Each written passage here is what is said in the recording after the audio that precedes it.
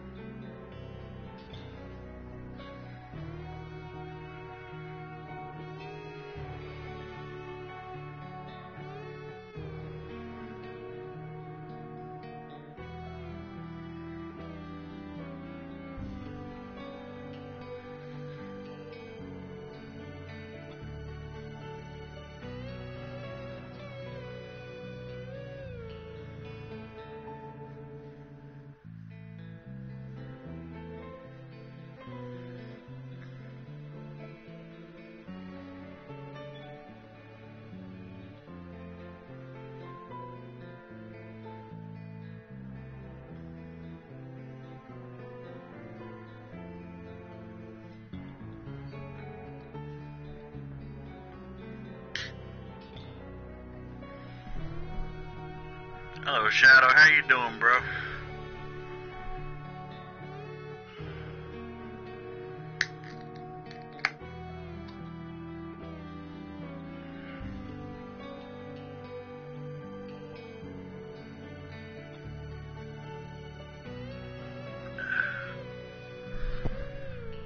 And hello, Darth Hat Daddy. Welcome to the stream, my brother. How are you doing tonight?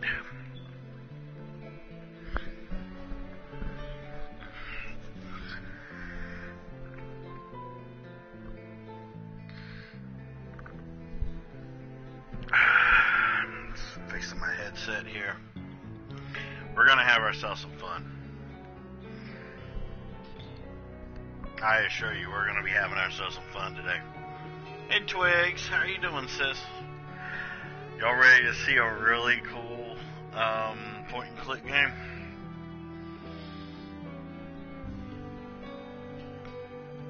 We all are good, yes. So I think we'll go ahead and get started. We got a good enough crew in here. So hello Internet, your friendly neighborhood game machine here, and today, welcome to a very special Retro Friday. Today on this special version of Retro Friday, I decided I wanted to play Thimbleweed Park. So, I know, this isn't a retro game, but it was created by retro people. Some of my favorite retro people.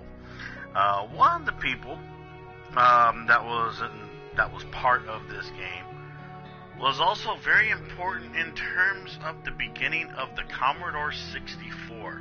His name was Ron Gilbert, and him and a plethora of team members back in the day ended up making a game that was part of my childhood and made my mind open up to the possibilities of PC gaming becoming a future, well, in a different aspect to what other people probably would think, but in mine, it was very important. And that game was Maniac Mansion. I loved Maniac Mansion. I don't like the NES version, though. I do like the Commodore 64 version of it. Not all ports are the best. And when I found out that there was a Kickstarter a good while back of a game called Thimbleweed Park, and I saw Ron Gilbert's name on it, I was like, I have to play this. Sadly, I was having money issues at the time, so I was unable to put myself into the Kickstarter. But when the game came out, I was like, yeah, I need to play this. But also at the time, my PC was not strong enough to play the game. I kept having a lot of bad crashes. So when the game came out for console, that was one of the first purchases that I did. And I platinumed this game.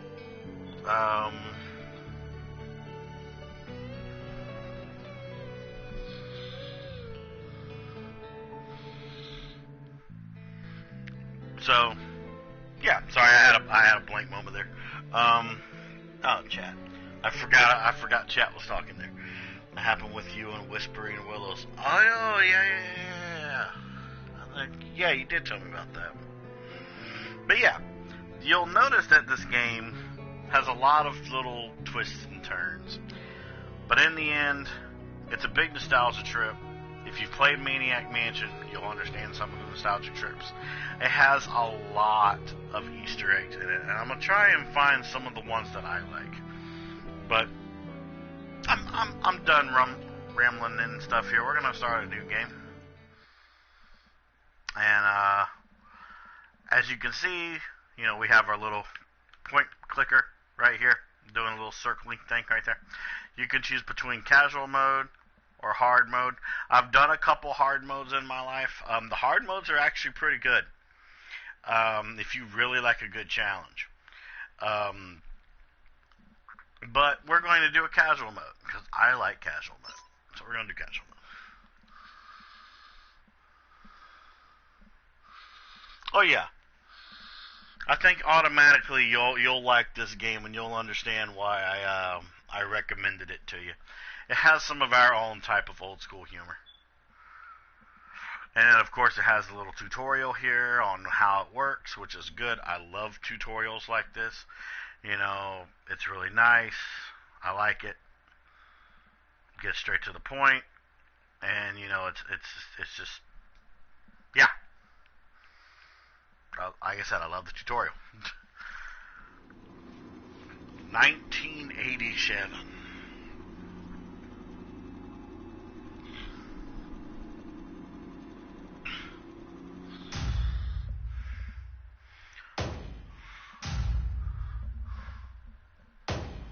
So automatically, one of my viewers and moderators, Darth Hat Daddy, will know what kind of euphemisms will come out of this game right around this moment when it said 1987.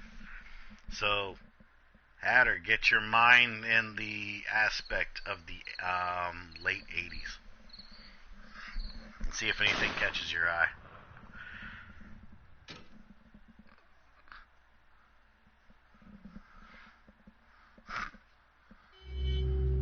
Part 1, The Meeting.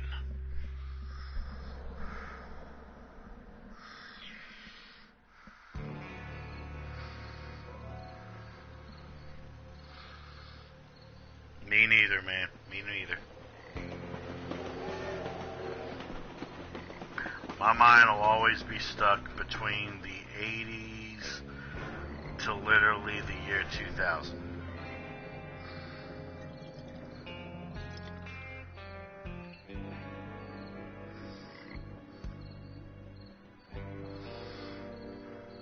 I fly halfway around the world and an odd note is waiting for me in my hotel room. It says to come to the bridge down by the river. This looks like the place. I could really go for some Wiener Schnitzel after the long walk out here. As you can see, it still shows you a little bit of tutorial here on the top. So, open.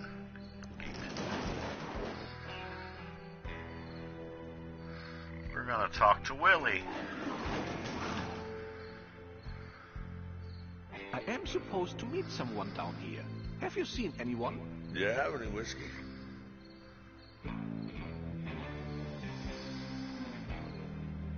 Sober up, sir. I'm glad Chuck is dead. Ruined my life. I have to go. Sleep well. And also notice that certain things in your inventory might move around. That's kind of the game's little clue on like, hey, maybe you should look at this for a little bit. But yeah, this is like a little checklist here. So there's that. In order to walk, just do all that.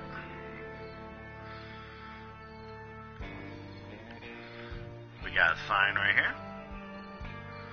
We're gonna look at the sign. Trestle Trail to Thimbleweed Park. 1.7 miles. I wonder how I can turn off the light to let them know I'm here. Must be something around here that can help. See, a tutorial's still helping you out a little bit, because this is technically a tutorial level. I wonder if I can use this rock to put out the light. Now, also, if you wanted to, you can also, like, click on the stuff in your inventory, and it'll, give you a little brief description on it. It is my wallet, and it has $252 American in it.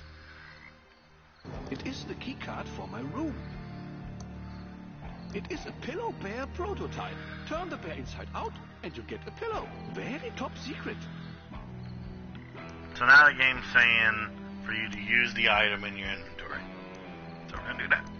Use rock on light. Because there was no other way to turn it off. There, I've completed step 3 of the note. Now for step 4. And step 4 is meet at the large entrance into the underground sewers. Make sure you are not followed. Oh, that's gonna be easy.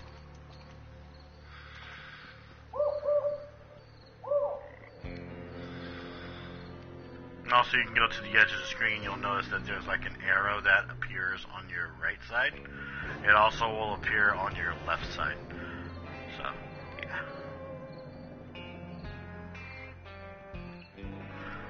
You'll have to do a lot of continuous, pushing, but, it is what it is. There you go.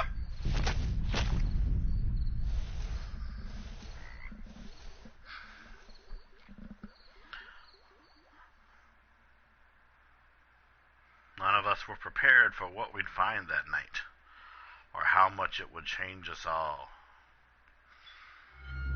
Part 2, the body.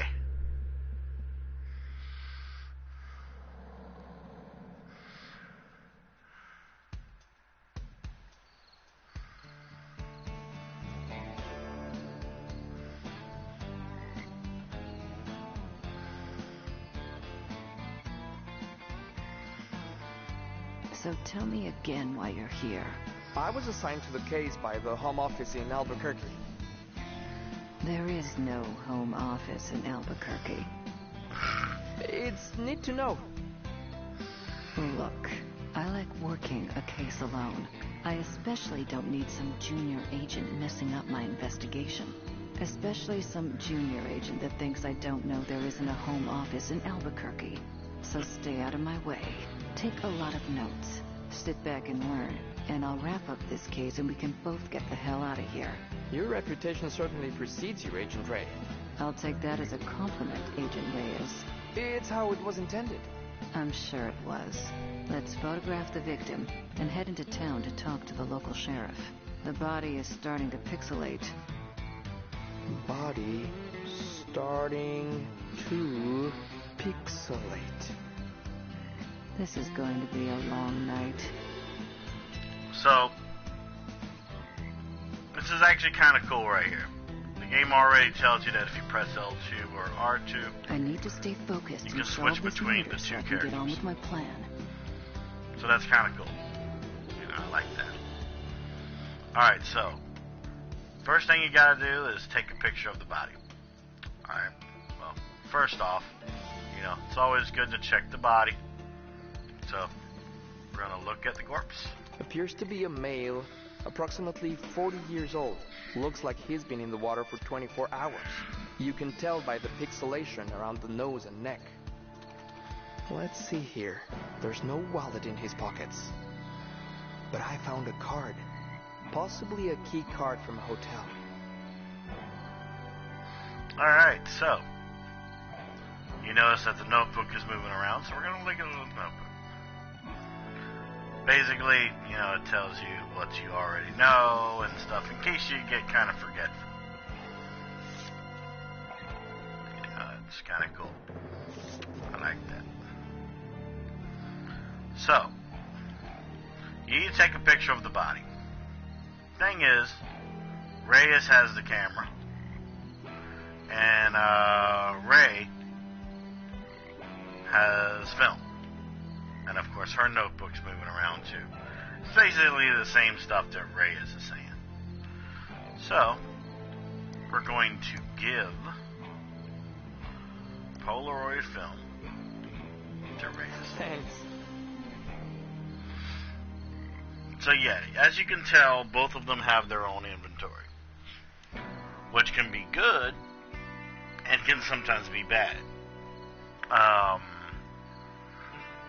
Because let's say a character is missing in action or something. It won't soft lock your game, but it'll make doing certain things a little bit tricky. So, yeah. So, use film and camera. Use camera on corpse. Smile. Now we can head into town and find the local sheriff. So for this, you can choose either Ray or Reyes. I usually like Ray leading the way a little bit. So we are going to open the gate. Don't worry, we'll be able to bring Reyes with us. It's entirely up to you if you want to. But manage your characters carefully. That's all I'll say when it comes to that. Using L1, R1 to jump to nearby objects or leave the inventory area. Yep. Use the directional buttons to select verbs in the inventory. Press square to execute the highlighted verb. And of course, double pressing the cross buttons makes you move to the location. Yeah.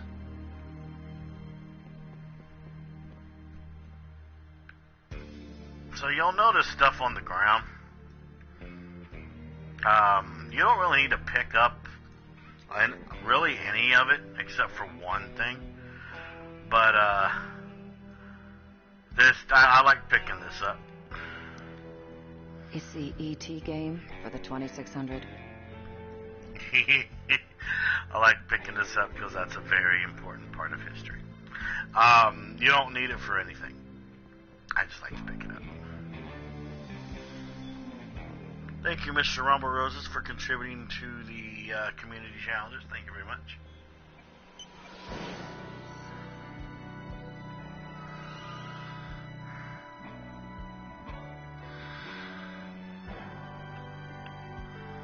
Here's one of the things I consider needing to pick up.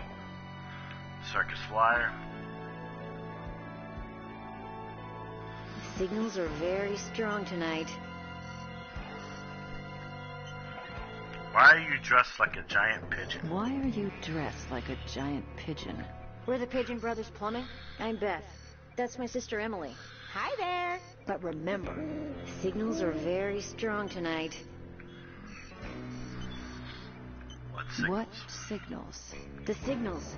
Signals are very strong tonight. Why brothers if you're sisters? Dad was expecting to have sons, and he was too cheap to have the van repainted. So we're just rolling with it till he's dead. Oh, so... Shut up, Emily. Signals are very strong tonight. Yes, you already said that. But what signals? I'm just screwing with you. Dark night, deserted road, me in a giant pigeon costume. It was too good to pass up. But the signals are strong tonight. Very strong. Yeah, it's crazy, isn't it? I love this right here. This is really odd. Should I save my game? I wouldn't worry about it. The game was expertly designed to have no dead ends or death. It'd still be scary and have a sense of tension. You can feel safe exploring whatever you want. But I'd watch out for the signals. They can be very strong and disrupt the power grid. Oh, man. You almost ran over a federal agent. That's a felony. Sorry about that. Like I said, the signals are very strong tonight. Do you know anything about the body by the bridge? Why is it whenever a dead body is found, suspicion always falls to the person dressed as a giant bird? Hey, if the beak fits. We don't know anything about a dead body, but the signals are strong tonight. Very strong. I think I've had enough of you. I need to find the sheriff and solve a murder. Nice talking to you, too. Beep. One. Whack. Beep. Boop. Boo. Beep. Boo. Beep. I don't know, I just like staying in there for a little bit. Beep. One. Plastic rings.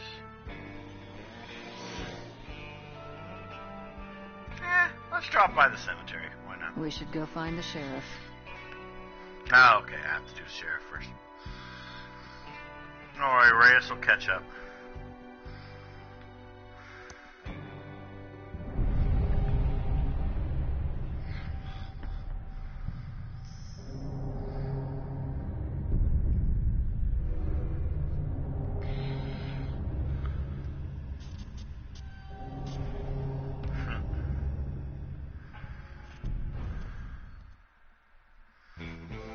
Wait for me.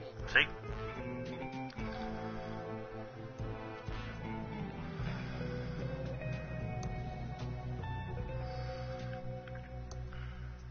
Willie's Watch and Violin Repair Shop.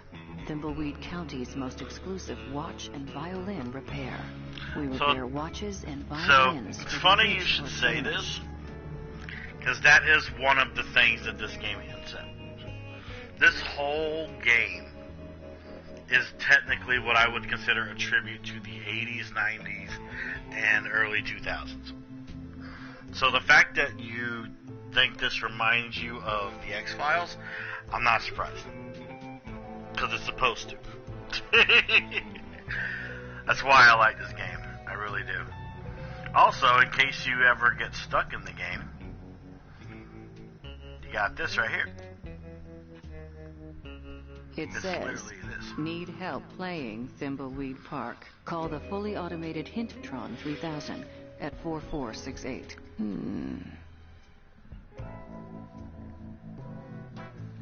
So yeah, if you get stuck in the game, you can just call that on any kind of phone you find. You'll get a hint. Twin Peaks as well, yes, of course. Thank you for coming to the stream, Rocky 4. Right away, that's one of my favorite Rocky movies. But yeah, you are completely correct. Yep. It's another reason why I like this game, because Twin Peaks was fucking awesome. Howdy, I'm the Thimbleweed Park Sheriff. I don't remember calling the Reno. Federinos. That's what you are, feds. Hard to miss the government issue suits. Oh my god, I love this guy. Damn straight, we're the feds. Yes, I totally want to do it. Damn straight, we're the feds. Whoa! Hold your horse, Reno. No need to get snippy. Looks like you heard about our little murder Reno out by the bridge, huh? There is nothing little about murder, sir. Ignore him. He's new. No sense in wasting everyone's time, Reno. This cutscene is starting to get long, and it's only gonna get longer. Let's find the coroner and get you on your way. Wrestling starts at 8. I hope he's talking about on TV. The coroner is waiting for you in his office. Come see me when you're done. I apologize, Reno, for all the lights being off. We don't stay open as long as you city slickerinos do at night. Even for a murder? Especially for murder. That makes no sense. Are we authorized to shoot people-arinos? Mr. Rumble Roses, what are the odds the sheriff was based upon Ned Flanders? Oh, we've only reached the beginning of this guy. Also, I want to do this real quick. I want to do this.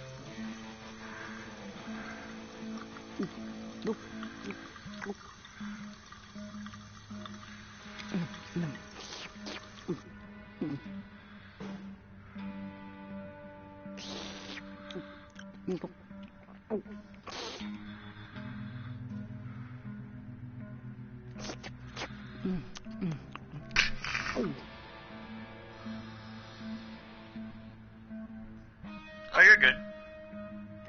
I'm just being stupid right now at the water fountain.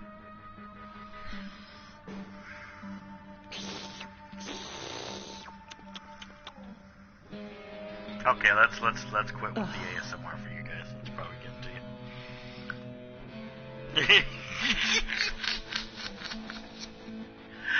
I know, Rob. I just had to mess with you. Howdy who, I'm the Thimbleweed Park coroner. Welcome to the future who. You dead These feet. are the latest in crime-fighting computers made by Pillowtronics Inc. This is all probably pretty advanced, even for the Fedahoos. Oh, do enlighten us.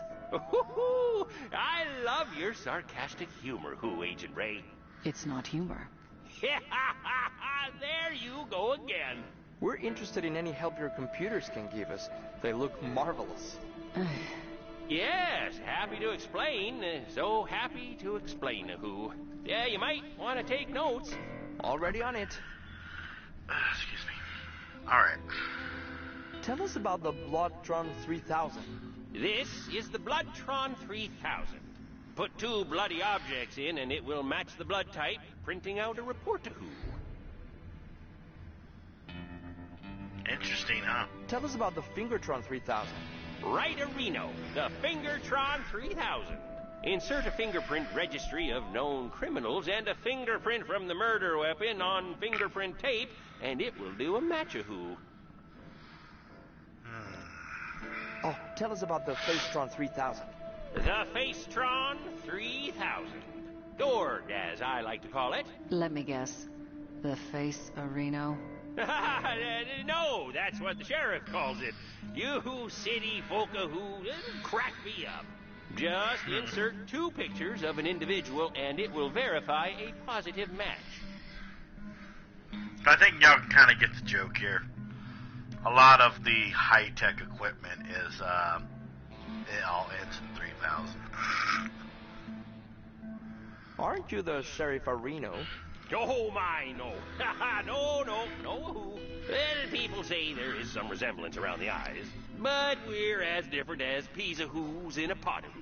Plus, the sheriff has that annoying Reno he adds to everything. You'll never hear me doing that who. Sure, whatever. Fascinating stuff. I think we've heard enough. This is all very impressive, sir. This should cut hours of our investigation. Go see the sheriff in his office for a full explanation of the amazing Arrestron 3000.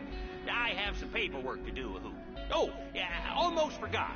These Tron machines aren't fully voice-activated, so if you need any information, just talk to them. It's like we're living in the futuristic year of 2017. I hate this town. Let's investigate these Tron machines, then go see the sheriff and get out of here. Alright, so let's switch to I need race. to stay focused and solve this murder so I can do what I need to do. It's empty. It's empty. There's a fingerprint kit here.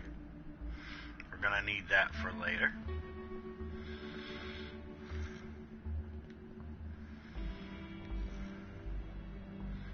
Lots of medical books there.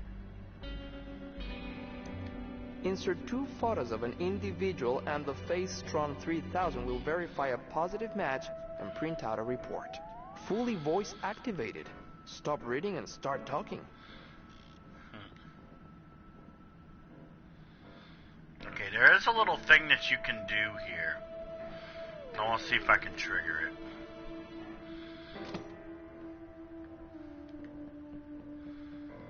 So give me a minute.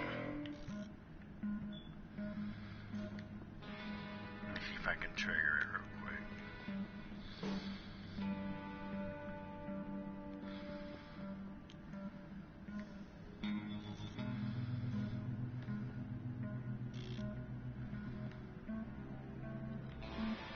Nah, it won't do it, will it?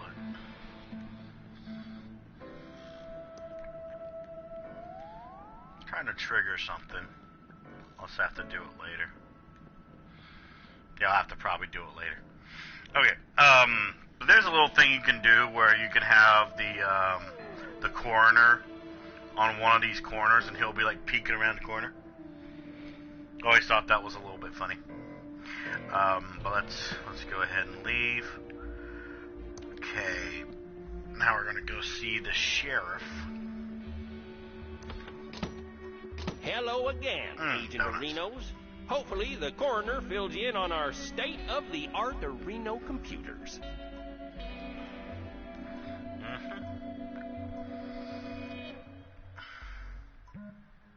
You're also the coroner, right? Oh, my, no. No, Areno. People say there is some resemblance around the eyes, but we're as different as peas Arenos in a pot Areno. Plus, the coroner has that annoying ahoo he adds to everything. You'll never hear me doing that, Areno. Now, let's see. That's some very serious computing power you've got there. Yes, sir, Areno. It's all state-of-the-art computer Renos from Electronics. Absolutely infallible. Sure. The coroner said something about the restaurant. You go talk like that. Yes, hit him in the face with a book within 10 minutes. The Jesus weren't last step exactly in happy a about fully that. computerized Areno arrest. The Yeah. final link in the chain of a guaranteed conviction Areno. I can see that. Every detail Areno analyzed and verified by computer. Moving on. Right. Sorry, Areno. I get carried away sometimes. This is the big bad boy Areno you've been hearing about. The Arrestron 3000. Just feed 3 reports from other Tron machines into this, and it issues a 100% Areno valid arrest warrant. Yeah, these machines are the reason we need only one law enforcement officer, Areno. Chuck said that computers will soon put us all out of work, allowing for a full life of luxury.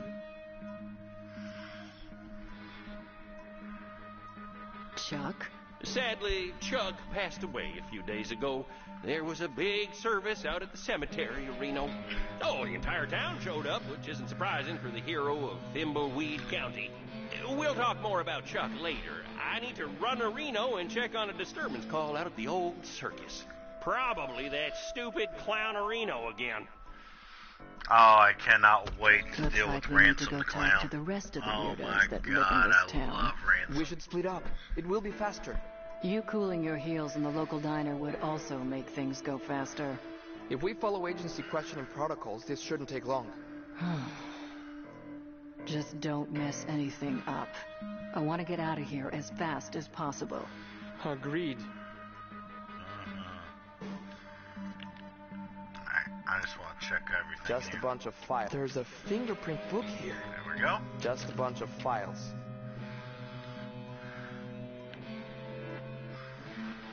I wonder if he'll trigger now that I'm done with the whole thing. Just a bunch of files. Just a bunch of files.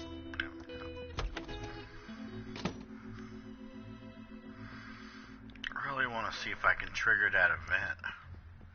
Because I'm a very stubborn guy.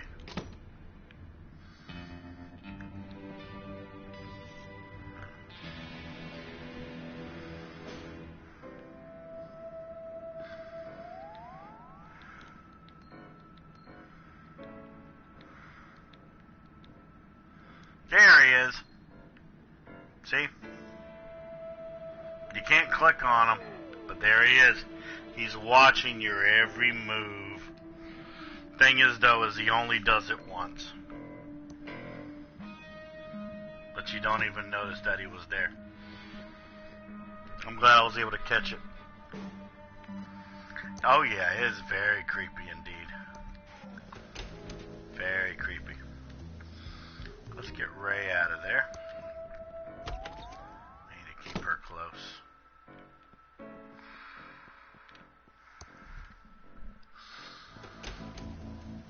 His name must be Tom, cause he be a peepin'. Ha! Funny. And also when it comes to walking, if you want them to walk faster, literally go to the location with your pointer that you want them to go and just keep the X button pressed. I hate this town. It literally will just do that. Alright, let's see what's going on here now.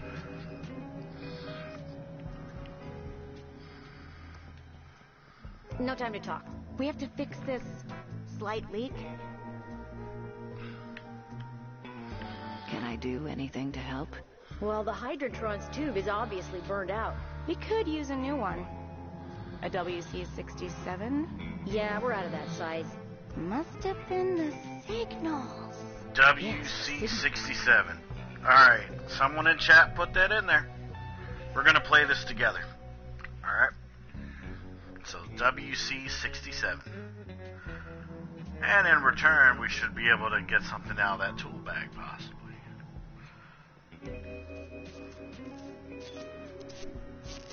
Good job. Alright, so there is a couple places that you can go to. Also, you'll find like specks of dust here and there. You can pick it up if you want to. It's entirely up to you. If you pick up all the specks of dust, well, kind of like what I just did. I can't pick up something I already have. Let's just say something interesting will happen. We'll just say that. We'll just say that. Let's see.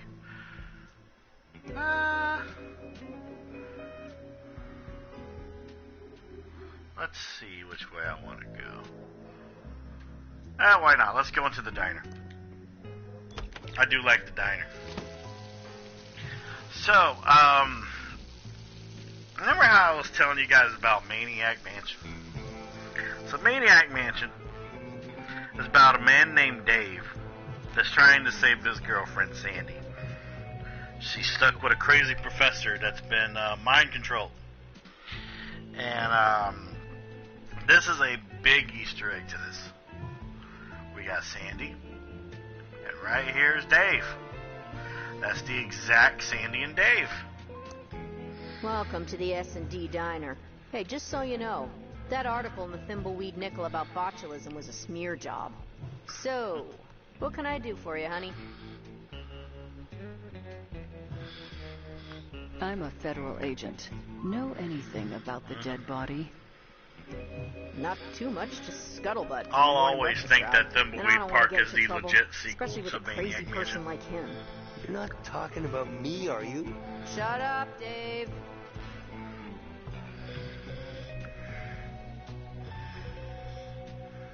What's up with the sheriff? He's kind of weirdo-reno. Yeah, he's kind of a nut job, but nothing compared to the coroner. This whole town has gotten downright weird in the last few years. Cuckooville. Day of the Tentacle. Day of the Tentacle is technically the sequel to Maniac Mansion. But Day of the Tentacle's alright. The coroner and the sheriff are the same person. Well, there might be some resemblance around the eyes, but that's about it. The sheriff does this annoying a Reno thing, and the coroner does an annoying a who. It pretty much proves they're not the same person. Oh my god. How does speech prove they are not the same person? You're asking a lot of questions that probably shouldn't be asked. I'm a federal agent. That's my job. I've said too much already. Oh, you own that one? It's not a bad game. It's complicated. What's up with this town? Most of the stores are abandoned. Used to It's be like, the for center example, of culture there's in the some Tri-County point-and-click area. games Parties that every night at the hotel. Celebrities visiting I can get Edmund down Mansion with. Mansion. It was hard to not. Then there's make some money that in are those like, days. yeah, it's okay. Of course, this was before my time. And since the pillow factory burnt down, the town is drying up faster Then than there's some that are Dave's really sex terrible. drive. Ain't that right, Dave? Don't screw with the feds. Tell us what you know. Okay, honey. But you didn't hear this from me. I'd look into that crazy clown. Oh, here we outside of go. the old Oh. circus. He's been out there since the Hatter, circus you're gonna closed love down this years character ago. here. Never takes his makeup Ransom off. the Clown. He's got serial killer written all over him. It all happened about 9 or 10 years ago. Here we go. Oh, I've been waiting Ransom the Jerk was the featured act at Stupendous Brothers Circus. He was about ready to go on stage and meet his well-earned doom. Big night tonight. Full house after my raunchiest Tonight Show appearance. I really got Johnny good, that little jackwad. It's his own fault for not being able to take a joke. I better get ready to go on stage and insult the crap out of these Thimbleweed idiots. I just need to fix my hair, put on my makeup and clown nose, find my joke book. Yep. It's a prototype Ransom the Clown doll. It's a perfect likeness of me. Well, maybe the nose is a bit too big. Very cozy. Oh, I My love maid Ransom, changed the man. sheets today.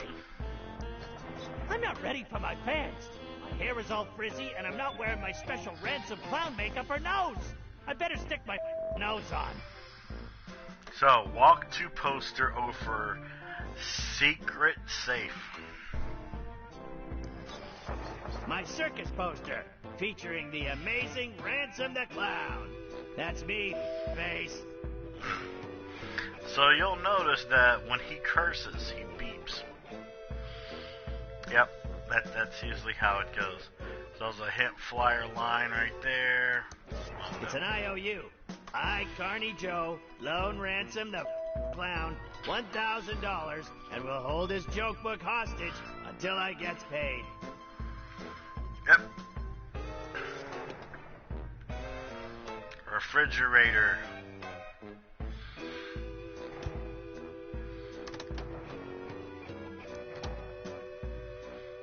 I'm trying to do something. Open it.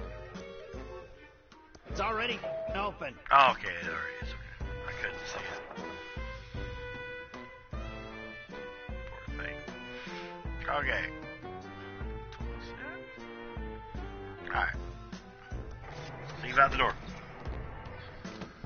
Ransom, I'm glad I caught you before you went on stage. Autographs are $100. Ransom, I'm your business manager and lawyer. I don't want your autograph. Okay, 50 then. I just wanted to let you know that your mistress is waiting at your house in Aspen, and your private jet is being fueled and ready to whisk you there when the show is over. Also, we have a deal worth millions to license a line of toddler Ransom the Clown talking insult dolls. Did you get the liability clause waived? Correct. They will assume all liability when the kids grow up to be beepholes. Good. Toddlers start out as... Not my fault they end up that way.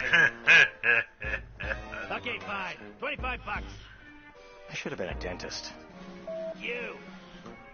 Yeah.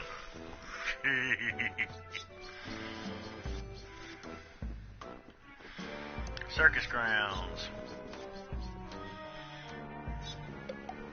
Okay, so, see this guy on stilts right here?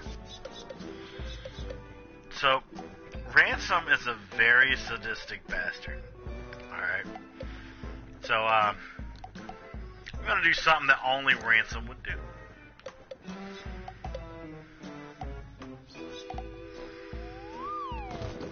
Ransom, you idiot! Why did you push me? Oh! Hey, you owe $5 to my swear jar. Ransom, you're a total... I'll get you, Ransom the Clown! Ransom, you jerk! Ransom, you jerk! I'll get you, Ransom the Clown! I'll get you, Ransom the Clown! Ransom, you're a total... Ransom, you're a total... I can't get out! Ransom, Bye-bye. you jerk!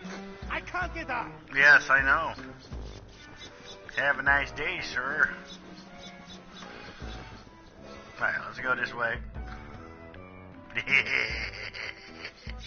love doing that. Pick up swear jar. I just take the big bucks. It's exactly $138 in unmarked bills. I know, right? Damn mime. Okay, so we got all this stuff here and things like that, but I'm gonna try and get the joke book back first. So, yeah.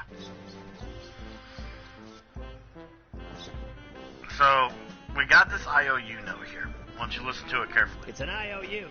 Ransom the clown lost $1,000 to me, Carney Joe, and I will hold his joke book hostage until I get paid. Yep. It's exactly $138 in unmarked bills. So yeah, there's that.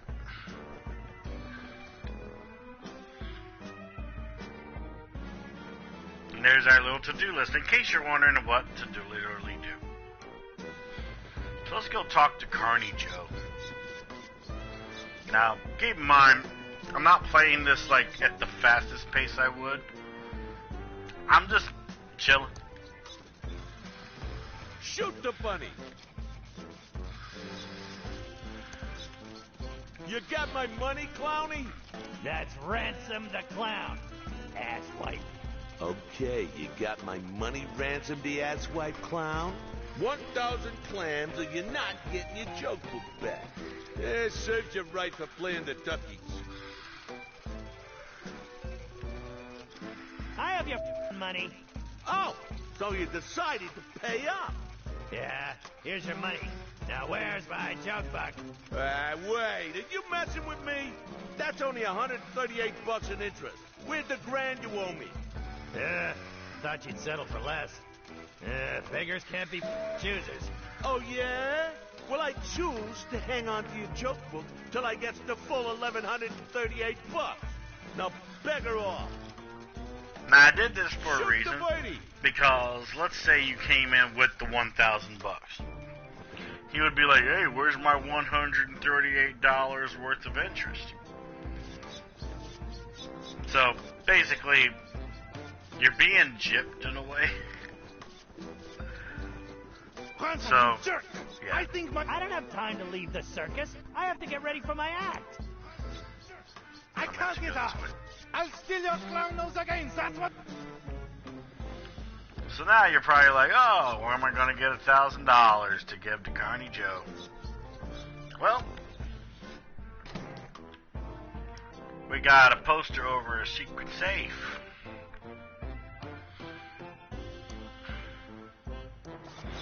That doesn't seem to work.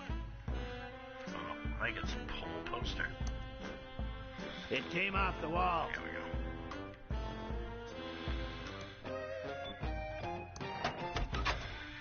And there's our safe. And there's our money. It's exactly $1,138 in unmarked bills. There we go. Now, you don't have to do this, but I do it anyways. We're going to close the safe. So now we got the money to get our joke book back.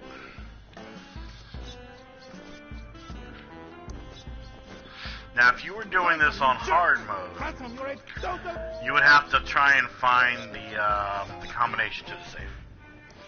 Honestly, that's not really hard to do. But there are hard things in this game. Step right this way. So, give $1,138 to Carney Joe. Oh, so you decided to pay up. Yeah, well, not much choice. Now where's my joke book? Yeah, the jokes all suck. So how'd you get to be so famous with jokes like these? Yeah? What do you know about being funny? About as much as you do, which is nothing. Now scram, Clowny. You're scaring the customers. Grand prize if you can shoot the hair up, Ransom the clown. Alright, so our to-do list. All we gotta do now is put on our clown nose, get the Clown Pro looking great, clown froze. My eye is acting up there. And to get on stage and insult the people. That's not going to be hard. So, into the backstage entrance. Let's put on our makeup. So, we got the hair This gel. scoop keeps my clown throw erect. Can't have a limp clown throw or anything else. So, use hair gel. Ooh, my clown throw looks great now. Use makeup. Now there's the face I love. And last but not least, use clown nose. Ouch! That's tight. Glad I don't have to wear it for a couple of hours. Alright, so let's go.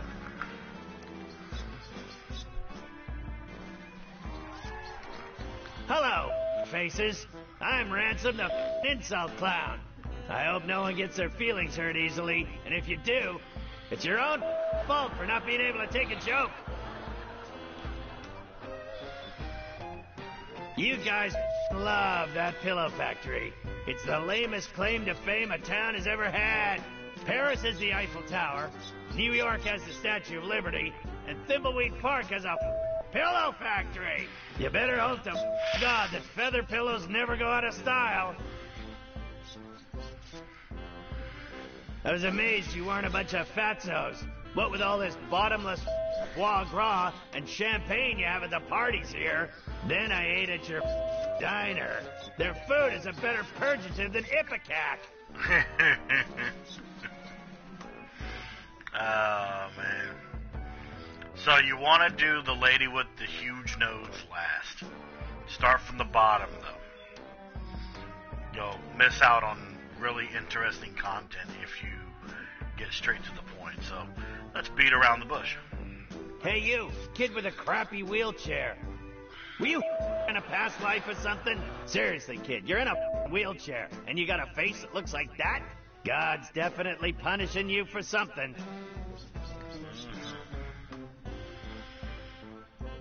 And do the mustache. Hey, you, dude with the stupid mustache. You think you look like Magnum P.I.? A 70s porn star called. He wants his mustache back. Alright. Then you do lady with the huge nose. Hey, you, lady with a huge nose. I say lady, but your beak suggests you're a toucan. You shouldn't have bought tickets for the show tonight, Toots. You should be saving your money for a rhinoplasty. Alright. Leave hairy mole for last. Hey, you, kid with the ugly shirt. Are you colorblind? Your shirt is about to give me a seizure. I mean, I'm a clown, and even I wouldn't touch something that garish. Alright, now for the final nail in the coffin. Literally. Hey, you, ugly old lady with the hairy mole. Or is it your parasitic twin? Whatever it is, I hope you bought a separate ticket. Because if it's big enough to ride the roller coaster by itself, it's not freeloading in my audience. You will be forever sorry for what you've just said. I curse you to never be able to remove your makeup and to roam these circus grounds until the end of time. He went on for another 2 hours, insulting everyone he could. Some people laughed because they thought it was funny, but most laughed because they were uncomfortable, and laughing is the best way to hide from the embarrassment of others.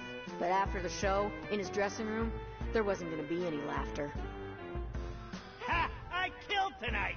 One of my best shows ever! I hope that ugly old lady with a curse breaks a hip on the way home. Now to get this makeup off, hop on my private jet and go see my mistress Cindy in Aspen. Yeah. Uh-oh. This makeup isn't coming off. Uh-oh.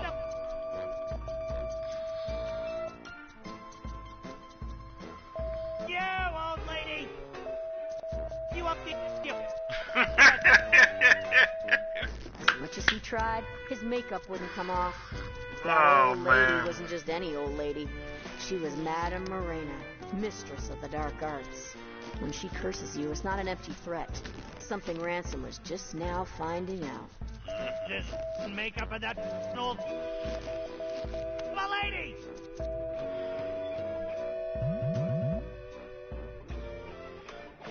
Ransom, I've got some bad news. What do you want, you bald, greedy little... Can't you see I'm having a problem? Grab a tissue and some rubbing alcohol and help me, you... Your private jet crashed while trying to land. Your wife found out about your mistress, and she's taking everything you own except the house in Aspen. There was a fire in Aspen, and your house burned to the ground. The toy and doll licensing deal is dead, and they're suing you for breach. And one more thing. I quit. What? And go beat yourself. Damn! Oh, shit!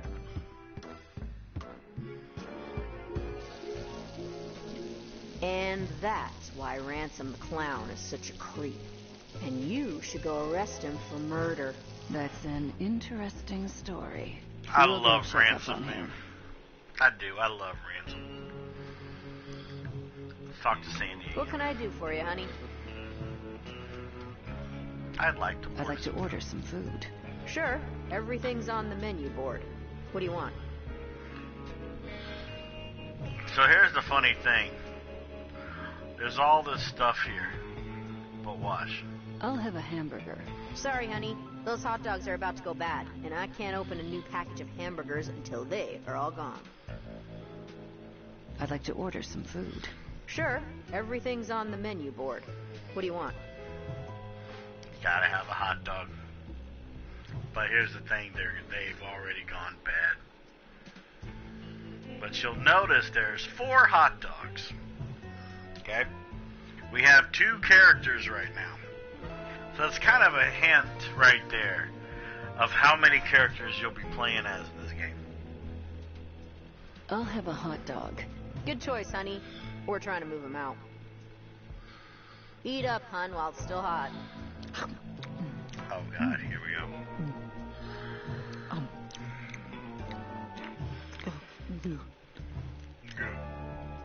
Oh, my. That is the worst hot dog I've ever eaten. I, gotta go. Gotta go. When you gotta go, you gotta go. I feel better now.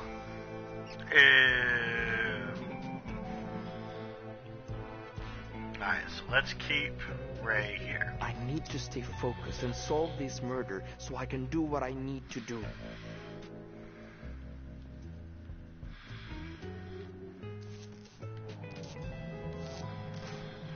Now we need Reyes to go in there.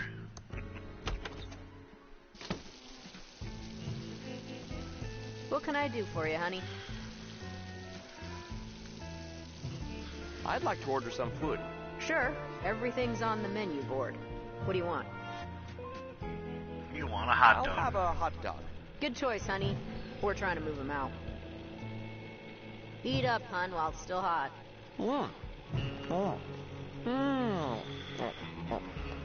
Okay.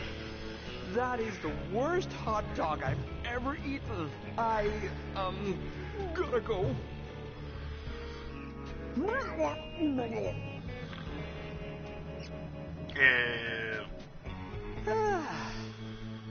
I feel better now. Gotta love it. Alright, let's see. Go back to Ray. We're gonna go... Yeah, let's go this way.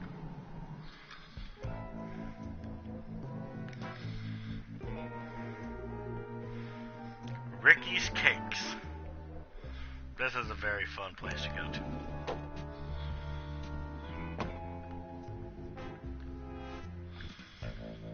Ricky Lee. Hey there. Let's go over to the counter where we can talk.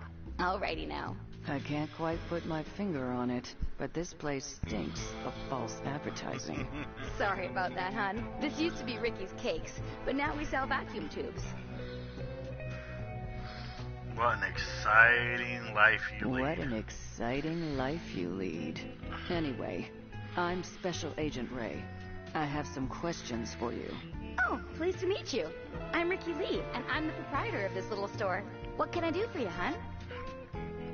I'm looking for a tube for a friend. I'm looking for a tube. For a friend, not me. We have lots of tubes here. Over 3,000 different makes and models. And Do you thanks know to the chat. other model identifier? And thanks to chat, we know exactly what we want. So, WC And what is the make number? 67. Oh, did one of the Hydrantron tubes burn out again? Yes. The Pigeon Sisters need one right away. Okay, I'll put it on the town's account.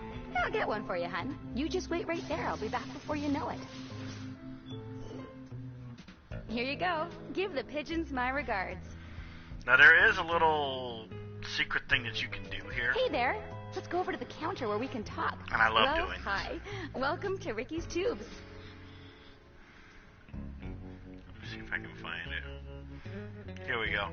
Since you don't sell cakes anymore, what's your store called now? Since you don't sell cakes anymore, what's your store called now? Not really sure. I've been bouncing a few ideas around since the pivot. I don't suppose you have any suggestions. Okay, so we got tubes for rubes, down the tubes, Tube Town, and YouTube. So, choose, chat.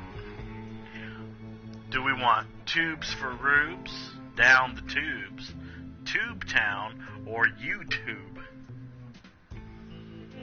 And yes, you can see the little Easter egg here.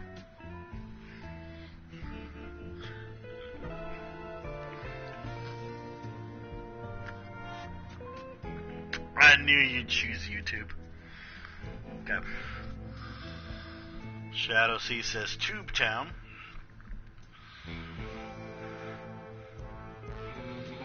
Okay, so we need a tiebreaker. It's okay, Daddy. We need to break a tie here. We have one vote for Tube Town, and we got one vote for YouTube. What do you want the store to be called now? You get to break the tie.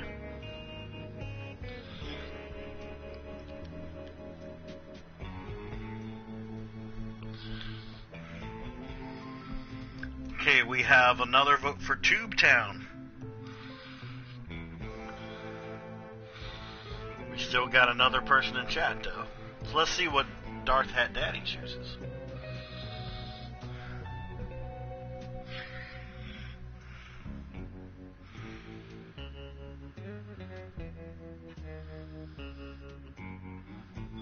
Tube Town is what I call YouTube. I mean, yeah, I call it that too. So we'll call it Tube Town. Tube Town. Oh, that's a great name. I'm so lucky you wandered in today. The kindness of strangers is amazing. If you get rich, you owe me a cut. That's all for now. Don't leave town. Okay, hon. Just holler if you need me. Now watch.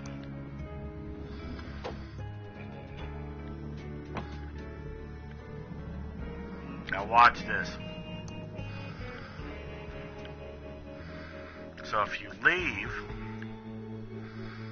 and you come back,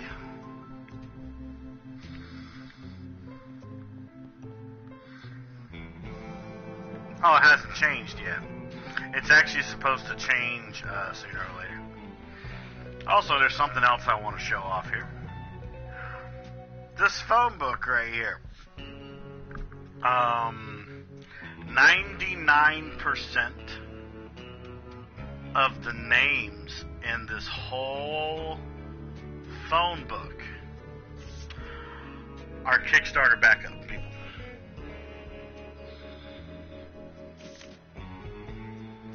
They're all in this phone book. And I say 99% because there is a couple phone numbers that are story-based.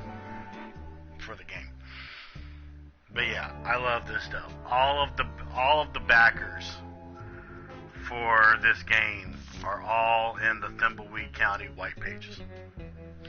I always thought that was cool. Alright, let's see what else is down here. Oh yeah, the arcade. The doors are locked, and nobody's inside. So the arcade here is actually an Easter egg to Maniac Mansion. Because in Maniac Mansion, there was an arcade room that was in there. What happens if you call one? We'll find out here in a minute. Oh, that's the bus station. We'll leave Ray here, because that is the next part of the story. Let's see. Let's send Reyes this way.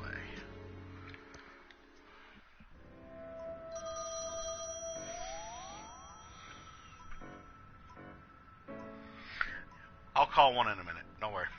Hello, Reno. Yes, sir. Yes, sir. It is quite annoying. No, sir. Ouch. Yes, sir. Oh, they will be taken care of. Yes, sir.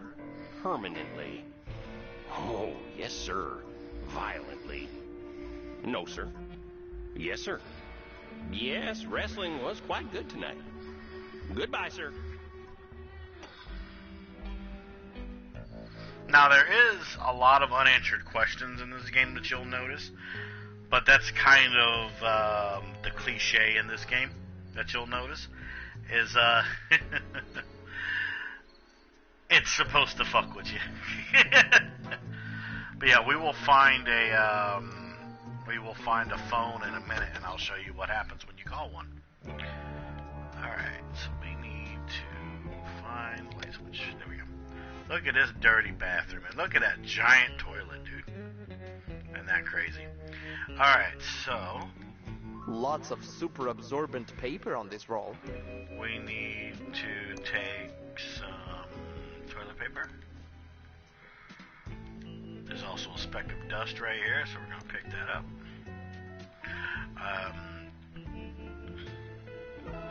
Yeah, that's all freaking crazy, just all the stuff there. Alright, we can close the door, all that. Let's go into the Quickie Pal. So, welcome to Quickie Pal. Can I help you find anything? So, the guy in the Quickie Pal here is also an Easter egg. His name is Leonard. Leonard is related to one of the main characters in Day of the Tentacle. So, let's talk to Leonard. Hi there, I'm Quickie Pal Leonard. How can I help you? I'm Junior Special Agent Reyes. I'm not Holden, if that's what you're thinking. Tell me a bit about yourself, Leonard. Tell me a bit about yourself, Leonard. Dude, how do you know my name? Are you, like, telepathic or something? No. You just told me your name, and it's also on your name tag. So, thing is, in Day of the Tentacle, there is a main character that is a nerd in Day of the Tentacle. That nerd is related to Leonard. So that's pretty cool. Hey Juan, how you doing, man? I would call them all, but I don't have that type of attention span. But don't you worry, I will call at least a couple of them, so you guys can see what happens. Do you know anything about the body by the river? Look at that sleeping rat right there. But I heard the sheriff nearly ralphed when he saw it. The only bods I've seen lately are the righteous babes at the top shelf of the magazine rack. Let's not go there. Have you seen anyone acting suspiciously around town? Actually, now you mention it, I did see something suspicious a couple of nights ago. I was on the late shift getting ready to close up and grab some za when Willie, the town bum, walks in. Was totally whack when I think about it. So also, before we get more into the questionnaire thing, I did add some new animated emotes to the channel. Just 2 of them that I wanted in particular, and then I'll work on more later on down the road. I'm going to show them off here. It's only for Tier 1 subscribers, but I wanted to show them off here. The first one I got is Bags Bunny when I get stressed out. That's Bags Bunny from Torn's Passage. And I have the sheep from Wishbone and the Amazing Odyssey as a custom lurk emote, in case you didn't unlock the lurk emote in bit tier emotes. So there's your little sheep. So that's for Tier 1 subscribers, in case you want to play around with them. I love the sheep the most, but I just thought I'd show that off to you guys. Why did Willie seem suspicious to you? Well, normally we have to toss him out because the dude smells grody, and he never has any money. But for the first time in forever, bro pulls out this wallet and flashes a fat stack of dead presidents. I thought it was kind of bitchin' when he bought out the liquor cabinet. Could the wallet you saw have belonged to Willie? Oh, no way. That wallet was his. I figured he got lucky and found it. Whoa. But come to think of it, I'm pretty sure the wallet had some weird red stains on it. At the time, I thought it was the cherry mouthwash he drinks, but it could have been blood. Do you like your job here at the Quickie Pal? Heck yeah. I got a freaking sweet deal here with free coffee and minimum wage. Plus, I don't get many customers on the late shift, so I get plenty of time to think. You said you get a lot of time to think. I'm like an abstract thinker, way ahead of the curve, man. My mom says I should be more like my cousin Bernard. He got a scholarship to MIT. But why be like that dweeb when I could be like Chuck Edmund? Bernard is from Day of the Tentacle. And he's also in Maniac Mansion. Hence why I say this totally is a undeniable sequel to Maniac Mansion, because a lot of the main characters are here. Tell me about Chuck. He's my freaking hero, man. Dude never went to college. Just I know, right? He reminds me of him too. When he was a kid. That guy made this town rich just by doing what he loved. Plus, I know also it's kind of a bit of a tribute to kind of Jay and Silent Bob too, if you kind of think about it. You seem to really admire Chuck. That's why I dropped out of high school. I don't want to live my life for the man like some peon in a polyester cage. No offense. None taken. These flickering lights are going to drive me insane. Yeah, it's a trip, isn't it? Oh, they're even better if you get a little toked up and, I mean, yes, officer, I'll get those fixed right away. You almost slipped there, man. Oh, my God. What do you think about the state of the town? Just ignore the losers who say this town is over. Oh, man, Clerks, I'll fucking love it. Not even. We got everything a person could ever need here in the Quickie Pal for one. Except, sadly, I'm kind of frustrated with Kevin Smith right now. But, in terms of Clerks, I'll always be a fan of Clerks. I like completely. At least the same universe, that's for sure. Yeah, it is. I'm going to look around your store. So also, there's another Easter egg to Maniac Mansion in this, in the Quickie Pal jacket? Here. And it's this little man-eating plant. I think it's absolutely adorable. It looks hungry. I don't have an extra finger, though. How about that sunset? So the man-eating plant is also in Maniac Mansion. Hence why, this is like a big nostalgia trip for me when I play this game. Want to buy a fine leather jacket? Plus, also, you can look at the maps and stuff here.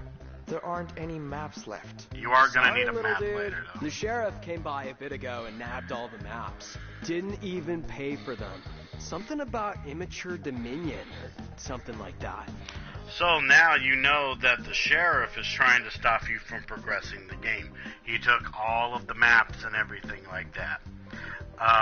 So, we're going to have to do something about that. Let me know if I can help you find anything. Let's go ahead and leave out of here. And of course, there's the little Tron 3000 machine there. You can't do anything with it. Yes. Alright, let's go to a payphone. And we'll call a number. There we go, Tubetown. See, it changed. She finally changed the thing. Nice. Okay, so we got the phone book here. So, let's see. I'll let Darth Hat Daddy choose. Daddy, choose between A through Z, and I will let Mr. Rumble Roses choose the number on either one of those two pages. Well, we'll call a couple numbers here.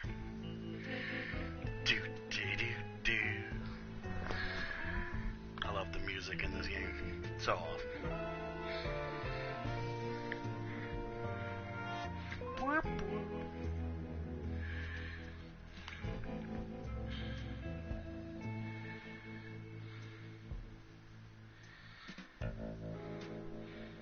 So, choose a letter. Any letter.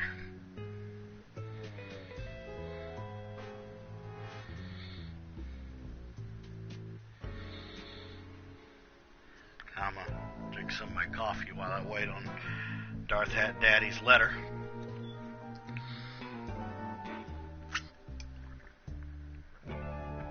God, it's good.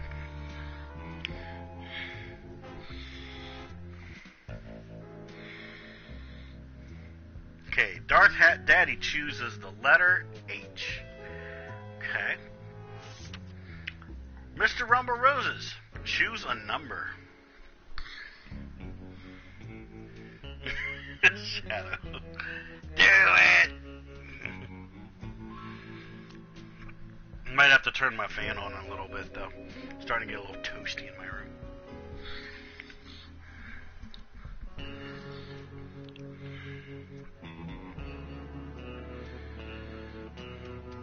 $35.92. Okay, $35.92 is this one. Okay, $35.92. All right. It's out of order. The coin slot is filled with glue. The buttons are missing. It's out of order. Oh wait, that's right. I can need use. to stay focused and solve this murder so I can get on with my plan. I can use Ray's phone. Okay, so $35.92. Okay, $35.92.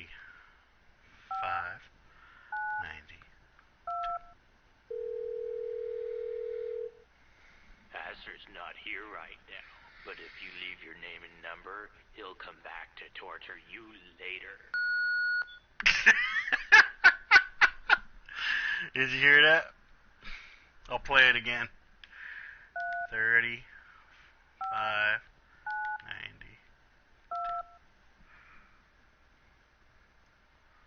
Does it only play once? Oh, it only plays once.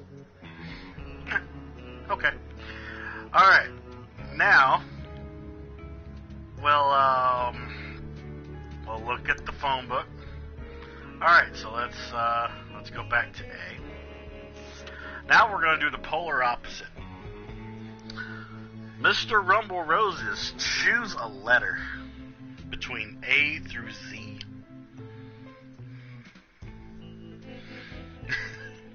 Y'all asked for this, so I'm going to give you what you want. You want to try out some of the numbers, so that's what I'm going to do.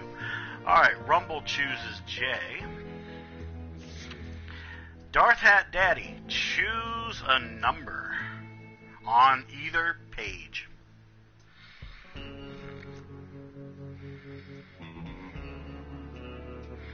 Presumably one that might be in the bold. Because I think the ones that are not in the bold are backers that didn't record a random message. So,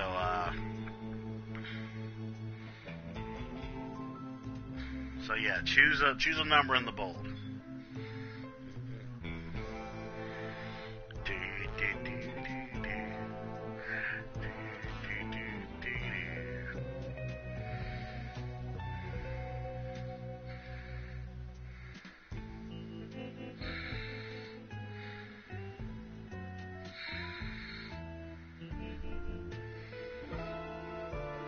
We will save in just a minute.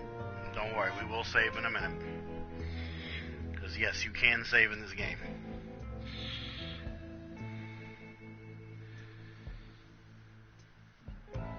But we'll save after Darth Hat Daddy chooses a number, a bold number on the page.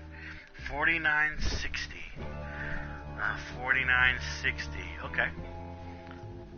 Let's try it. Alright, you ready? 4960.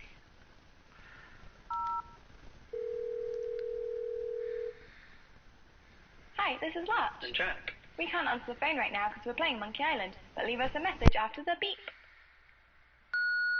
Oh, Monkey Island. That's another one of my favorite games there. Oh, I love that game. Well, there you go. There's the one from that one.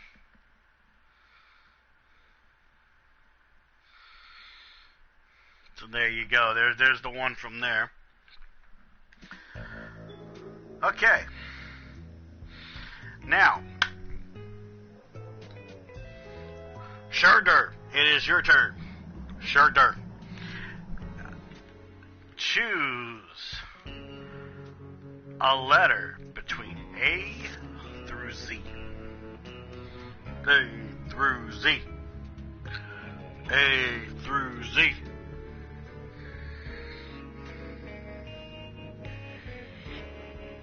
You choose R. Okay. Alright, and Darth Hat Daddy, if you can your wife choose a number that is in the bold between these two pages?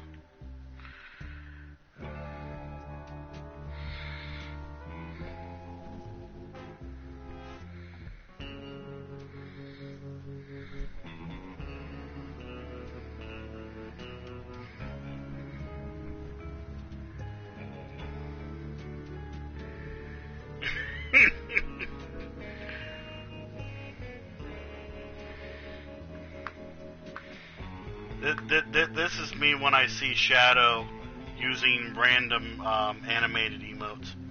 I'm just like a little sheep just hopping around. Hoppity hop, man. Hoppity hop. But yes, Twiggy, if you can, choose a number that is in the bold on either one of these two pages and we'll give it a call.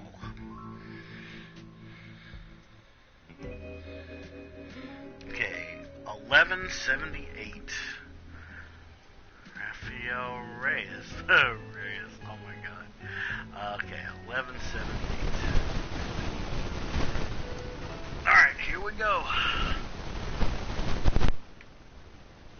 1, 1, 7. Alright, here we go.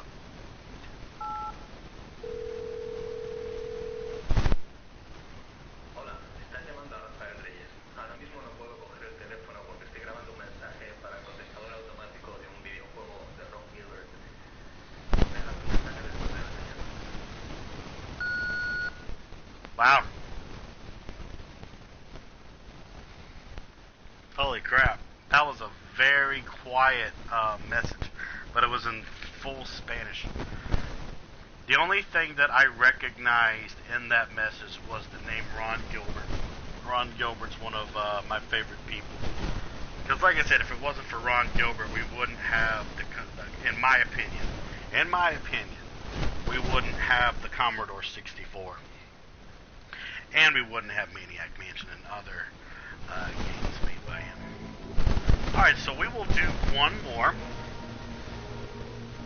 So, this one, I'm going to, let's see, I'm going to do a tag team with my best friend in chat. My best friend of 15 years. So, here's how we're going to do things, Rumble.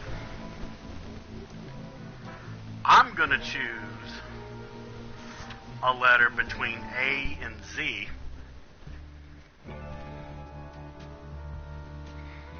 I don't even have my fan on right now. It's probably just my microphone. But anyways, Rumble, I'm going to choose a letter between A and Z, and you're going to choose the number. And I want to choose Z. So Rumble, choose the number that's in the bold.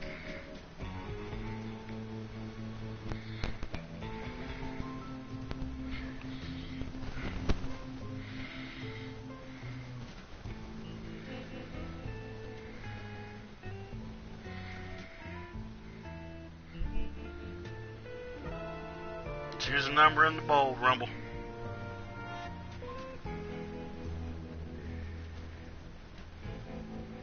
$11.34. Okay.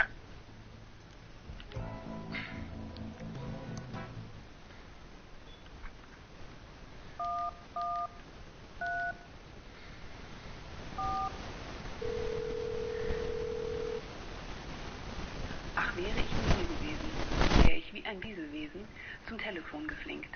Doch ich bin nicht hier, drum lass ne Nachricht mir, digital statt auf Papier. Mach, dass mein Maschinchen blinkt. That was German. That was interesting. Interesting. Okay, so there's that. Alright, first things first. Before I activate that, I want to give some stuff to Reyes.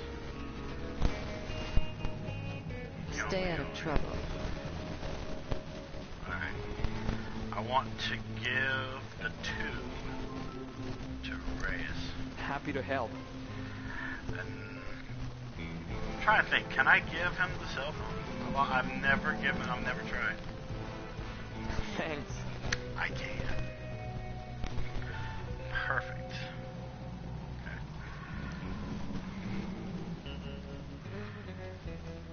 Alright.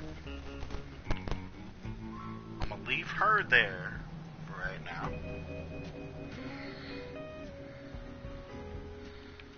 Dumpster. Filled to the brim with smelly trash. Alright. So first things first, we need to get a map if we're going to actually continue the rest of this game. But in order to do that, we need to give this tube to the Pigeon Sisters. Here's your WC67 Thank you.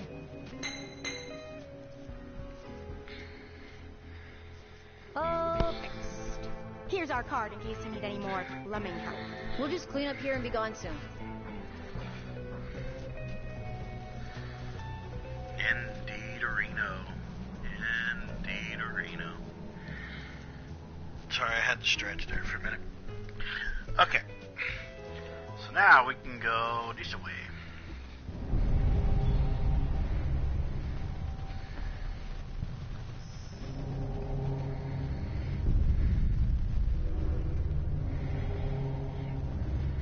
But are you hiding, Leonard?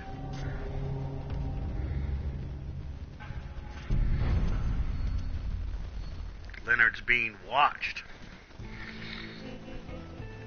Okay. Look, another speck of dust. Like I said, if you pick up all the specks of dust in this game, something funny will happen at the end of the game. Okay. Yeah, I remember this. Okay, do I want to do this now, or do I want to... I'll do this in just a minute, actually. I'll do that in just a minute.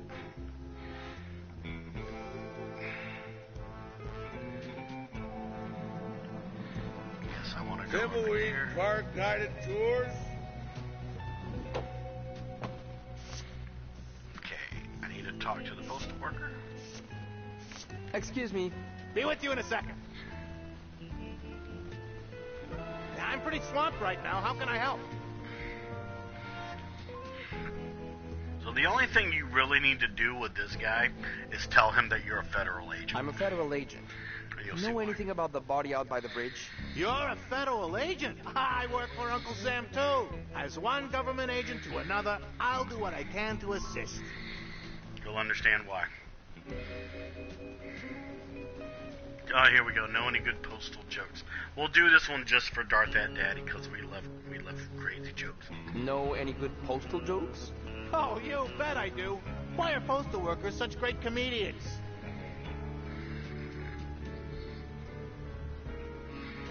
Say I don't know. They have a special delivery, huh? Get it? Good one. Oh, God. Thanks for your help. Okay. We'll be back if we have any more questions. Anytime. Alright, so you had to tell him that you were a federal agent because you need some sticky tape. It's a sticky tape dispenser. It says, for government use only. Violators will be prosecuted to the fullest extent of the law. That tape is for official government business only. But since you're a Fed, just go easy. We're almost out of it. Yep. We need that. Okay. That's all we really need to do here for now. You got There's any Mr. second-hand crystals? I'm a federal agent, and I have some questions for you. You know anything about the body found by the bridge? A body?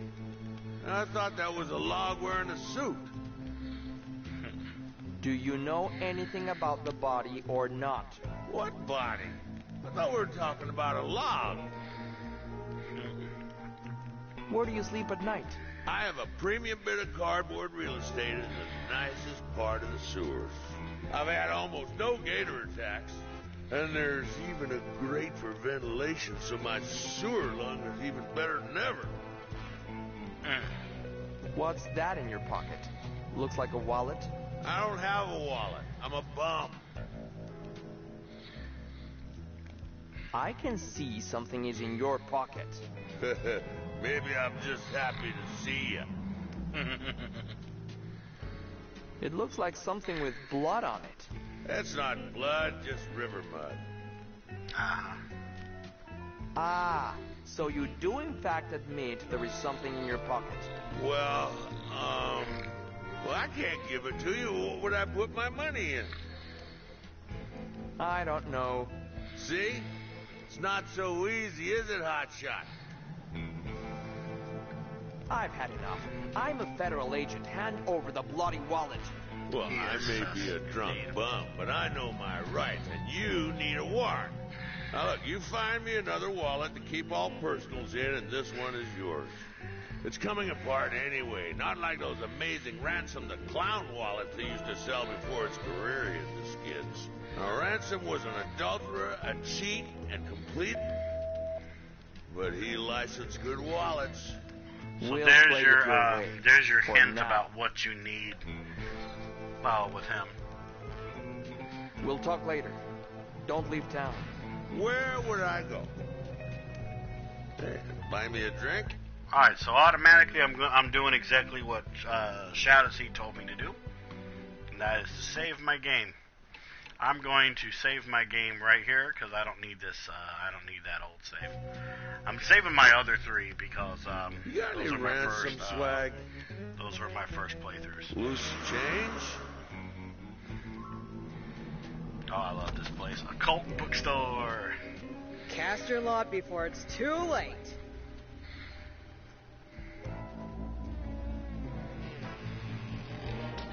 Welcome to the Thimbleweed Park Occult Bookstore. I'm Madame Marina. Are you here for the hexes, the summer blowout sale, or based on those suits you're wearing, my tax records? I don't get too many visits from suited and booted federal agents these days. I'm Agent Reyes. I'm just here to ask a few questions, ma'am. Well, all right then. How can I help? Do you know anything about the body by the river? Bookstore. I know everything that goes on around here. Great. So, you know who was involved in the murder? Okay, so I don't know everything right this minute. But if you're willing to get your hands a little dirty, I can find the answers you're looking for. What do you need to help us find the killer? I don't want to break agent protocol, but we really need a lead in this case. I need to go on a vision quest to find the answer. But I can't really reach out into the void without a little bit of assistance. If you can get me an agaricus fungus visionum delectamentum mushroom from the sewers, I might be able to help. Those don't sound legal. And your point is? What is this place? It's the county's primary source of occult books, knowledge, and services. You need hexes, curses, cure-alls, or curios? You come to me. You need voodoo, hoodoo, fortunes, or flim-flams? You come to me. Fascinating. You need cough drops or coffee filters? Hey, you go to the quickie, pal. I like this wand right here. Scepter. I love that. Can you really hex people? I sure can. No matter what the Consumer Watchdog Service says. Might not always come out exactly as you want, but spirits work in mysterious ways. So if you have any complaints, take it up with them. Oh my god, I want to read this. Honey, if you're collecting mushrooms from sewers, you got a lot more to worry about than a vision quest.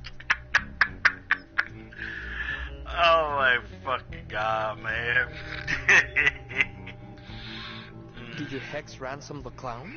I'm very proud of that curse. He was being a jerk and he needed a little beat down with the karma bat. I think a permanently cursed face might have been more than a little beating, ma'am. You want a taste of my karma bat, Agent Reyes? No, ma'am. Sorry, ma'am. Tell me about yourself, I'm gonna turn my fan on here. There's Sorry, guys. not much to tell. I set up my shop in Thimbleweed after finessing my craft on the road for many years. After all, there's only so many nights you can bomb a coyote and pull cactus needles out of your ass in the desert before it becomes old news. How did you get into the occult? Oh, I suppose when I realized I could get baked and make money doing it. I thought it was a serious spiritual practice. I don't know what to tell you, dear. I like tripping balls. And with the money I rake in from my curses, I'm gonna retire on a yacht in the Bahamas.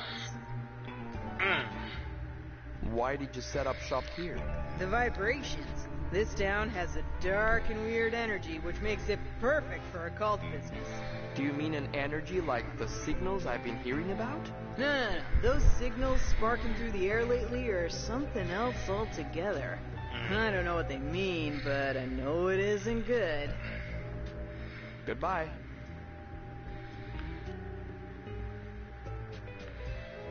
But yeah, watch when you walk away from this place. I want you to watch this. I'll try and take my time with it. Lights go out. Have you seen my dime? That's crazy, isn't it?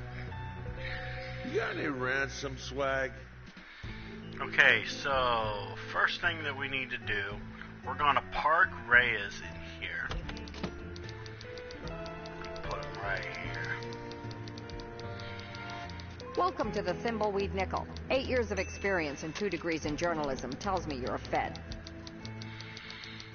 I guess nothing gets by the press. You spend as much time as I have dealing with law enforcement. You get a second sense of this stuff. Plus the cheap suits. Mostly the cheap suits. Nice chatting. Got a murder to solve. Alright, so we're gonna park him in here. I need to stay focused and solve this murder so I can get on with my plan. And we're going to continue the story of the game. Excuse me, ma'am. I'm afraid I don't have any spare change, miss. I'm a federal agent. Show some respect, or I'll have you booked for solicitation. Sweetie, I'm not a hooker. I'm Lenore Edmund Mulch, of the famed Pillowtronics Edmund family, and I'm waiting for my husband and son to arrive on the bus. So I suggest you treat me with a little more respect. love this. I love using this line. I'm sorry. I love this one. So if you aren't turning tricks, what are you doing dressed like that? If you must know, I'm waiting for my husband and son to arrive so we can go to the will reading. And FYI, grief is no excuse to look like garbage. Then what's your excuse? I love that fucking line, dude. Tell me about Pillowtronics. Pillowtronics was the brainchild of my uncle, the great entrepreneur and genius inventor, Chuck Edmund. The Edmonds made this town great when we opened the Pillow Factory.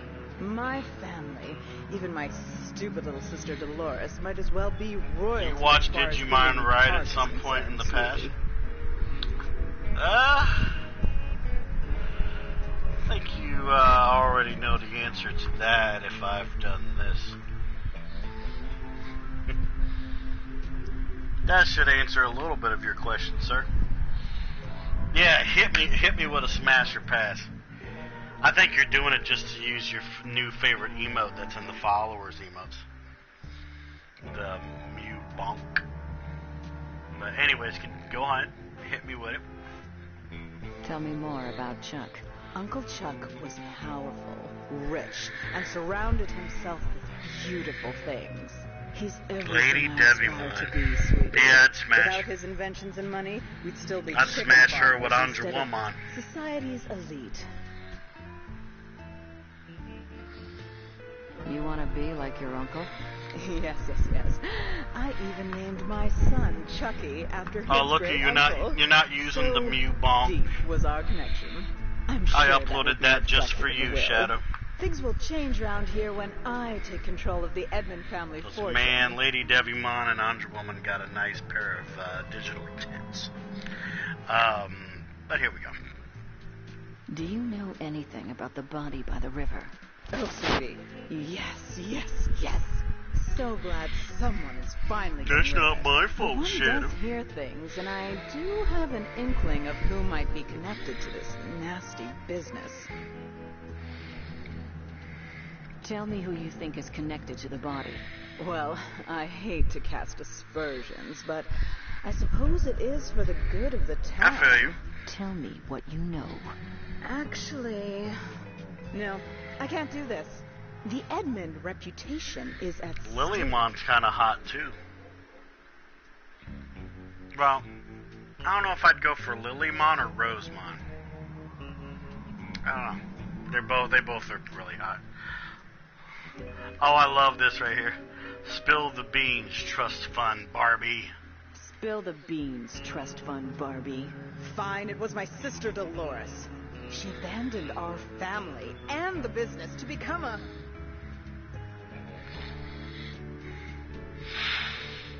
Flooring inspector, a pirate, leather jacket salesman, a hooker like her sister. Okay, so I've always wondered if the leather jacket salesman is a Easter egg-ish hint of LucasArts, Indiana Jones, because there is a lot of LucasArts references in this game as well.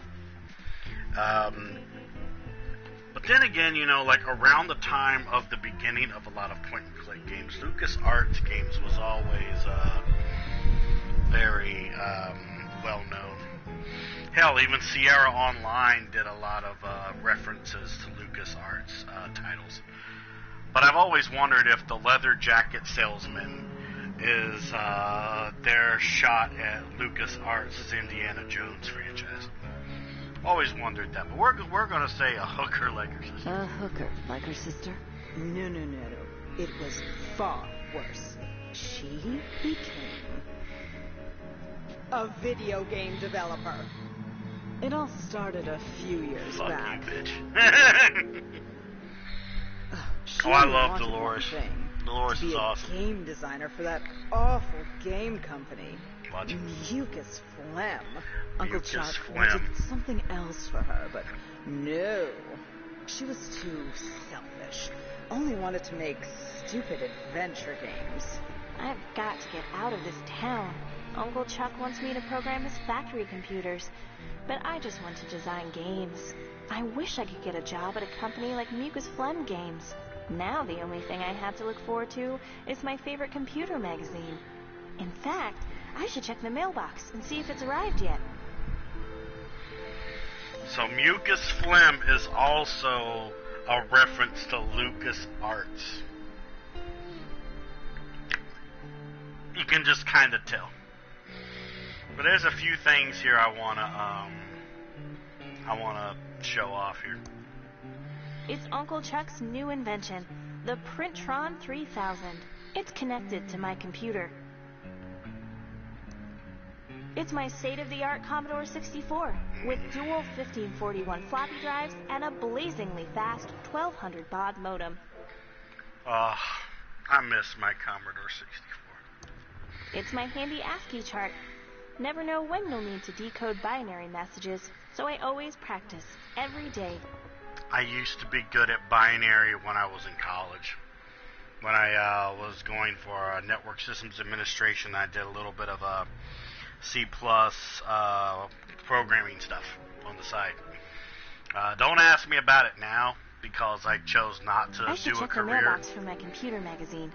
I chose not to do a career in what I did in college because that's what people I couldn't stand in my life wanted me to do.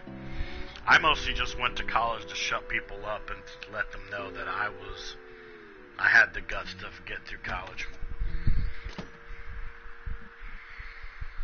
Could have been mucus farts. So I have a big theory about this game, and I'm going to share it right now. I should check the mailbox for my computer magazine. Quiet, Dolores. I keep thinking, this is my own theory, I believe that the Edmund Mansion, this place here, is the original mansion from Maniac Mansion. Because a lot of the, what's the word I'm looking for? A lot of the floor plan in this mansion matches that of the original mansion from Maniac Mansion. I'll try and find the kitchen real quick. Here's the kitchen. So the kitchen here reminds me so much of the kitchen in Maniac Mansion. Of course, it looks a little bit different, but you change a few things in a mansion that was abandoned at the end of a game. You know what I mean? So, there's some stuff leaking out of the refrigerator. What could it be? It's just bottles of ketchup. But particularly, here's some Poopsie. It's a can of non-trademark infringing Poopsie. Also known as Pepsi.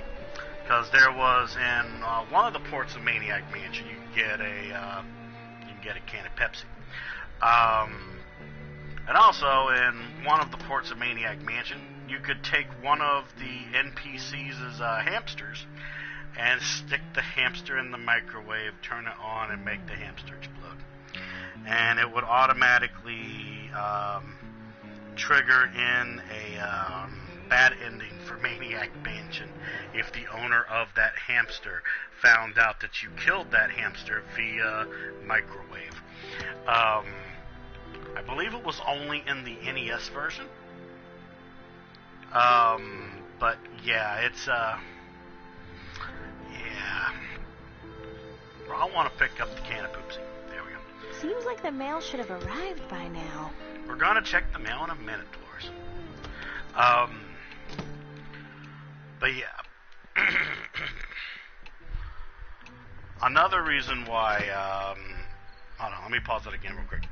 Another reason why I think that this mansion is the same as the mansion in Maniac Mansion is because there's a special sequence that happens at the end of the game, and the prototype version of the Edmund Mansion is literally built similar to that of the Maniac Mansion. But oh no, the Poopsie is is the non-trademark infringing Pepsi. It's a Pepsi reference because I believe there was a Pepsi reference. Hi there, George. I was Maniac just about to Mansion check as the well. mail. Great timing. You still around, Dolores? Thought you'd have left this podunk of a town by now. Yes, hopefully soon. I'm looking for a job at a game company in the big city. That's not gonna make your Uncle Chuck happy. He'll just have to deal with it. What brings you all the way out here? I have your special magazine here. Oh, I've been waiting for that. Thank you. Sure, it's what we dedicated government employees do. Walk all the way out into the country to deliver a magazine. Onyx PSA of the stream. Alright, let me think of a PSA real quick. What's the random thing that pops up in my head?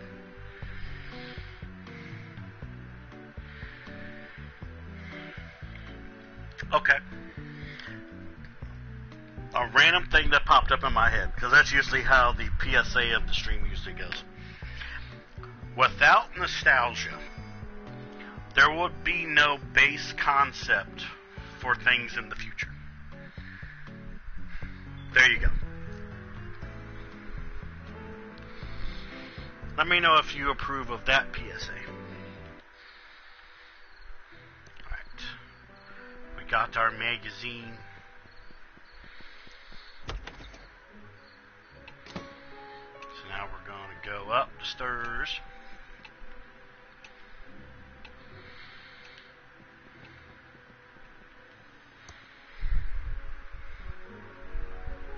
Thank you.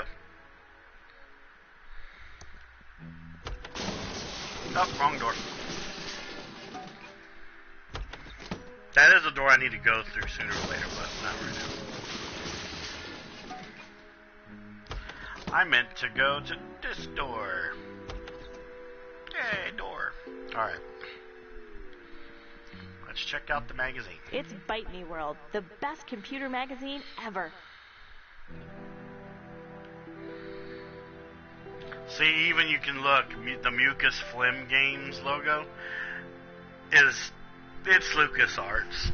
It is. You can see it. It's there. And I love it. Love it to death. This is so cool.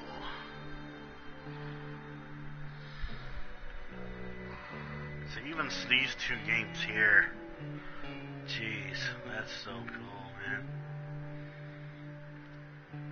See, automatically when I see this one right here, this reminds me of LucasArts joystick game for PC, Star Wars X-Wing and Star Wars TIE Fighter, because of the cockpit graphic that you can have when you play missions. That's a game that I wish I could stream, but sadly I'm unable to. Because one, in order to break particular password protocols, you'd have to have the original manual to play it, because it has like lockdown codes on it for both of them.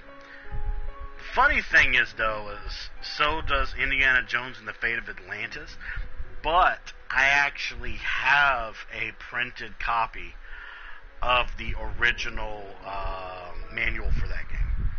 So every time when I play Indiana Jones and the Fate of Atlantis, I know that I can buy it on Steam, but I like to play it on my actual MS-DOS, just so I can be like, okay, let's do this random password real quick and do it.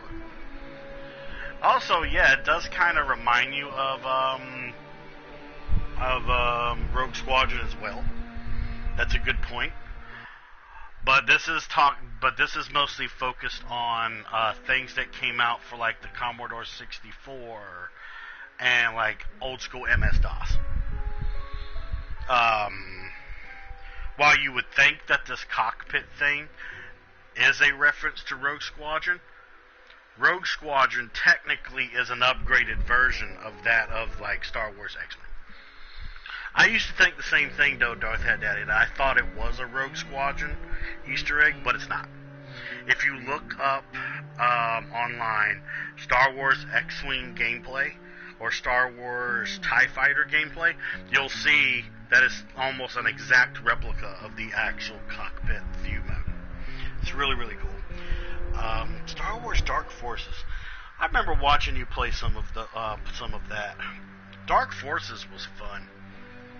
If you play the original MS-DOS version of it, though, it can be a little clunky in terms of like that port version, because the original Star Wars Dark Forces, there was only 2 ways to play it back then, because there was no such thing as like hooking up a controller to a computer back in the day.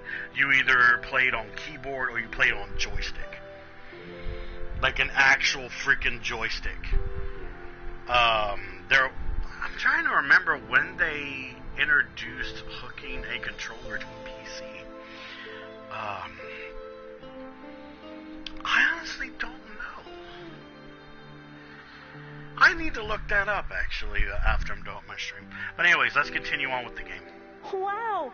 An ad for a job at Mucus Phlegm Games, my favorite game company. I hear they make movies, too. This could be a dream company. If she applies, but yes, there's somebody at the door. Somebody's at the door. Hi again, George. It's not like a government employee to make a mistake, but I forgot to deliver this important letter for your Uncle Chuck.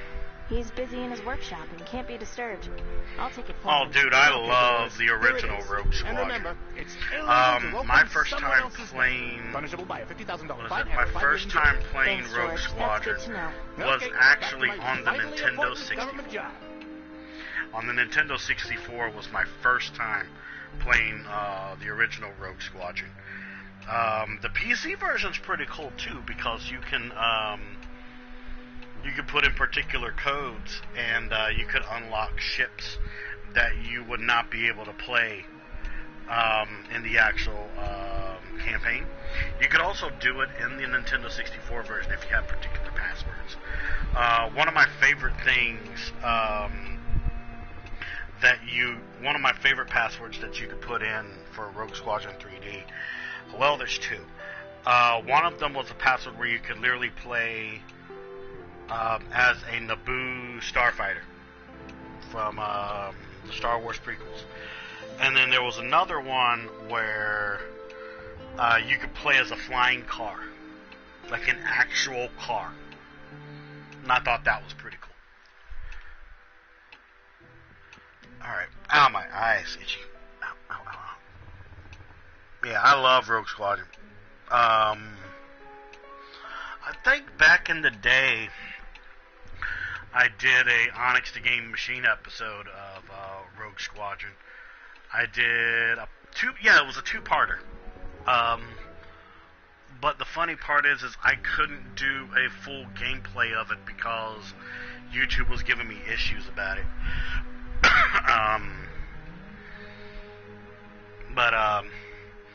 But yeah, there was also a password where you could do like you could play as an ATST and you could shoot stuff. That was kind of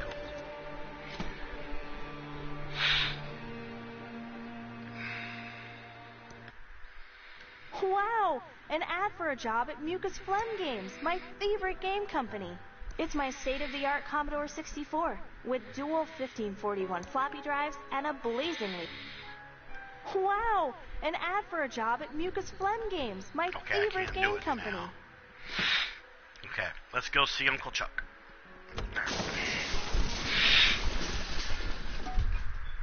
Oh yeah, there was even a code that you could put in where you could play as the Millennium Falcon as well. Yeah, that was fun. I'm trying to remember. Also, there was I have this game on PlayStation because back in the day. Let me pause this real quick. Back in the day, before Xbox became a thing and stuff, games would come out. This was around like the end of the retro age, where either games came out for PC or PlayStation. Because later on down the road, I believe when PlayStation 2 came out, that's when Xbox started becoming a thing. And there was a lot of really rare titles that would come out for either PlayStation 1 or PC, but they were different versions of them. Like one version had one thing and the other version had something completely different. There was one game in particular, well, there was two games of this. There was two game versions of it. Star Wars Rebel Assault. But I liked Rebel Assault 2 because it felt like an FMV type of game, which it was very high tech for its time. One of the hardest levels of that game, well, out of a few levels, but one of the first hardest levels of the game is you trying to escape with a Corellian vessel. Which, in case you don't know, a Corellian vessel is basically the Millennium Falcon. But they couldn't call it the Millennium Falcon because of plot holes that it would have started. So it was called a Corellian vessel because the Millennium Falcon is a Corellian vessel. But yeah, if you've ever played Star Wars Rebel Assault 2, great game, can be hard, but it's so fucking worth a playthrough. It's so much fun. But keep in mind, it is a hard game, though. Franklin, you idiot! I'm just trying to, help. Is that yelling? Don't gag me. I hope my dad and Uncle Chuck aren't fighting again. And since most of the machinery at the pillow factory is lying fallow, I've come up with this, great plan to repurpose them. What are you talking about, them to make, plush toys. Franklin, you idiot! The company is Pillowtronics, not stupid plush Toytronics. We make pillows! What do you think that would do to our credibility, our reputation? Okay, Chuck, you're right. But, Chuck, what the fuck are you talking about? All night working on the business plan. Maybe you could just, look at it. No! It's a pillow factory! Are you two fighting again? I'm getting so sick of this. You're brothers. Take a chill pill. You started the pillow factory together. If I could, I would give Mr. Rumble Roses a sub, but I'm kind of low on my money right now. Brother. Yes, your uncle and I were just, talking business. I have some work to do. Hell, I wish I could give sub point tip soldering iron. Hatter and Twigs, too. But you should use a 2mm flat tip. You never keep your solder hot. I was talking about the level with the Millennium, I can't wait for you the to take over Corellian vessel, also known as the Millennium Falcon, in Star Wars Rebel Assault 2. That's what I was talking about, Rebel.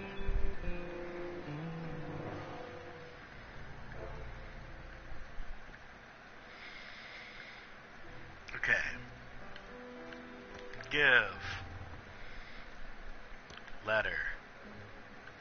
Uncle Chuck, I have something for you. What is it, Dolores? A letter George the postman just delivered. Oh, I've been expecting this. I'll deal with it later.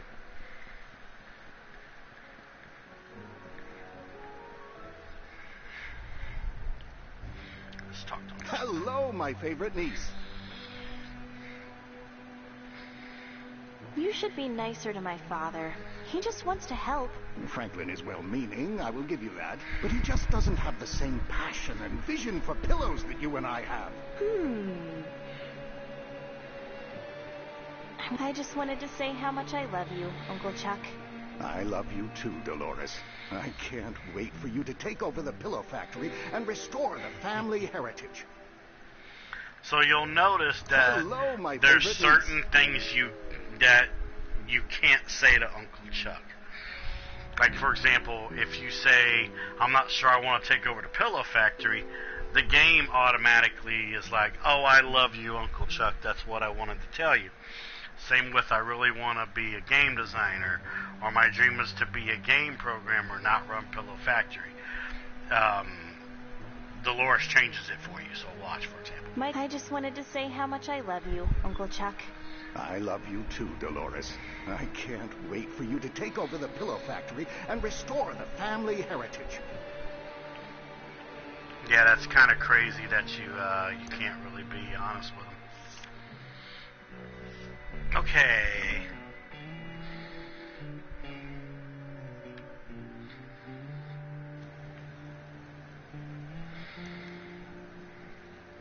It's a letter to my Uncle Chuck. The stamps haven't been canceled. Can I still pick it up? Yes, I can. Because I'm going to need that for later. Oh, Dolores, Dolores, Dolores. How many times have I told you not to touch my things? But as soon as you've taken over the pillow factory, they're all yours to do with as you wish. Hacks. You're not that far from the truth, actually, Rumble. Funny enough.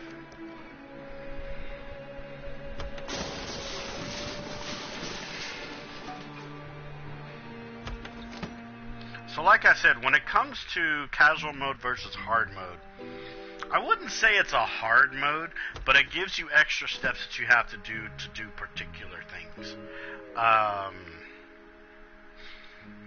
So like, for example, you'll see very soon how I gotta take the stamp off of that, off of the envelope. But we need to use that computer. I'm dialing the mucus phlegm modem number. It's connecting. I can't believe my computer's connected to mucus phlegm. Welcome to the new online mucus phlegm job application program. Just fill out your personal information and answer a few simple mucus programming questions. Then print out the application and send it to mucus phlegm. We'll get back to you in exactly 5 days. What is your name?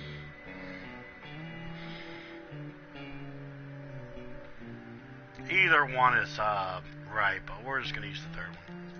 Thank you. What is your address? Alright, so basically all of these are right, because for one, there is no such thing as a Thimbleweed Park. But, it's whatever you want it to be. Depends on how you fill out an application. In this particular way, I will just do it with the third one. Noted. Next, what's your programming language of choice? The language you are most proficient in.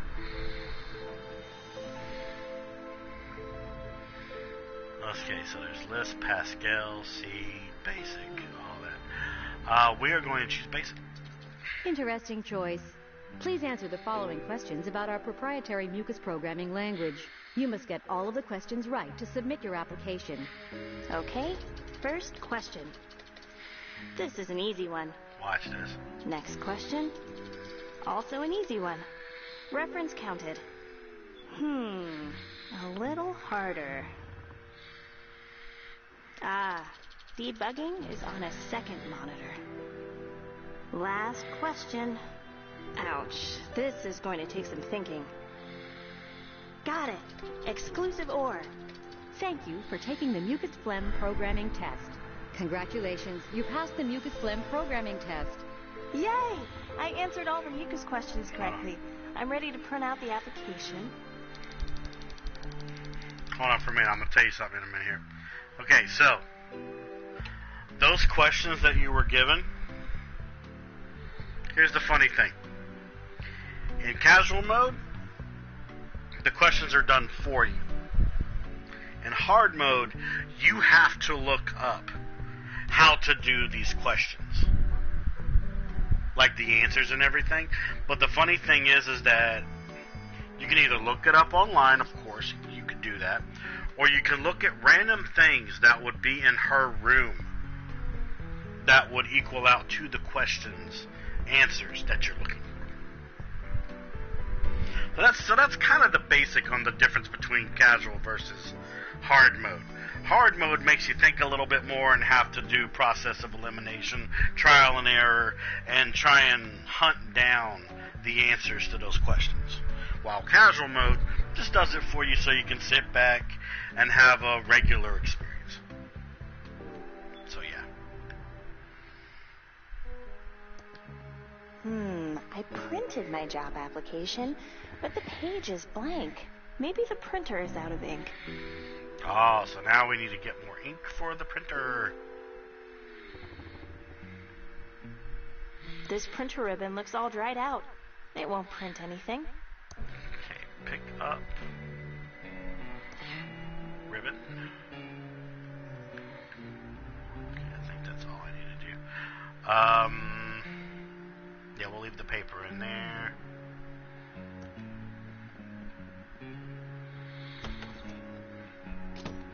Okay, we need to go back to Chuck's room.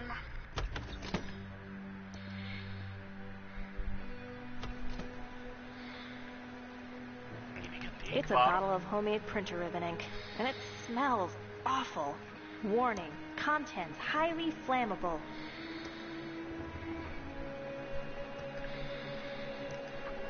That should do it. The ribbon is now fully inked. Okay.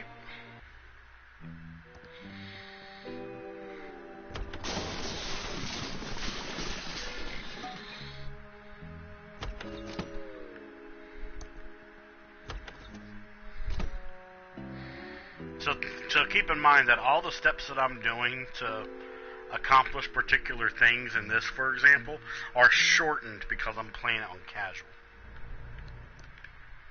Use.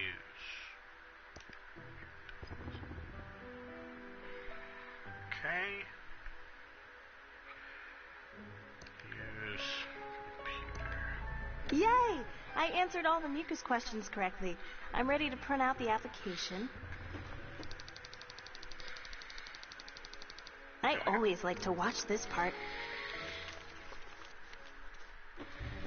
That's cool. Imagine if we had printers like that.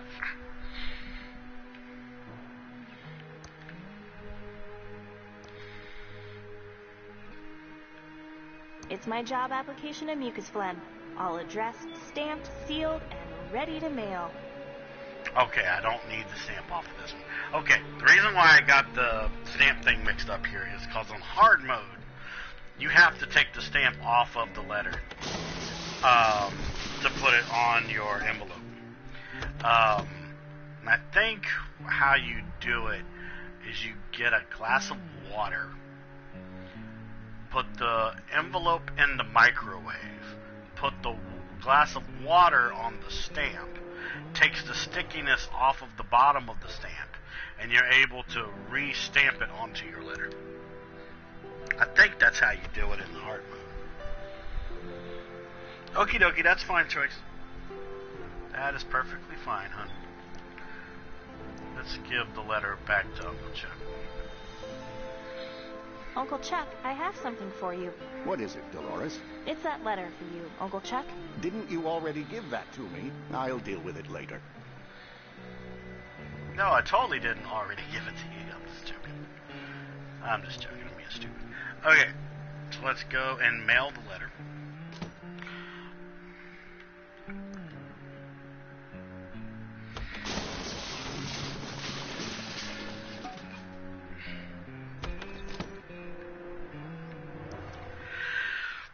Excuse me. Alright, let's go. Caw-caw!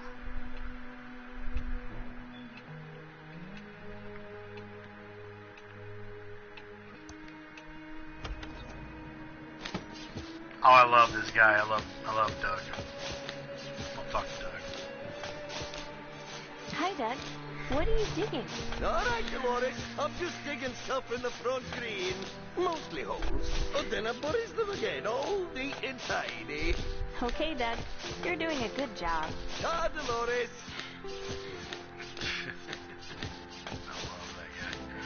Alright, use letter in mailbox. Digging. How now watch exciting. this. I hope I get the job. I love this. Watch this shit. 5 days later, around 5 p.m., she literally stands there for 5 fucking days. Oh! Good luck. See ya. Digging? Digging. I love that. Alright. Now we need to go back to Digging in Dolores' the room. front green.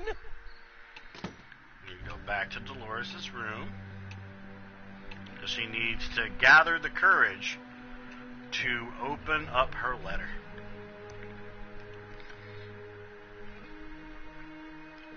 And when I say she needs to motivate herself to open the letter, I actually mean that. Because you'll need to click on the letter a couple times for her to actually do it. Well, so watch it. It's a letter from Mucus Phlegm. Did I get the job? It's a letter from Mucus Phlegm. I gotta open. Did I get the job? Now that I'm in my room, I'm still so scared to open it. I need to get up my nerve. Come on, Dolores. You can do it. Okay, but if it's a no, that means I'm stuck in Thimbleweed Park and have to take over the pillow factory. Okay, but if it's a yes, what will become of Dad? Stuck here alone with Uncle Chuck. See, she's trying to gain the motivation to open it. Okay, but... Okay, I'm opening it. Yes! She got It's a job offer for the Mucus Phlegm to be a game programmer. I'm so excited. Can't wait to tell Uncle Chuck. He'll be so proud. No, he won't. First... Oh, here we go. Because it's the 80s/90s.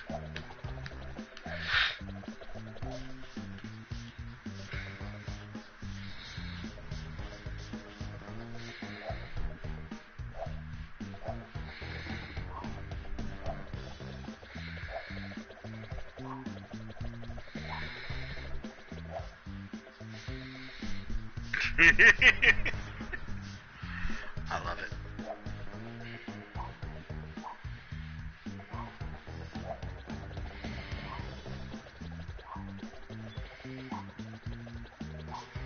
Okay, I'll stop it now. I had to do it, I'm sorry. Alright. Now for the final part in this. Keep in mind this is a flashback. So, here we go. Time for the news. Give letter to Uncle Chuck. Uncle Chuck, great news! Yes, Dolores, what is it, my dear future leader of Pillowtronics? Here, read this.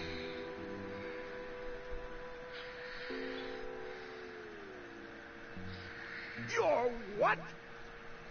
You're giving up the opportunity to run Pillowtronics to be a game programmer? Yes, that's what I've always wanted to do. Not run Pillowtronics. I'm leaving on the first bus out of Thimbleweed Park. Then, Dolores, you are out of my will. You're giving up over $10 million. That's $20 million in 2017 dollars. Just to pick an arbitrary date in the future. You are dead to me. Dolores broke Uncle Chuck's heart and started programming those murder simulators. Real-life murder is the next logical step for her, sweetie. Stop her before she schemes her way into sweet Uncle Chuck's inheritance. Sure, we'll get right on that. I'm sure you have cats to feed, sweetie. Ciao. So, thing is,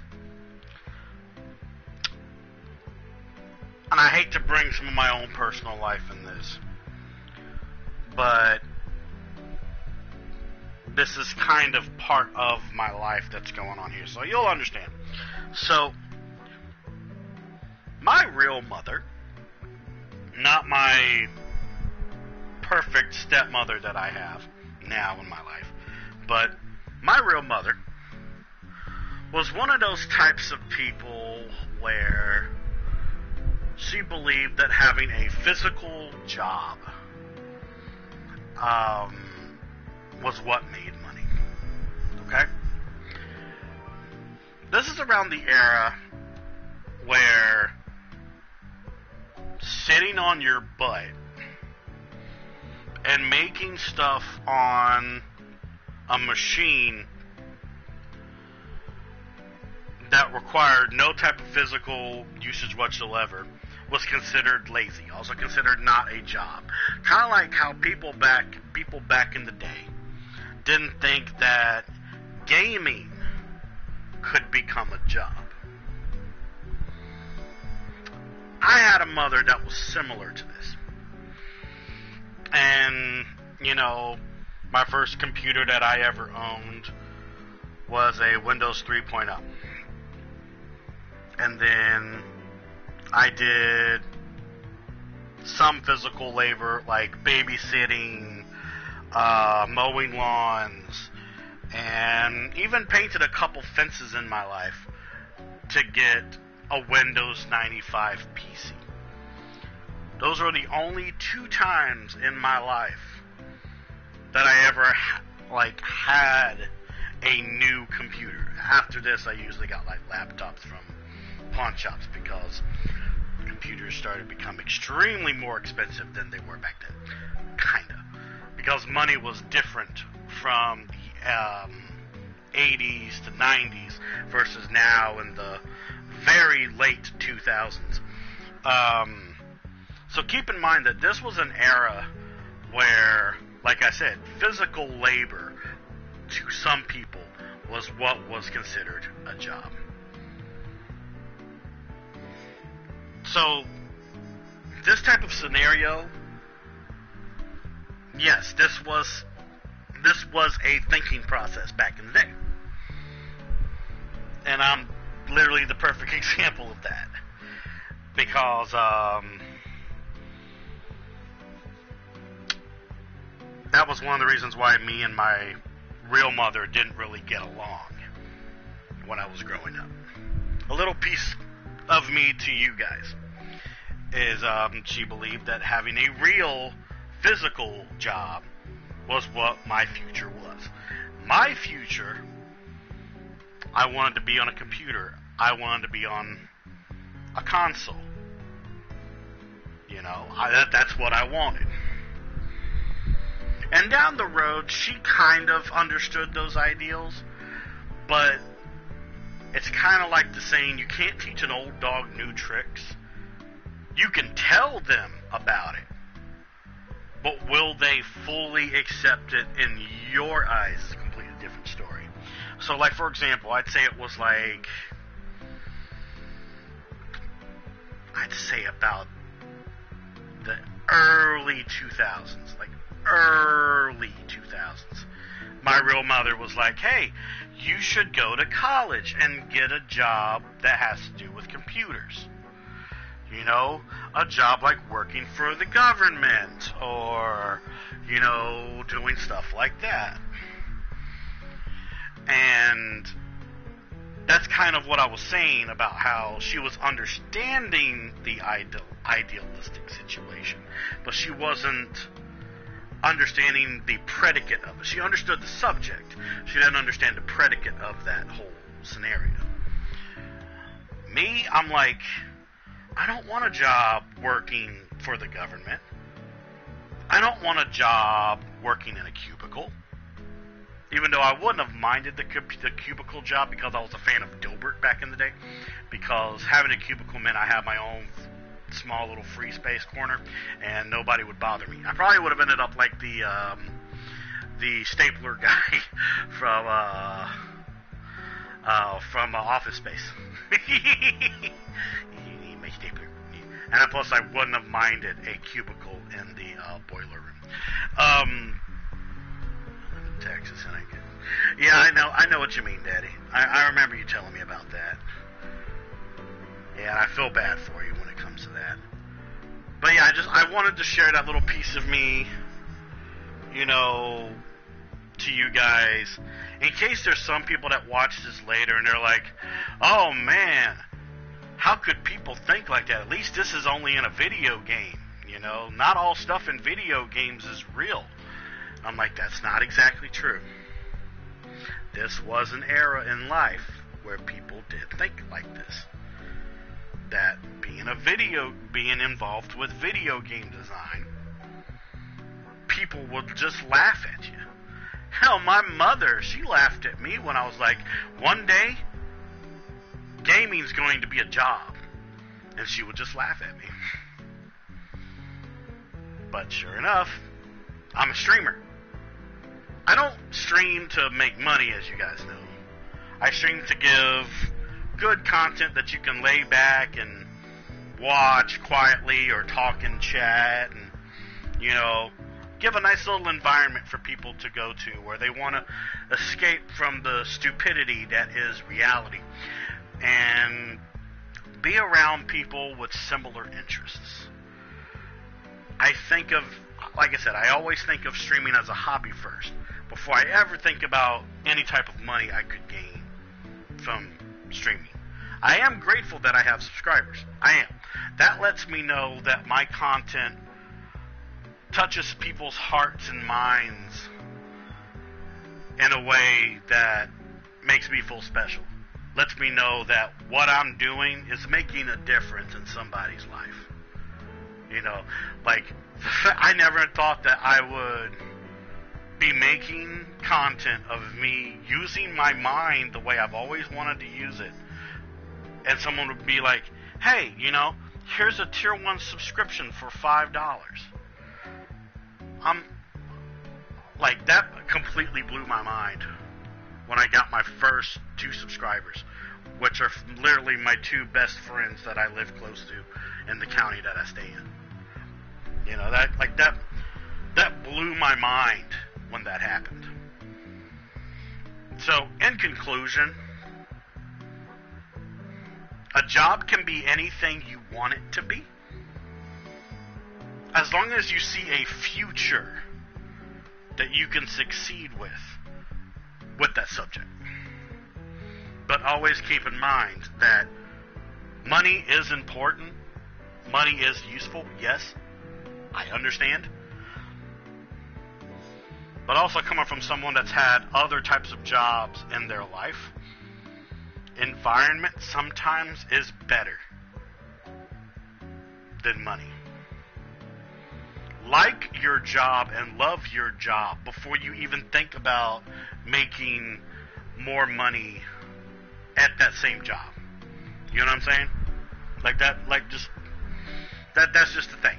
I just thought I'd let you guys know my thought process when it comes to like jobs and the past versus the future now. There we go. People that are close to us. Yeah, I got you. Hello, actor Michael Merchant. Welcome to the stream. Sorry that you ran into when I was giving a little rant about gaming's past versus gaming's future. I had to do a rant about that. Yeah, I don't need to pay the bills, but if I can make enough to pay. Exactly. Basically, here's another free PSA of the stream. Making the most money is important, but being in a healthy environment that you love is always the best over making more money for stuff. Yes, you may have to get a second job, but having a healthy environment, in my opinion, is more important than making that top dollar. And this is coming from someone that used to do manual labor at a factory, worked in pet stores, and worked in car washes. Those were some of my first jobs. But yeah.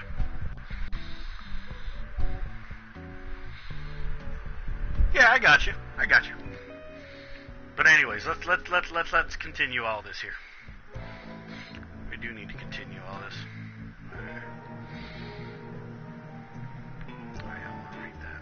That Ransom the Clown isn't very popular around here. It says he eats tuna.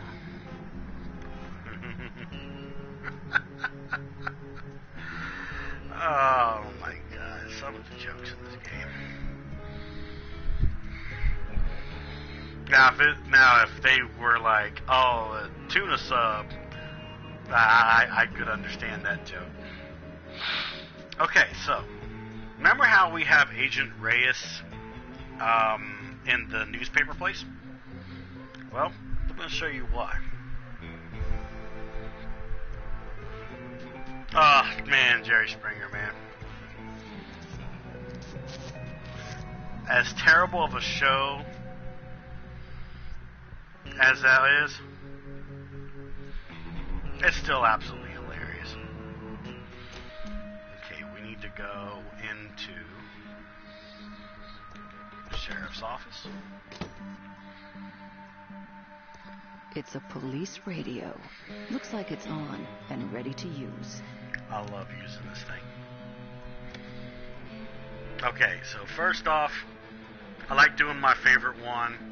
So we'll get to the rest of it in just a second. I just want to do this. Daisy, Daisy, give me your answer due. I'm half crazy, all for the love of you. A bicycle built for two. Oh, my Lord, man, I'm stupid.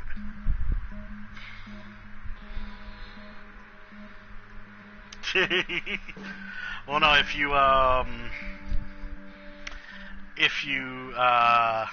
let me spell it out for you real quick.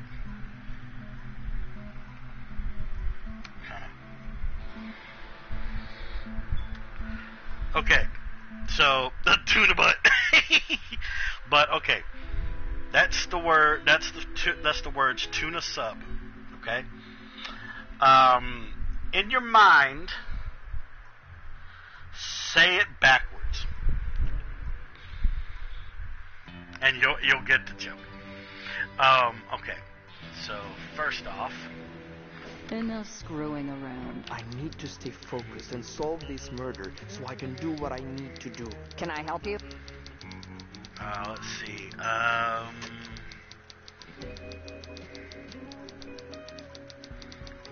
Trying to remember.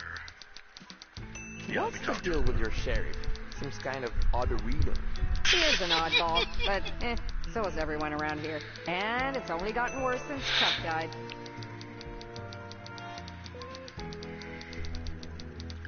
We're here investigating the murder. Know anything? Not much. Just what I heard over the police scanner. Body found in the river. I'll send my best reporter to check it out in the morning. Know who my best reporter is? You? If this damn town wasn't such a podunk, I love how one of your responses can be Clark Kent.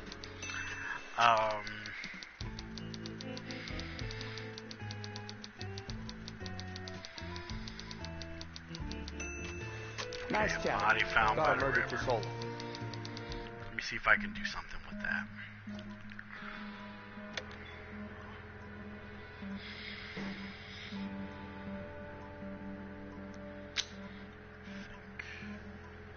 Attention, all units.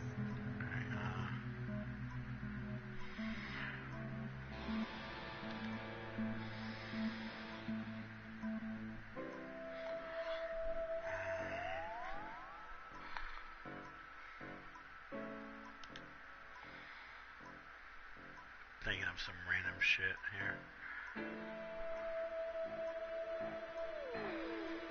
Enough screwing around.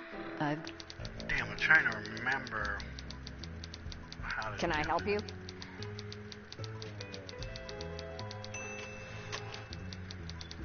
We'll need a complete press blackout. Not with the First Amendment still in place. The core of a strong democracy is a strong press. Don't you mean the Fifth Amendment? Nope. That sets out rules for indictment by grand jury in eminent domain and protects the right to due process. I don't remember what you have to do with her. Got a murder to solve. Please don't mess with the police scanner. I'm waiting for a call from the sheriff's office about a man by the diner with a suspicious animal. A man by the diner with a suspicious animal. Okay, It's a police radio. Looks like it's a on man by and the ready diner to with a use. suspicious animal. Attention, all units. Man.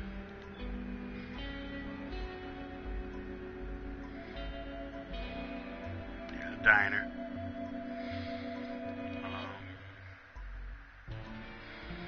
Pet hamster. It's not much, but we're short a story on page 4. There we I'll go. be back soon. Okay, so now what we need to do need It's Reyes. the map of the Thimbleweed Park County area. Pick up the map, Reyes. Okay. Use map in Copytron 3000. You'll understand What a here in nice minute. copy. And in color, too. Let's see. Pick up county map. Use county map on empty frame. Basically, you have to get her out of there to make a copy of the map that's in there because the sheriff took all the maps. You'll notice there's 4 maps because you'll be playing as 4 different characters. In the hard mode, I believe you have to find paper for the printer,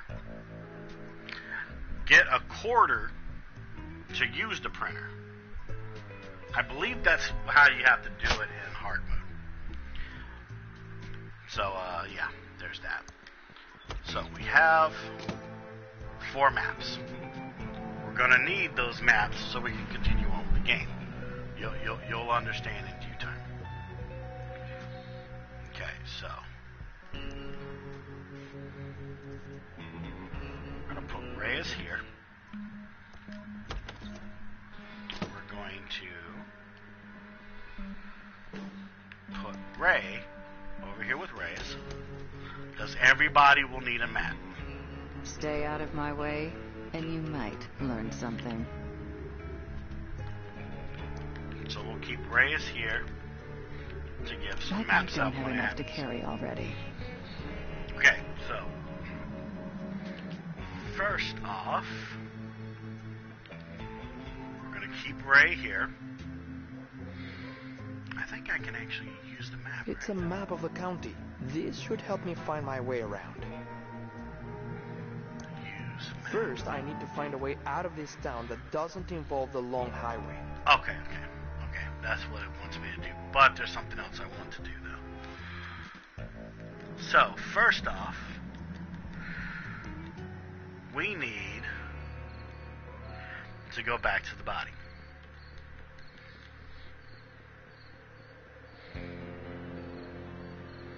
Because we need to get evidence.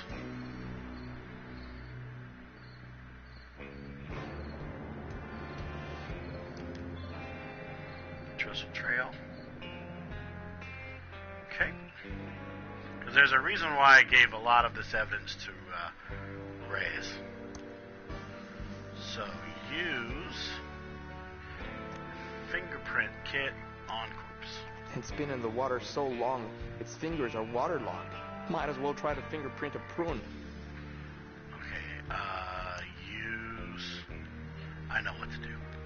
Use sticky tape. Nah, must be a better use for it. I thought that there was a...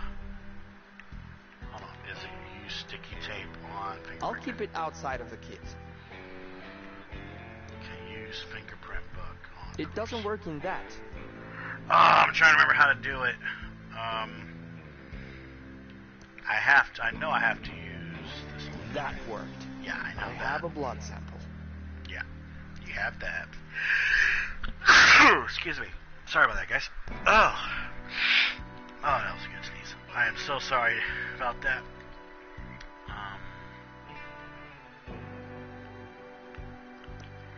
Open the kit. There's a fingerprint brush, a small amount of fingerprint powder, but it's missing the fingerprint tape. It's been in the water so long, its fingers are waterlogged. Might as well try to fingerprint a prune. Use sticky tape. I'll keep it outside of the kit. Damn it, how do I have to do it? I'm trying to remember something. Oh wait, pick up bottle.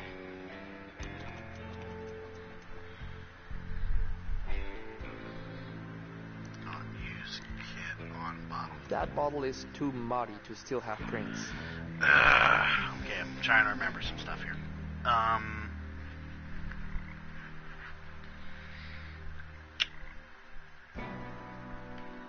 Let me think here. Let me keep Reyes here. We will send Rey out.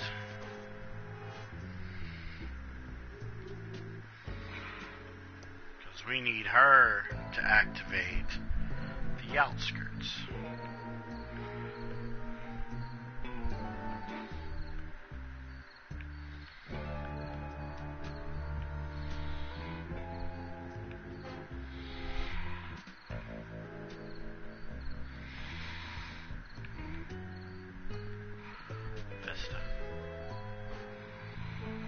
Here we go.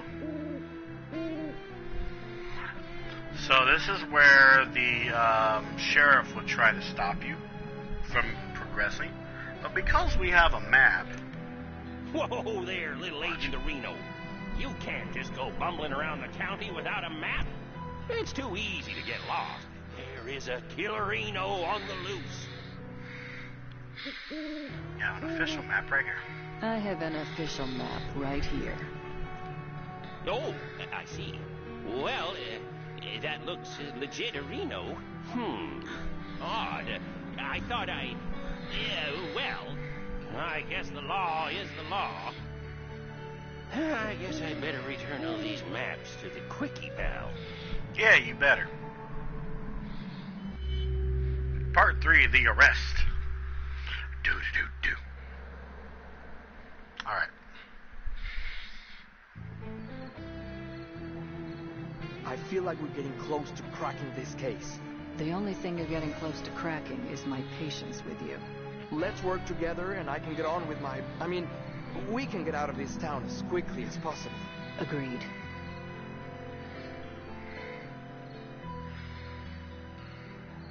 We need to talk to that crazy clown at the circus. He's got serial killer written all over him. Wouldn't it be quicker to just shoot him? Oh no! Shoot the clown! Oh no! We need to have a chat with the geeky programmer at the old mansion. There is something odd about her. Yeah, a woman with a brain. Definitely suspicious. Okay. It's really the only things we need to do there. So, thing is, we could send Reyes to the, to the freaking circus, but Reyes is scared of clowns. So, we're gonna have Rey go there. We can use the map. Okay, let's see. Old circus. Think of it as fast travel.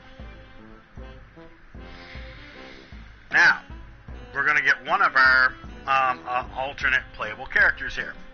We get to play as Ransom the Clown. But how do you switch to Ransom? Well, it's actually rather easy. I can't open it. Maybe if I bang on the gate... Open up! Federal agents! Keep your panties on! I'm coming! Whatever you're selling, I'm not... That's how you activate It's a Ransom big as a dime playable store character. suit and good news pamphlets, and stick 'em where the sun don't shine. Oh, man.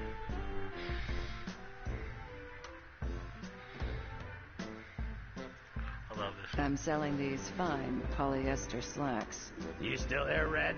I thought I told you to f*** off already. Pizza delivery for Ransom the Clown.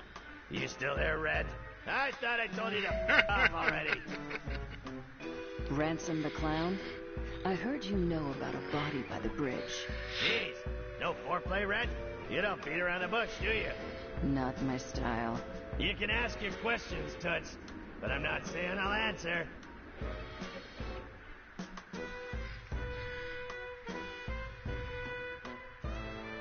Technically, you don't really need to question him. I'll be back. Whatever, Red. Not like I'm going anywhere, but you're not getting inside without a warrant. Now here's the thing. Now we can play as Ransom. But look, he has a wallet. We actually need to give that wallet to Rey.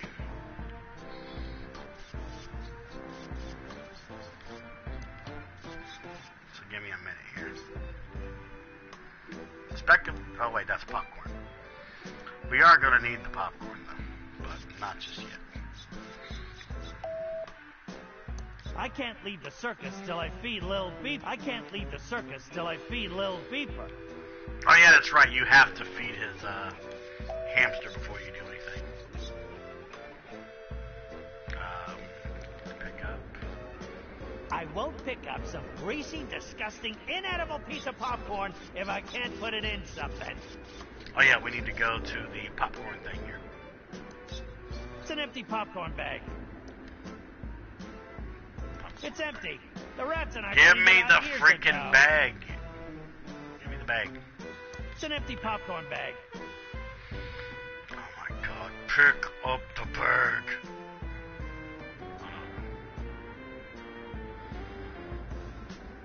Thank you. It's because of the popcorn stand. Okay. Now... Well, that's one. Lil Beeper loves this crap. So here's the thing about the popcorn. Okay, On hard two. mode, Count. there's this, I believe it's a rat, that's taking Almost a lot of the popcorn that you need. And in order to get the popcorn that you need, you gotta find where the rat is taking some of the popcorn. But because we're doing casual mode, it's just straightforward. Just pick up the fucking popcorn. It's a full bag of popcorn. So now that we got the popcorn, we're going to go back to our trailer. Now here's the gist though. You need to feed a hamster. Where could Ransom be housing a hamster? Is he keeping one in his bed? So I don't like to make my bed. Who the cares? Is he keeping one close to his trophies? Meanest clown of 1977 and 1978. No. Ransom the clown. Too bad the paint's wearing off. Is he keeping the hamster by the rotting That food? slop tasted like crap when I made it last week. Let me just show you where it is. The fly larva crawling all over it seemed to think so.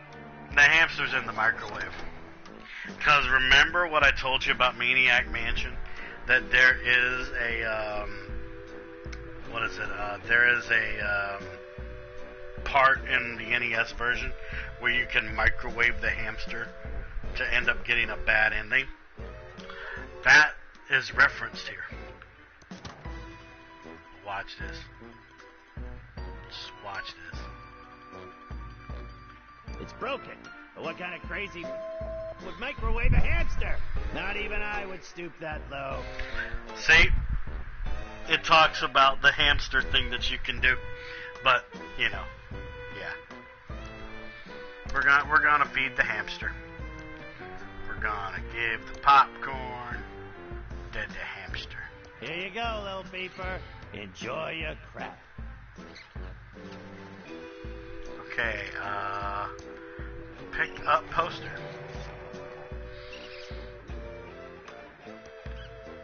Open wall safe. Pick up your joke book. Pick up the pages. It's a page from my joke book. Watch this. Look at all these pages, man. Got the page stuck back into the joke book. Got the page stuck back into the joke book. Got the page stuck back into the joke book. Got the page stuck back into the joke book. Okay, so in hard mode, you would lose, I believe, one of these pages, and you have to find a way to get it. It's my joke book in perfect condition. If you don't mind hamster crap.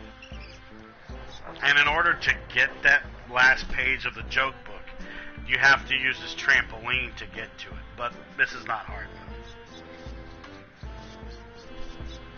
But now that we fed our little hamster friend,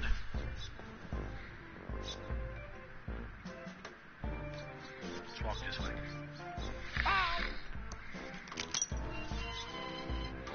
Alright, so. Give. Wallet. Want a free wallet? It's just reminding me of how awful my life is now. Okay. We're going to take Ransom to the country road. Now for Ransom, we're going to take him to...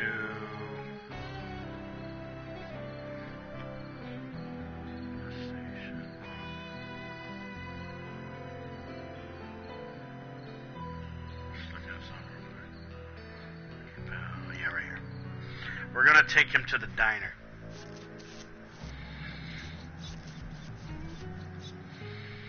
But we're going to keep him here for a little bit, though. I need to stay focused and solve this murder so I can get on with my plan. Alright, now...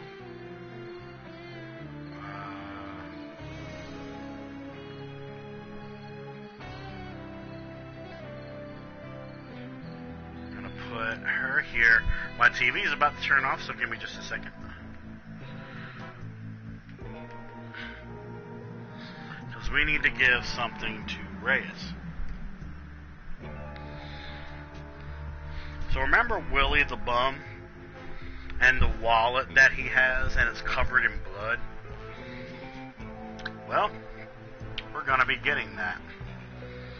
And he gave a hint about what he would do to give us the wallet that he possesses. He wants a ransom swag. So we're going to give him some ransom swag.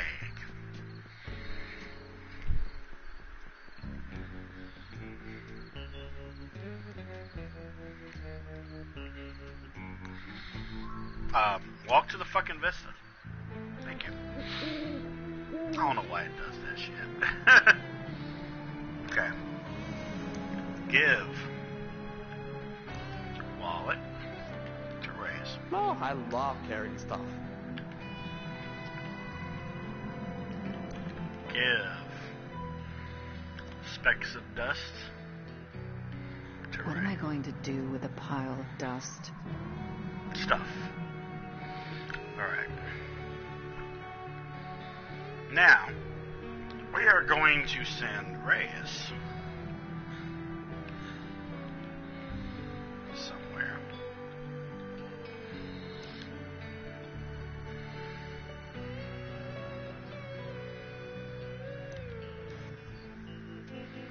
We're going to give a map to the Great. Mort? Right. We're going to keep Ransom here for now. Send Ransom, or we're going to send Reyes this way. Because Mr. Willie is over here.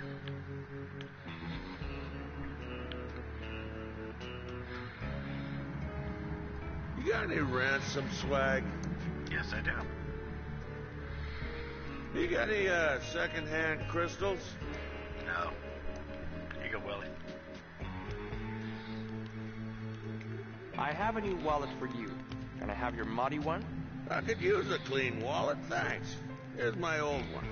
We'll talk later. Don't leave town. Where would I go? Buy me some kombucha?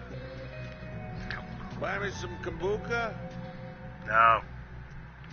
No kombucha for you. Well, it's Teddy kombucha, but whatever. Okay. So let's do some stuff here. Need to put some of our evidence together.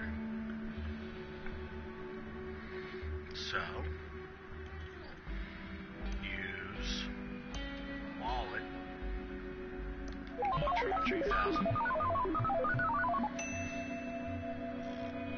Use bloody toilet paper. 3000.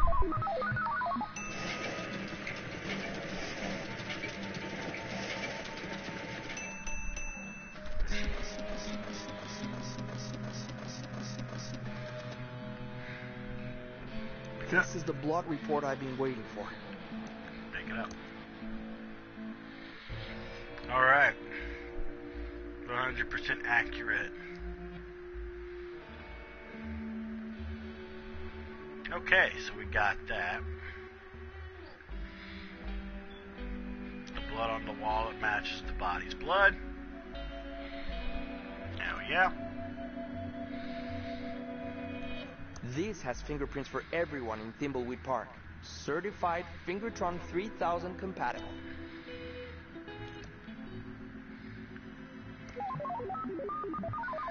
I'll put that in there. Now, the thing is, we need to get fingerprints. It's an empty whiskey bottle. Definitely not the murder weapon. Wrong-sized body hole. Wonder if now, because it's not muddy anymore, can I actually... That bottle is too muddy to still have Okay, prints. still not okay.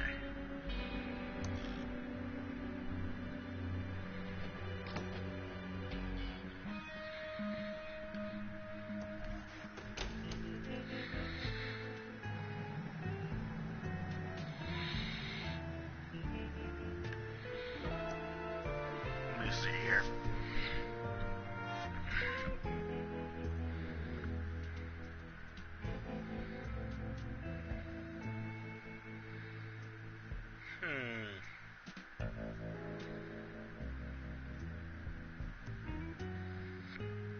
Okay, I do have the thing for the Facetron report. I can do that later. Wonder if I can go in the sewer.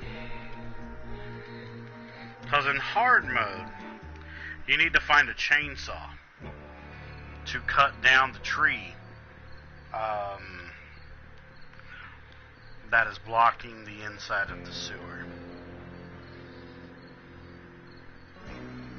But I don't think you need it for casual mode.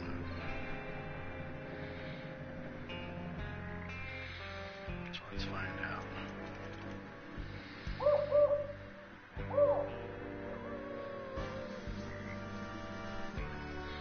Nope, I don't. Perfect. Okay. It's already open.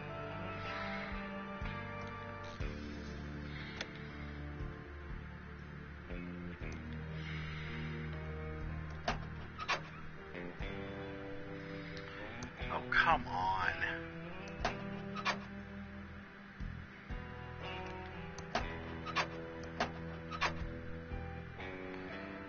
I need the switch. There we go. That's what I was trying to do. Okay. Now, can I remember the pattern? A speck of dust.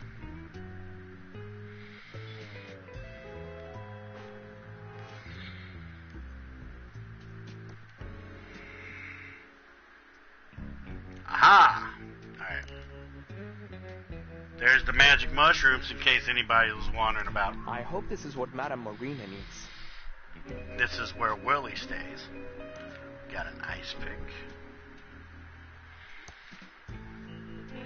Stinky shoes. I don't have a warrant for a badly tuned violin. Those bags don't look very interesting. My nose tells me that my eyes don't want to look at that. Okay. Use Fingerprint Kit. Oh, ice pick. There we go. Now I remember. Use sticky tape. Fingerprints. Yes. Now we got the fingerprint off of the ice pick.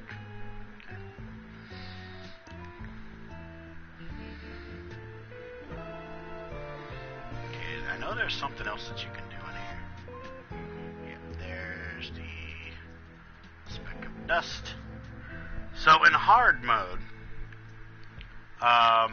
Important safety measure to make sure that people this wandering is actually sewers don't walk into more a of a pile puzzle. of dirt accidentally. You have to go through the right tunnels to get to where you need to go. A pile of dirt. But in this particular thing, looks like this valve has been welded into position forever.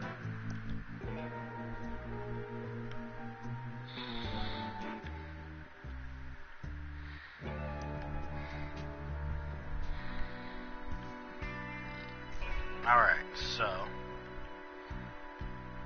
we've got the stuff that we need.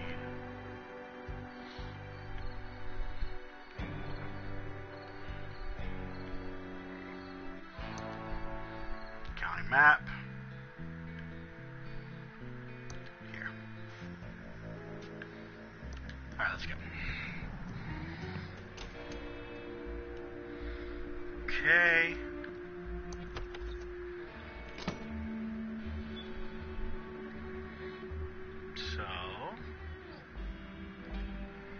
Use fingerprint from ice pick on that. Got that.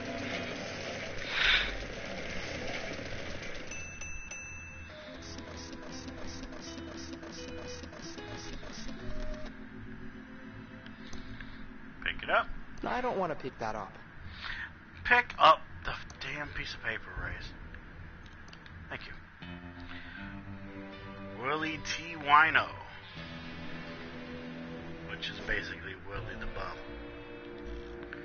Alright, now use photo of body and Facetron 3000.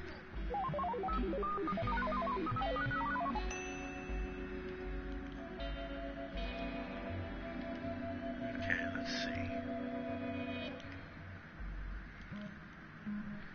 That's the Fingerprint Kit.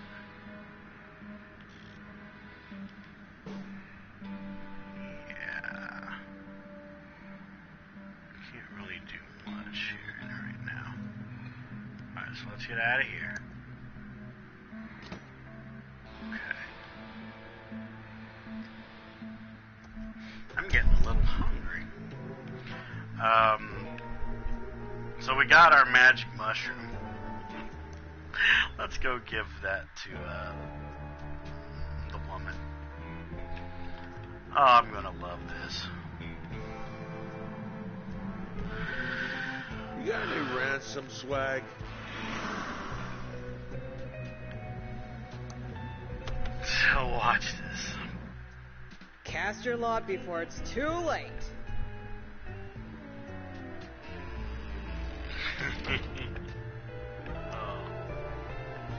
I think I found your mushrooms. Sweet. Hand it over and we'll see what answers the void offers today. What did you see? Unless the killer was a rainbow dragon powered by starshine, I can't help ya. But thanks for the shrooms. Leonard and I are gonna have a blast tonight. I feel I've been had.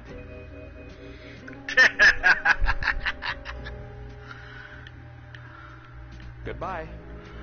I love doing that. Ugh, smells awful. No way I'm touching that. Don't worry though, later on down the road it is going to be needed to come in It there. looks pretty ratty. And I do mean ratty. I just like doing that with the shrooms. You got any second-hand crystals?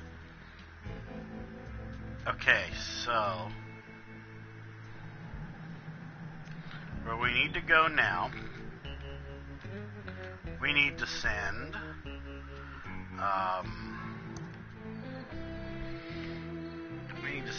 Reyes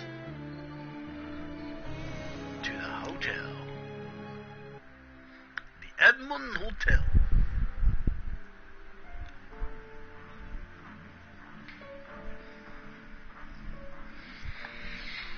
And Ray, we're gonna send her to the Edmund Mansion.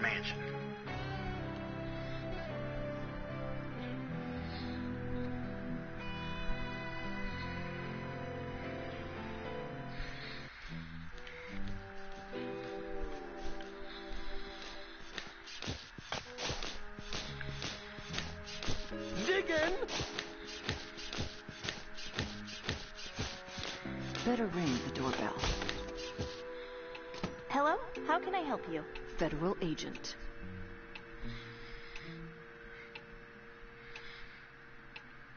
Oh, I love this one. This is my favorite one. Know any great graphic adventure games? I'm sorry. This isn't a good time to chat. So, if you'll excuse me, I need to talk to my sister about the will reading before heading out. She's waiting for me in the library. Well, okay. Just don't leave town.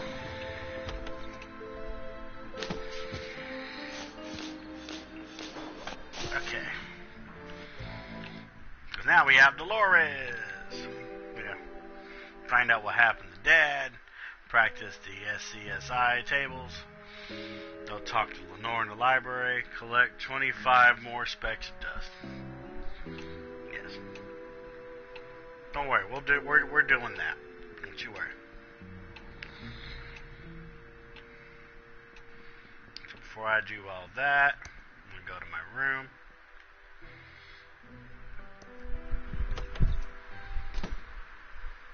$35. Oh, I got you, yeah. Yeah, 35, sorry. Yeah, my eyes give me some issues.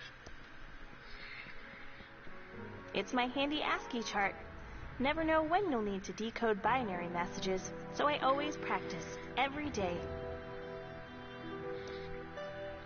Yep, already got that. Now, let's go deal with the will reading that is in the library. Just right over here. Where the hell have you been, Dolores? Shut We're all up. here waiting for you so we can start the reading of Uncle Chuck's will. Take a chill pill, Lenore. I had to answer the door. It was one of those federal agents. I don't care if it was the flippin' Pope. Let's get on with it, sister. I want to know what I got. Absolutely nothing? Wait, I thought you said everyone was here. Where's the lawyer? I don't know. I thought he was coming with you. Oh, Lenore, you're useless. Has anyone tried calling him? Well, maybe if you hadn't left town and broken Uncle Chuck's heart, we wouldn't need to call a lawyer to read a will. This is all your fault, Dolores. Whatever, bitch. Okay.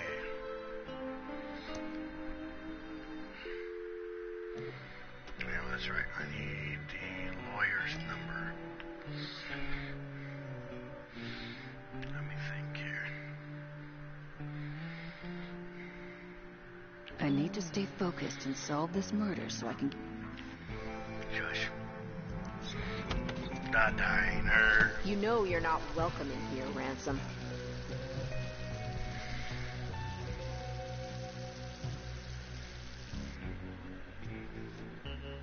You can't legally refuse me service because I'm a clown. No, but I can refuse you service because you're a B-pole clown.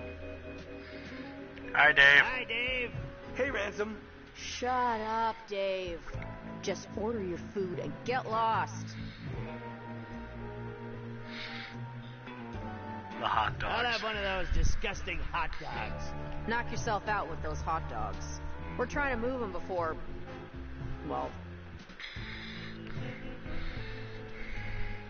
I hope you choke on it. Nom, nom, nom. This tastes like crap, and I ought to know. I, gotta go.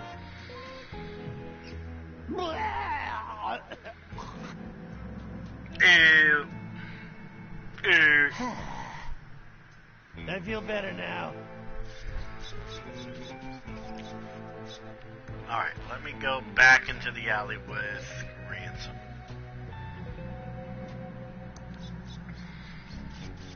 Pretty disgusting. ThimbleCon 87. It's opening later tonight at the hotel. Yep. Which is a place we'll be needing to go later. Let's see.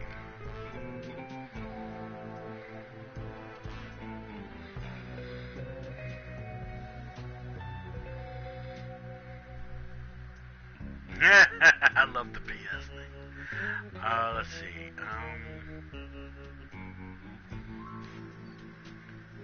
We'll do the removing of the makeup thing later. I'm trying to think. Actually, we can send Ransom back to the old circus.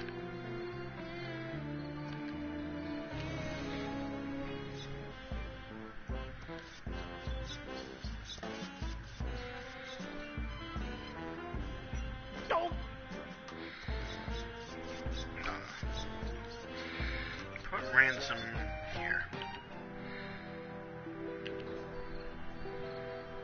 Let's see. How do I want to do this?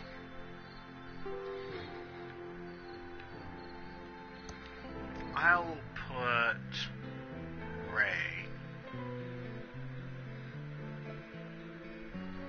here.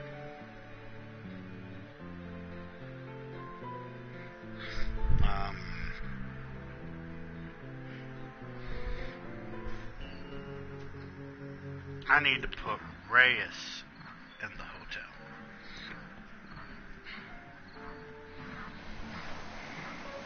You're investigating here, too? I wouldn't go in there if I were you. What do you mean? Why shouldn't I go in? Because you're probably superstitious and would believe all that claptrap about paranormal activity in the hotel. Paranormal? Really? That's terrible. How serious are the reports? Should I be worried? Given that there's no such thing as ghosts, you'll be fine. What are you doing here? Well, Chuck's brother Franklin went missing a few weeks ago. Is he the body by the bridge? Nope. But this reporter's note says there's something odd about the whole thing.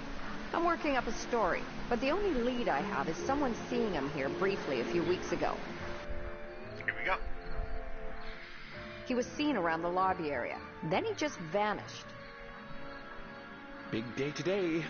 I'm meeting some promising investors. I know they'll believe in my plan to turn the dying pillow factory into a highly profitable stuffed toy factory. It can't fail. Just gotta check into a room without Chuck knowing about it. He has eyes and ears everywhere. I'll need a disguise. Also need to copy this prospectus so I can give it to the investors and keep my copy. Chuck wouldn't know a good idea if it hit him. Stuffed toys in the future. What luck finding some investors. Better get ready for them. Alright, so in order to do this part, on hard mode, there's of course like a lot of steps to progress this. But we're playing this on casual.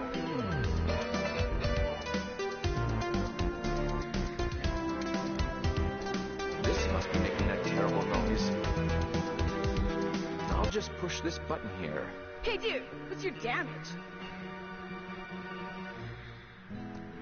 Talk to the kid. Yo dude.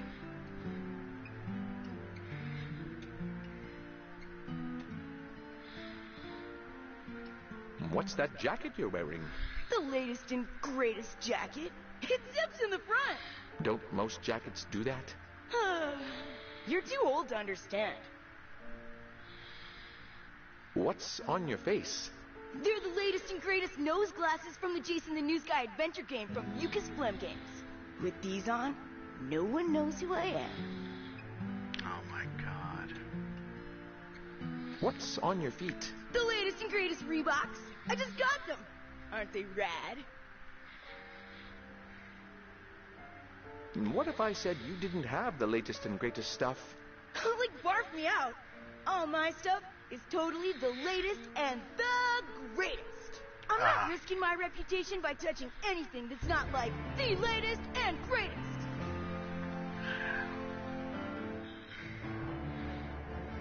Your glasses are not the latest and greatest.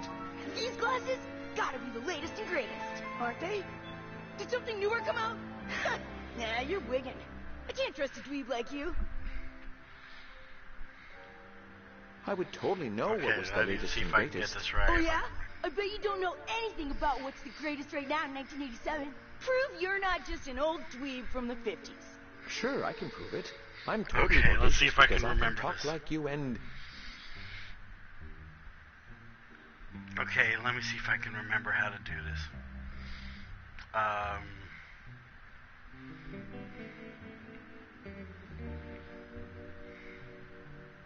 I know this gnarly dude who...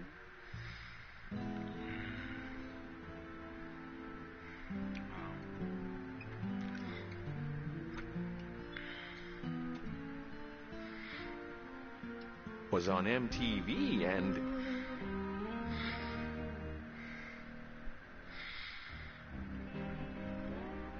Gag me with a spoon? tells me what's wicked and what'll gag me with a spoon. Whoa! Yeah, I remembered. I can't believe you know what it's like when you've got something new and sick. I'll trade you. Until then, I'm gonna rock out. Ah, don't you just love this music? Now we need to turn it off again. I'll just push this button here. Hey, dude, what's your damage? Now we need to talk to him. Dude, I'm glad I check out remembered this that. rad Dude, new I haven't pillow played this in there. a while. It's righteous. Big time righteous. I'll do you a favor and trade you. You do that for me? Oh, sick! Ooh, what do you want to trade?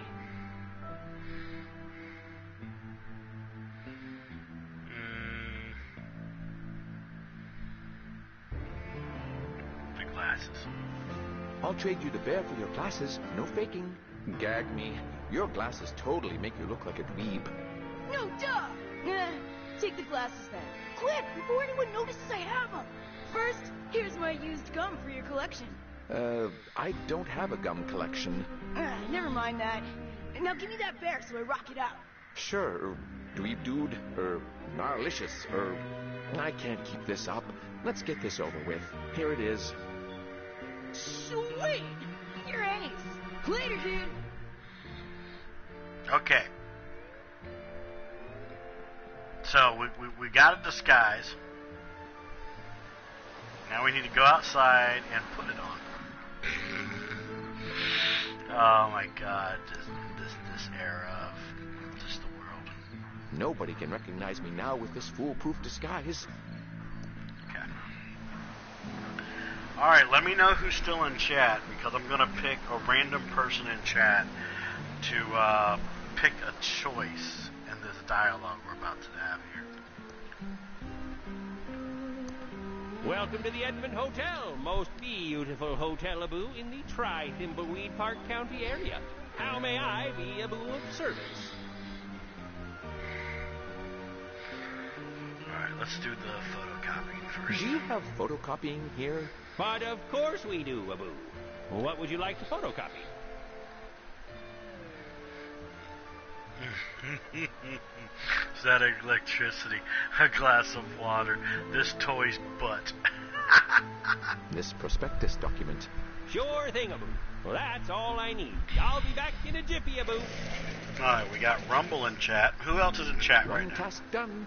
Now I should check into a room to prepare for the meeting. We got Darth Hat Daddy in the chat. Okay.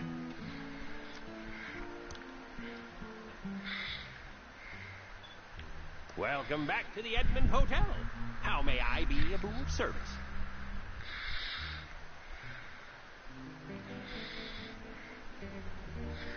I'd like to check in. Okay, sir. What's your name, a boo, for the booking? Okay. So, I'm thinking of a number between 1 and 20. Everybody that's in chat, pick a number. I'm thinking of a random number between 1 and 20.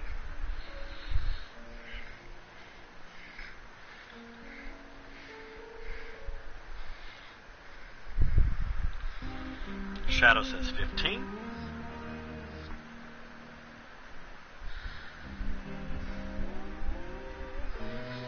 Twig says 3. Rumble says 12. Anybody else want to give a guess?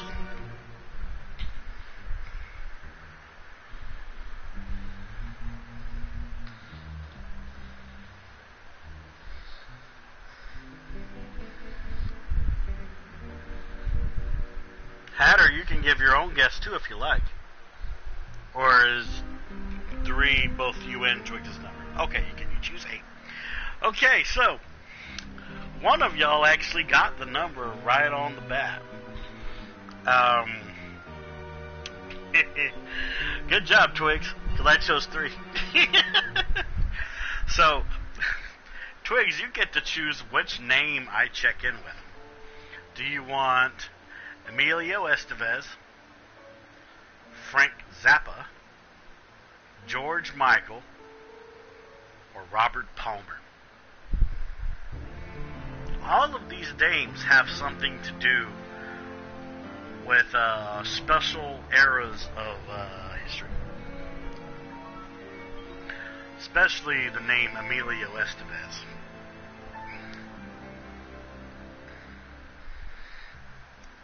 And especially Frank Zappa. You want Emilio Estevez?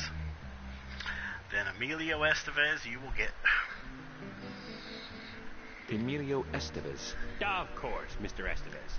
We have a lovely suite Abu for you on the 11th floor. Your suite has been fitted with the new state-of-the-art Abu Hotel Tron 3000. It's such new technology, Abu, that we're still fitting out the rooms on the 10th floor. How else may I be Abu of service? Is there any surveillance in the hotel? No, certainly not, Mr. Estevez. Whoa, we have our state-of-the-art Abu Hotel Tron 3000 system, which creates a VHS video of your entire stay with us. Sounds like surveillance to me. How? Sounds like a porn tape to me. For just $19.99, you get a unique record of your trip highlights to share with friends Abu back home. It's such a new system that we're still installing it on the 10th Abu floor. Since you won't want to miss a second of your amazing Abu stay here, we recommend that guests do not visit the 10th floor. I'm going to look at your beautiful lobby. Goodbye. Have a nice evening, Abu. Okay. So now, the to-do list. We need to go to our hotel room, but there's going to be a catch. What is our hotel room key? Which random one they get? Okay, they gave It's the us key card for my room. 11-6. Okay.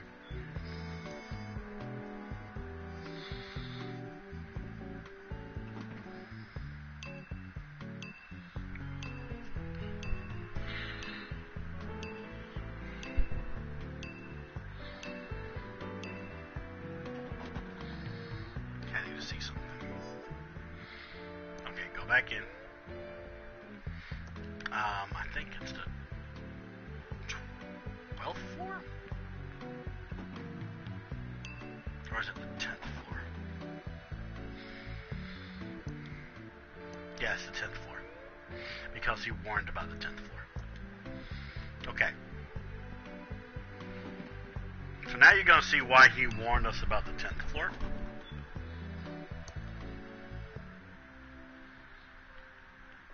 It's because it's basically like a staging area. Because all of the rooms, well, not the ones on the 10th floor, but all the other actual available rooms have a giant camera pointed at your bed, which, as the manager said, for $20, you get paid highlights of what you did in your room. Hence why I gave off the impression, oh, it's like a porn tape. But we're gonna take It's this. a photo of a perfectly clean standard room. That we are going to take this standard room photo. And I believe in hard mode there'd be 2 different photos, which one of them, of course, being wrong. Okay, so now we go to the elevator. We go to 11th floor. 11th floor, room 6.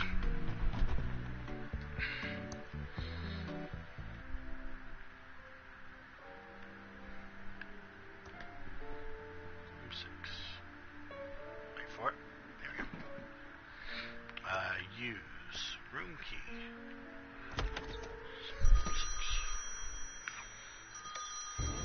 Cutscene.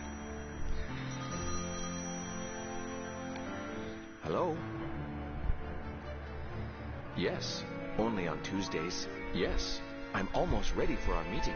I've just got to wrap up a couple more things. I'll call you back when I'm ready. What's that monstrosity? A Hoteltron. Chuck must have had them installed recently. I'll have to find a way to stop it recording my meeting. And this is where it gets funny. Use gum with Hotel 3000. And we got a photo of the same exact room, just with no camera. Waiting. What was that? I guess it was nothing. Looks like the Tron machines are working perfectly. No reaction. Perfect. Now Chuck will have no idea what I do in my meeting. I'm finally ready for that meeting. Better give the investors a call to let them know they can come up. Alright, use phone. You can come up to my room now. I'm ready. Here we go. Back to being plain old Franklin. That was quick. Oh, it's you. How did you know I was here?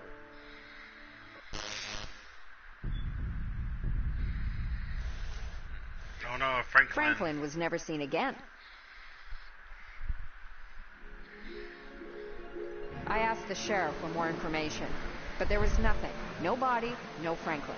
Some of the more superstitious types claim he's haunting this hotel, but those of us dedicated to fact-finding know that must be poppycock. That's an interesting story. But you didn't answer my original question. Why are you here? I see I can't fool you. If you ever want to switch professions, we need reporters like you.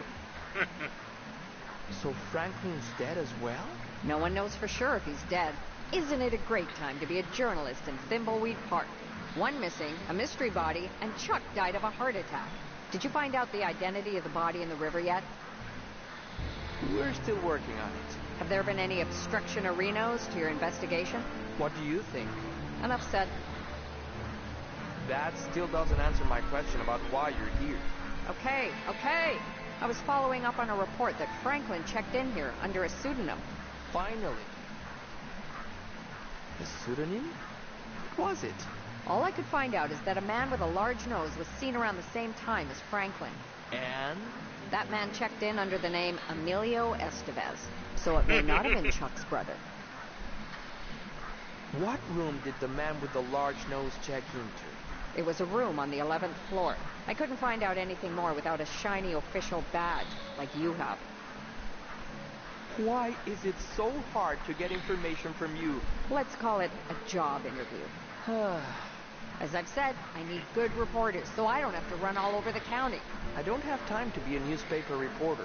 Fair enough, but you know where to find me. What's new in the news? Just a bunch of reports about paranormal activity here at the hotel. I don't give them much credence. Thanks for all the information. See you later. If you find out anything publishable, stop by the Nickel to let me know.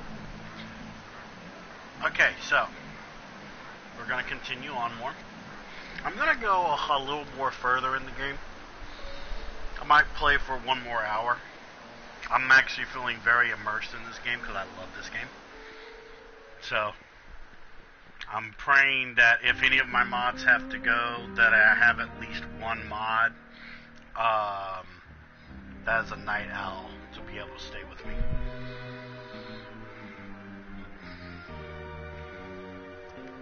So here we go. Welcome to the Edmond Hotel, most beautiful hotel-a-boo in the Thimbleweed Park County area.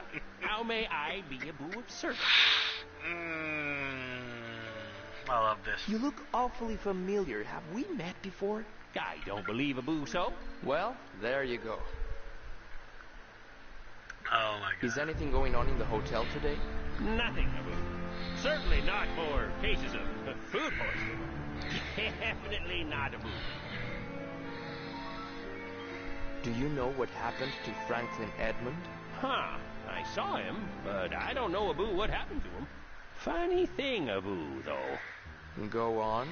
That same day, a man with a large nose, a boo, checked in and then disappeared. You don't say. That is an odd-Reno coincidence. What room did he check into? Oh, let me see, Abu, now. It was a Mr. Emilio Estevez. Yes. He checked into a room, Abu, on the 11th floor. I'd like that room key for our investigation. I'm not sure I should do that without a warrant, Abu.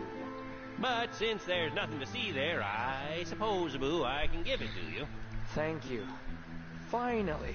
How else may I be Abu of service? I'm going to check out your beautiful lobby. Goodbye. Have a nice evening, Abu.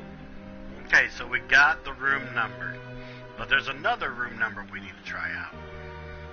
Which is 10, floor 10, room 4.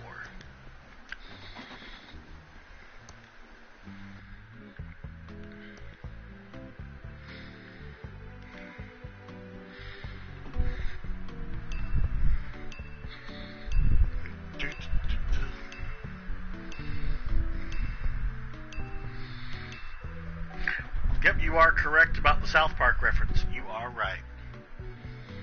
Good job, Shadow. I was wondering if you were going to catch that.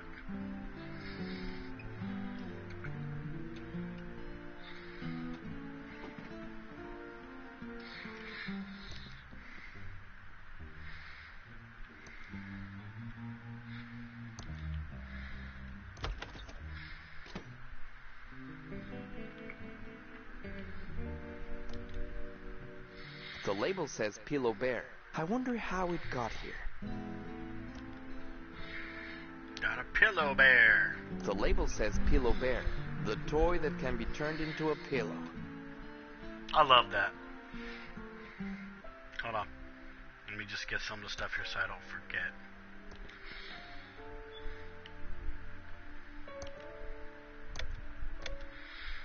Let me turn the light on here. Where's the switch? There's the switch. Okay. First off, I'm going to save.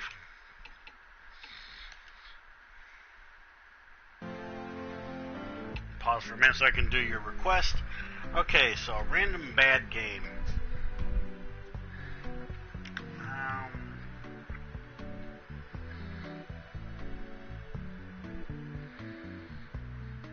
Actually, speaking of South Park, there was a South Park game that came out for PlayStation 1,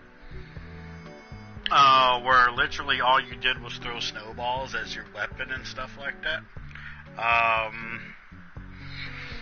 It had some of the worst controls for a game that was similar to a first-person shooter. It was a first-person shooter, but it wasn't because you didn't use a gun. You threw snowballs. I don't remember the name of the fucking game, but I know it was a South Park game, and I had it for PS1, and its controls were absolutely terrible. It was almost deemed unplayable for me when I was younger because of the controls. But yeah, that's a really bad game right there. Some of the best South Park games, Stick of Truth and Fractured Butthole. Which one day I actually want to do a review on both of those games on my YouTube channel. I just don't have an editor that would help me out with that. I have an editor to help me with stuff with movie reviews, but not one with gaming reviews, because it would require some different stuff for me to need for the review. Plus, I stopped doing OnyxTheGamingMachine gaming reviews a long time ago. But I wouldn't mind doing special reviews again. It's just, that's the type of content where it would be really hard for me to do it by myself. But I would love to do a review on the Stick of Truth and Fractured Butthole, because they both are amazing games, but they have different aspects to them that make them like yin and yangs. Yeah, it's literally called Fractured Butthole. Yeah, it's a name fuck thing. Like, for example, Stick of Truth had a really great battle system and had a cool story.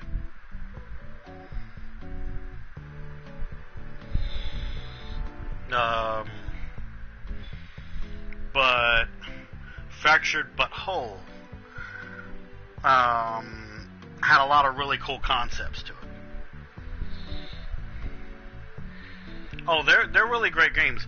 I won't spoil it for you, but I'll tell you this.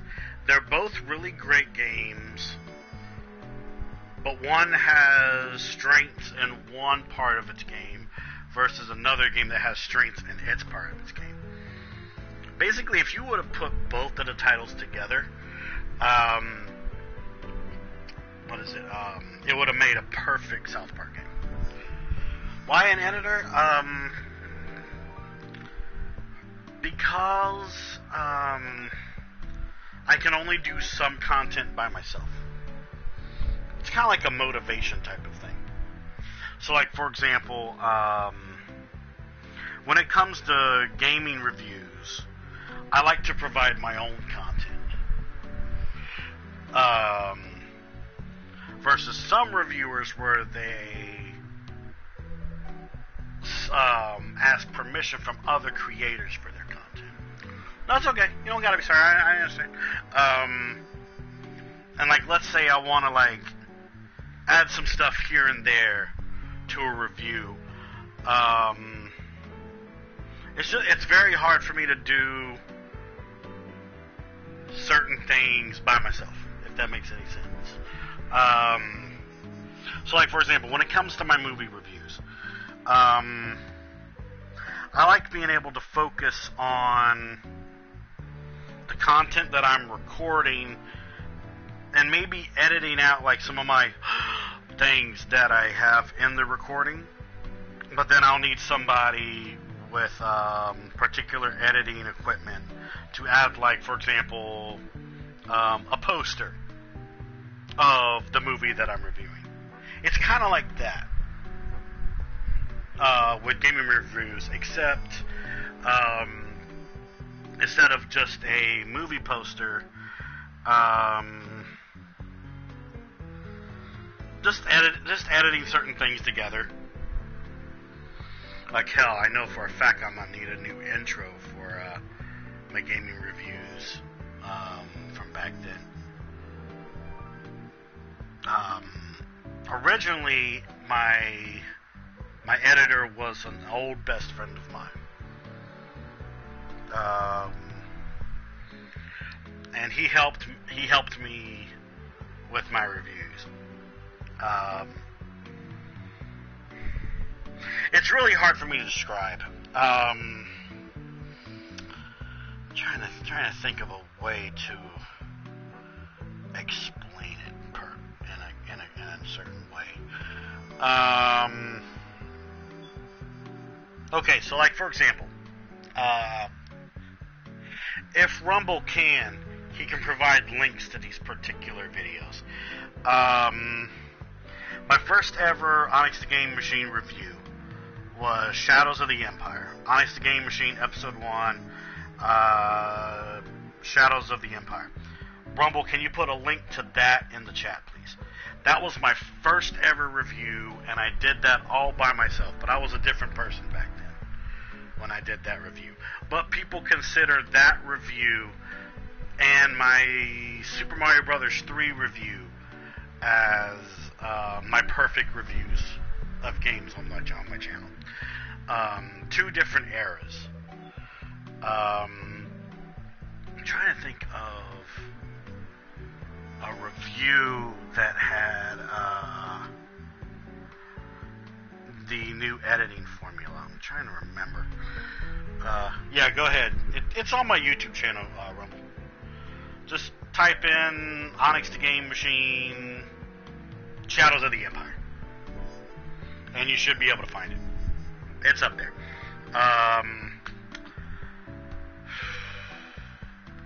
What was one that had the new editing formula? The only one I can think of is Far Cry 3 Blood Dragon. I think that was one. At least I think so. It's been a long time since I looked at my old videos of that series.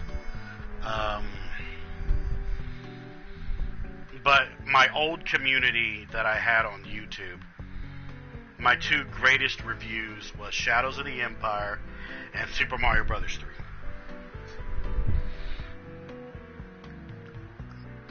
And then basically the reason why I had to stop doing reviews was because of the algorithm change that happened with YouTube. It was very hard for me to pump out OnyxTheGamingMachine episodes while having a streaming schedule. It was taking a lot out of me.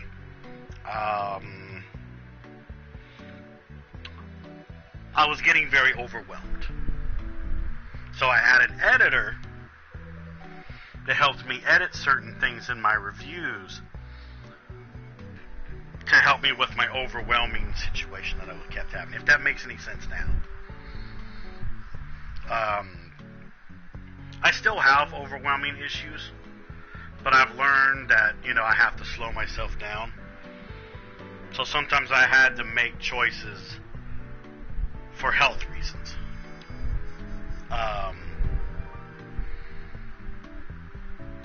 So yeah, basically there's that. Because let's see, I had a thumbnail maker and I had an editor. Oh my god, I actually sometimes miss my thumbnail maker. But who knows what happened to him? He kind of fell off the face of the earth. And my original editor was a old ex-best friend of mine. And we don't talk anymore. So there's that. But anyways, oh, thank you, Rumble. Oh, you found the playlist itself. Cool. Yeah, when you look at the playlist, you'll notice that some of my reviews were very lackluster. That was either because of health problems I was having, and we'll call it community YouTube standards. We'll call it that. But in my opinion, I think my two best reviews was Shadows of the Empire and Super Mario Bros. 3. Because those are also my two favorites. But anyways, back to the game. Back to the game. Alright, so, we got a passport. It's a German passport for Boris Schultz. Okay, so we got that.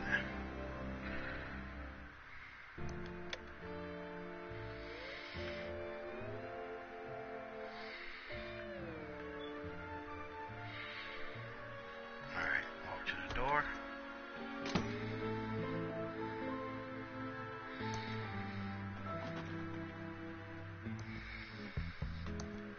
Okay, so remember how the manager was like, you can't go to the personal suites? I'll show you why. That's weird. I swear I pushed the penthouse button. Must be broken. Kinda. But also, the OnyxTheGamingMachine series was a very older version of myself. I've come a long way since I devoted myself as a streamer versus doing uploads. I've come a long way. So there's that. The kid's gone. Okay. I wonder if the game has still. It's going to stop me from leaving. Yep, it is. I'm not going through while it's spinning like that.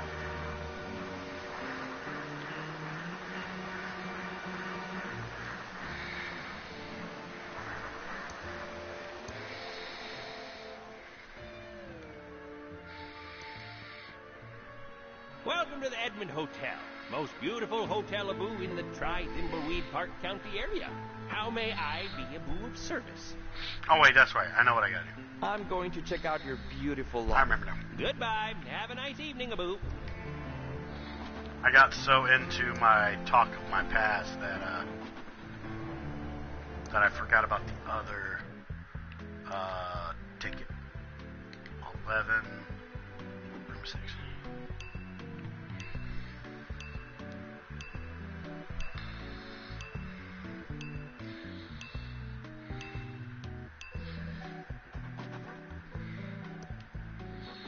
Damn it, walk out the door.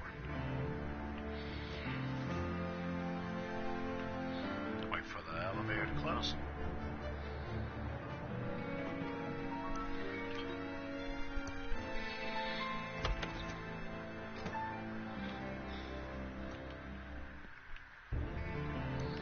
That gum appears to be the only evidence that Franklin was ever in this room. Can I pick up the gun? I'm always wondering if I could.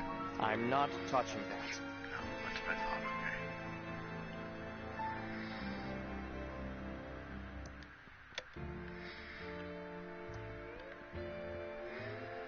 Yeah, whomever it was really cleaned it in here.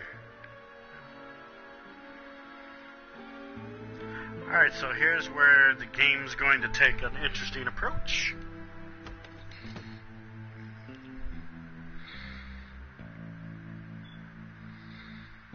Ghost, Franklin! What was all that about? Why couldn't they see me? I'm dead? Well, I guess that's probably what I deserve. About time you joined us in the land of the almost dead. Who are you? I'm Xavier, the head ghost, and I'm in charge of the ghosts. I run a tight ship. Everyone must pull their weight or face the penalties. What do you mean, pull their weight? Don't ask. Time to update the schedule for everyone to follow. Clara, you're on elevator duty. Don't let anyone get to the penthouse. I was just on elevator duty. No arguing. Now, Virgil, keep up the good work on front door duty. Don't let anyone in or out of the hotel. It's about time the living started realizing who's really in charge around here. That doesn't seem right. That's irrelevant. New ghost, you're going to scare at least one person who tries to use the drinking fountain in the lobby. Okay? Everyone to work. What are you waiting for, Clara? By the way, your brother died. Chuck's dead? When did that happen? I'm free of Chuck's tyranny. That is, I know he would have come here to tell me off if he could. I wonder why this head ghost seems so bossy. I've got to scare someone? Maybe I have special powers. You do. So here's the thing. Yeah, you have 4 playable characters. But then you have one character that's playable but not exactly playable. I need to stay focused and solve the... And that is Franklin. When I say playable but not playable, you're basically stuck in the hotel. Oh yeah, your boo-hoo list. Alright. It's a door. That tickles. Also surprisingly easy. The elevator isn't on this floor. An electrical elevator button. Maybe I've got some useful special power I can use here. Zap.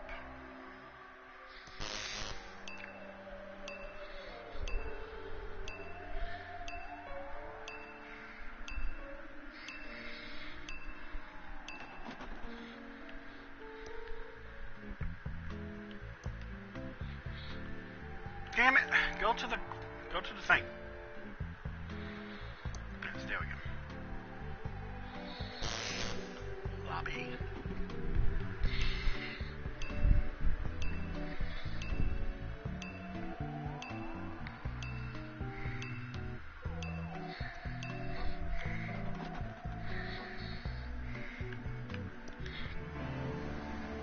Okay, so.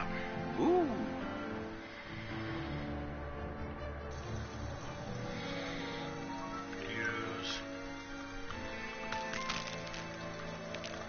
The effect would be better if someone was using it.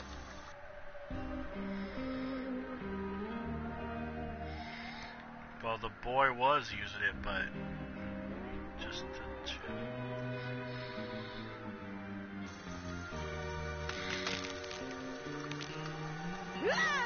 There we go.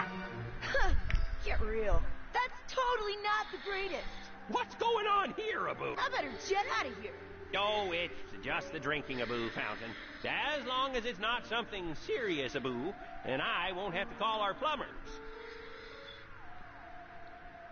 Passable. I'm surprised you had it in you. Time for another ghost meeting.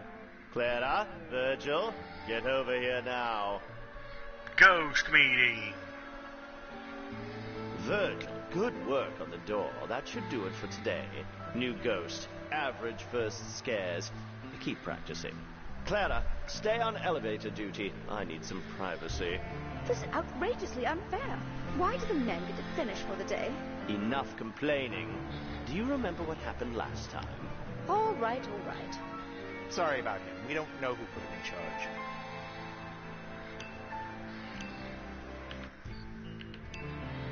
Alright, now we can get Reyes out of here.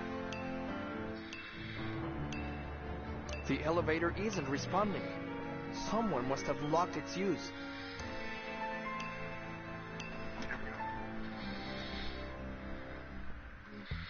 Also, if you look very carefully, you can actually see Clara right there, standing.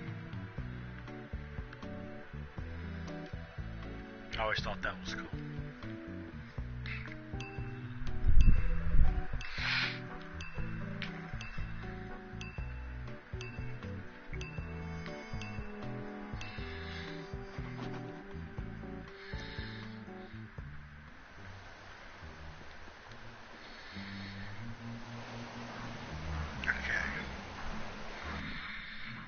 Now,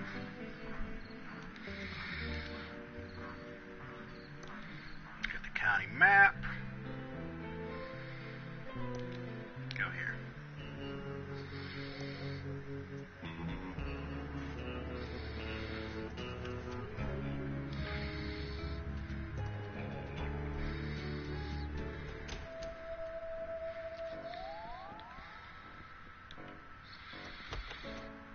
Okay, now we have the passport to go with the Facetron machine.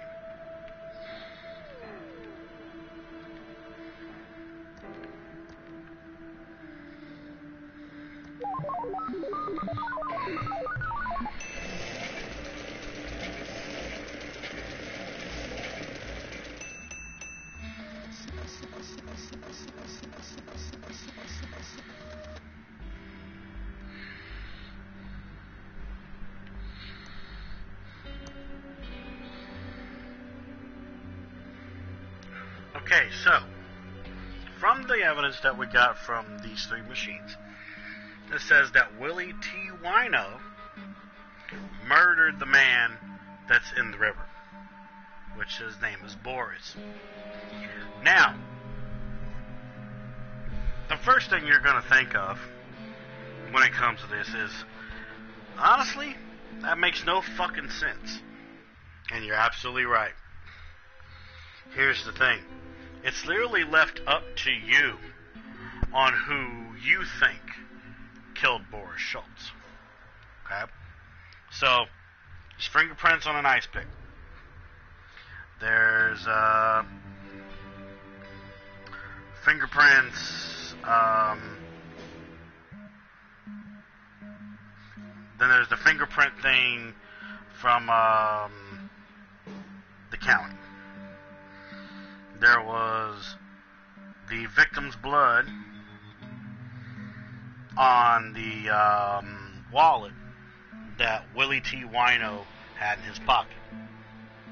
Okay? And of course now we can match up the faces of the person in the river with the person that checked into the hotel in Thimbleweed. Now here's the thing, yes, Willie was at that crime scene, but was it Willie? We're honestly we never find out. But you already know it wasn't Willie. He was too fucking drunk. and he found a wallet, picked it up, had money, he went to go get even more drugs. Now, we already know that Willie did not like Chuck, okay? Because he was like, Chuck ruined my life, and things like that. He said that in the beginning of the game when he was drinking his whiskey, okay? But the thing is, technically, you never truly know who killed the man in the river. Just like technically, you never find out who killed Franklin. I mean, I have my theories on who killed Franklin. And it kind of makes a little bit of sense, but it doesn't at the same time.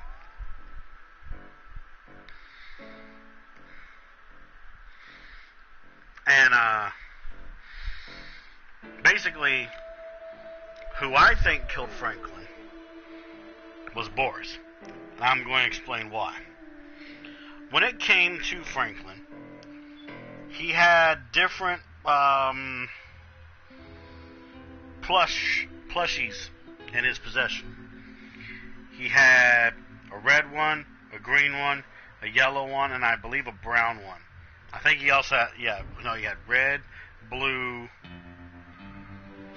I think green, and brown. So there's that. There was a blue in one of the rooms that you went into in the hotel. But here's the thing. How did Boris get his hands on a plush from Pillowtronics when it was still a prototype? The label says Pillow Bear, the toy that can be turned into a pillow. Yeah. This is what you found in, and I think, this was in Boris's room. But like I said, there's just certain things in this game that don't make any sense. But it's supposed to not make any sense. That's just the cliche of the game. So now, we can finish part of the game.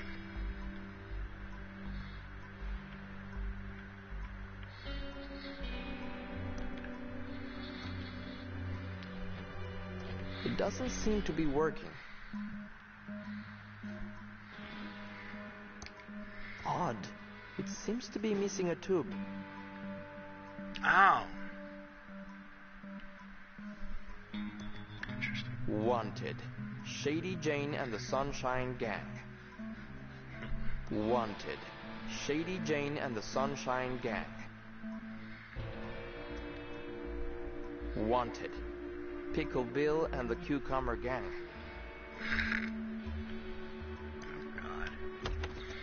Oh, God.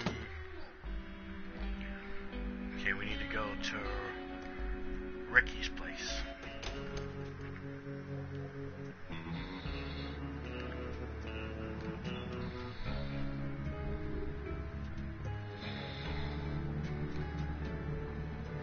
Wait a minute.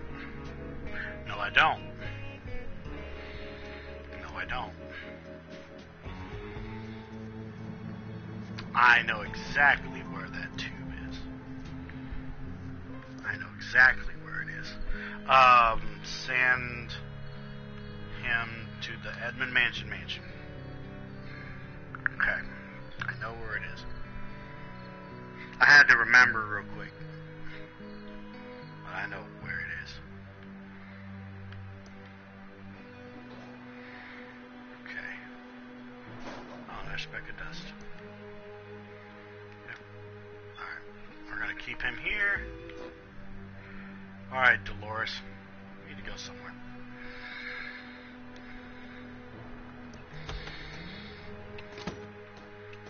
I know where it is.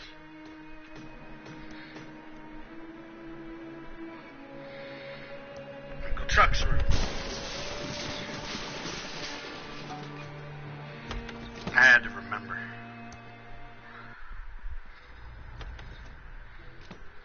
It feels lonely without Uncle Chuck around.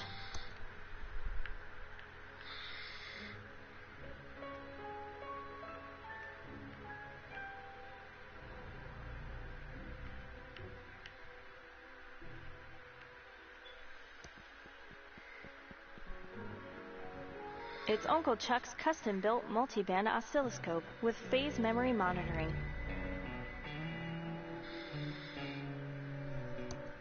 Too bad Uncle Chuck never finished working on him.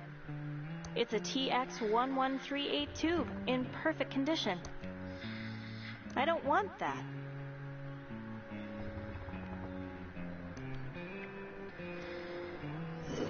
That's the one I I don't know why Uncle Chuck never let me touch this junk. Nothing here of value. need. Oh yeah, I need to save real quick. Because there is a way, there's a secret thing that you can do in this game. And I found it. Okay, so, you know how in the beginning of the game, you were talking to the Pigeon Sisters, and one of the things you were able to ask with Agent Ray was, do I need to save your game? And, it said, no, there's no way to die in this game and stuff. Actually, there is. I'm going to show you. It's a strange device with a red button.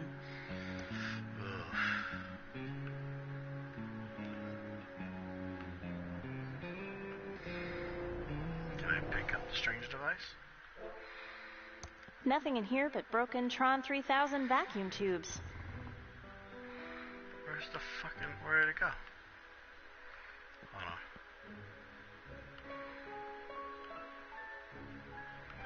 Where did it go? Damn it. So hard to see certain things here.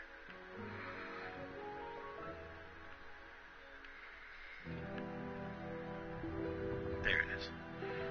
Okay. Pick up.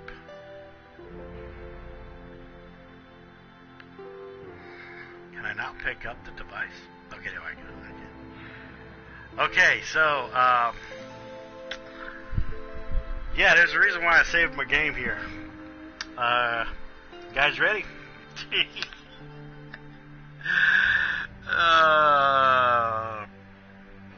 Here we go. I don't think I should use this. It says it's dangerous. I know. It says Philips dangerous device, and it has a red button and a speaker on it. Yep.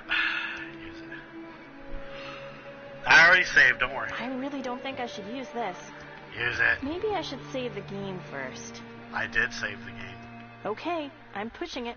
Watch this. Watch this shit. I love this.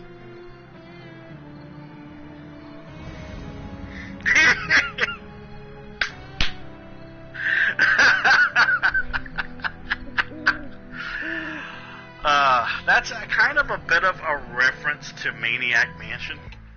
Because there's a way that you can blow up the mansion.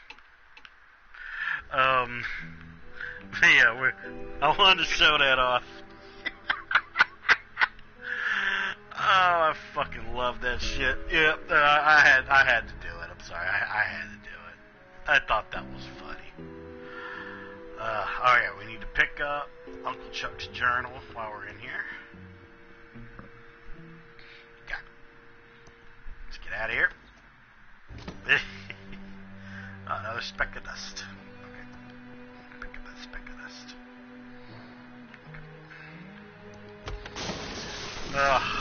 That was fun. That was fun.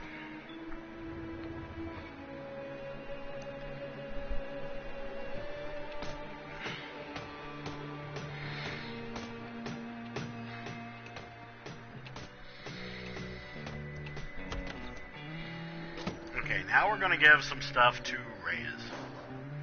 So give tube. I'm not handing this over to the feds. They wouldn't know what to do with it anyway. Oh. Okay.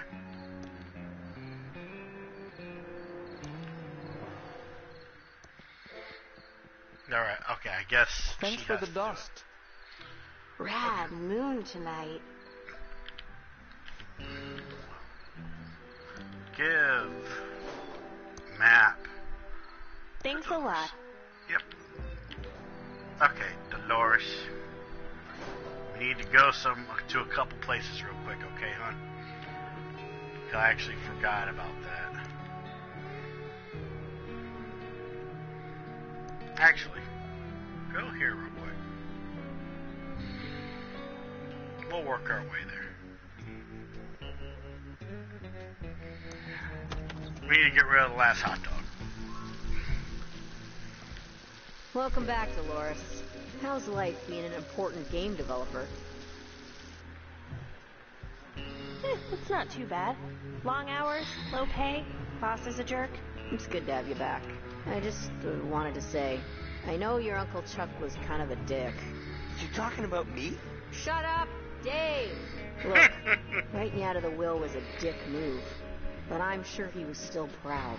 I'd like to think so. He just wasn't himself those last few years. His obsession with restarting the pillow factory, long hours in his workshop, and vanishing for days. Anyway.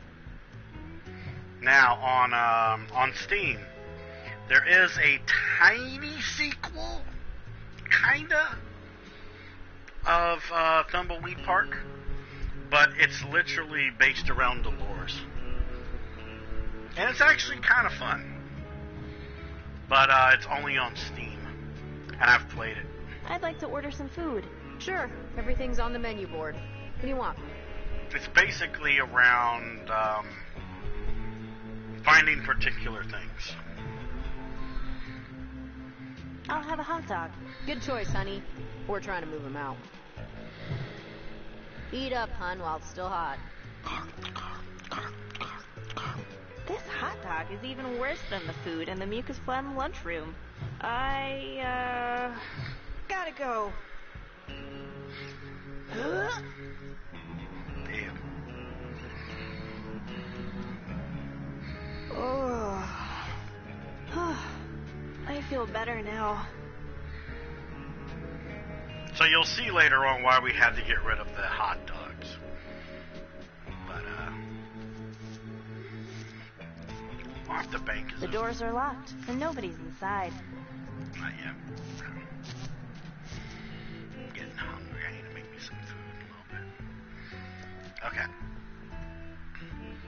So apparently you can only do this with Dolores, and I think that's kind of odd.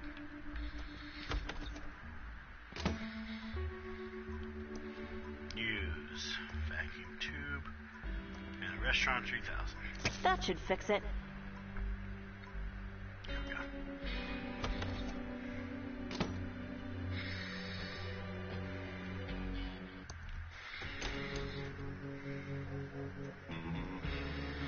I'm trying to remember if there's anything else I need to do with Dolores when I'm out. Let's send her to the occult bookshop.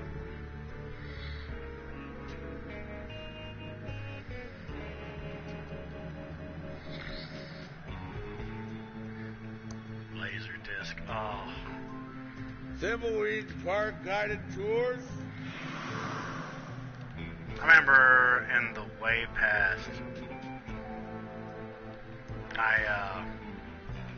I watched Back to the Future on Laserdisc. Oh man, such an amazing experience. Cast your lot before it's too late. 101 Dalmatians by C. DeVille. Cruella DeVille.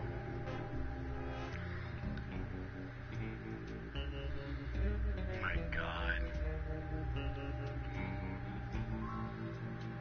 Oh my God. Yes, every single book is something. Yes, I'm not kidding.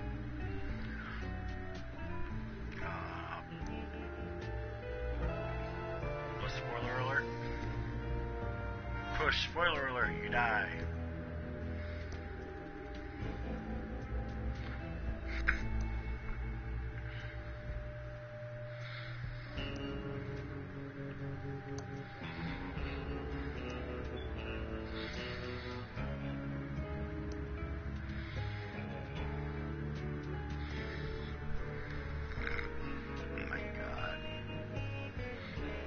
Oh God, Obamacare for witch doctors.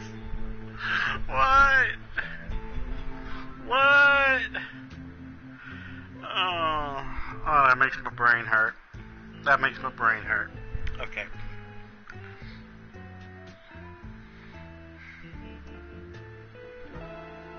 walked Wee Weesia being dead in French. Oh my god. Resurrecting dead code. Scare fat away. Beetlejuice thrice a day.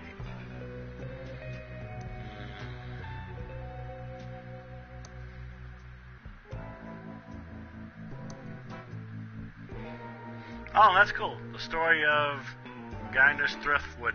That is a reference to Monkey Island. That's cool. Vampire hunting for idiots. When I killed LeChuck. Oh, man.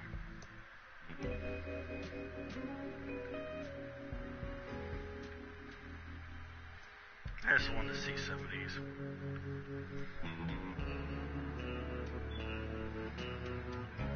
Wizard, Warlock, what's the difference?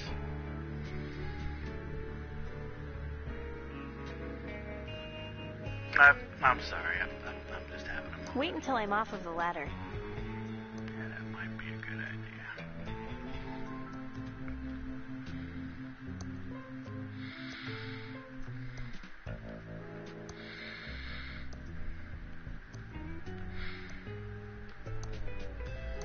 I just wanted to Ricky do this. Lee's I'm sorry. famous thimbleberry pie. I keep it for good luck.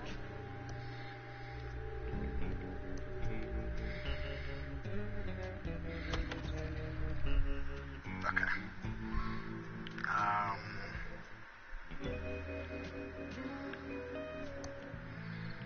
Let's send her back to the mansion.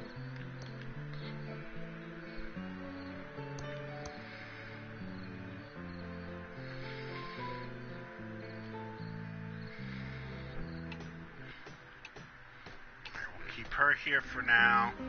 I need to stay focused and solve this murder so I can get on with my plan. Okay, I'm trying to think. Okay, let's get Reyes out of here.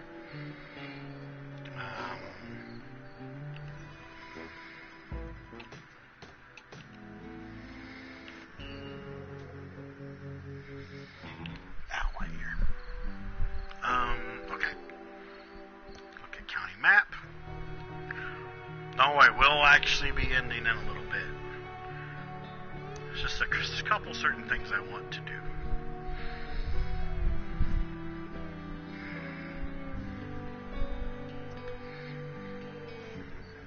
Okay. First off,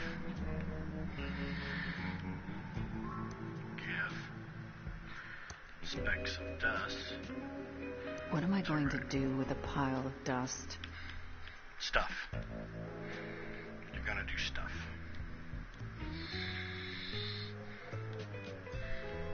Alright, now, as Reyes, we're gonna go turn in our stuff. Now that Dolores put in a new tube for us. And I'm getting hungry and I want to make me some food when I'm done streaming. Okay. So first, give blood report.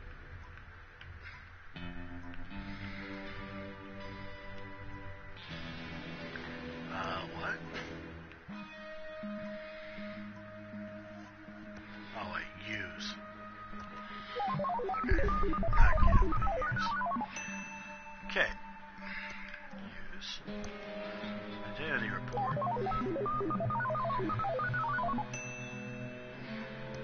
Use fingerprint report.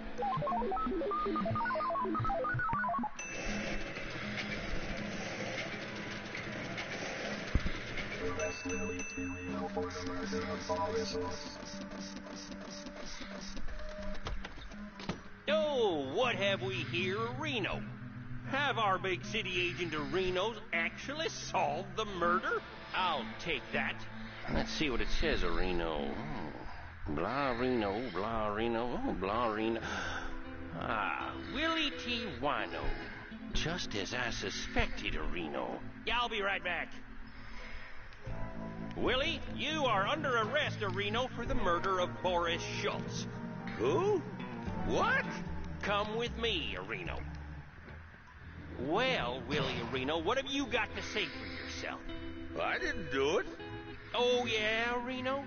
These feds will break you. You want to close this case, Reno? Have at him. Do you think we should play good cop, bad cop? What else would we play?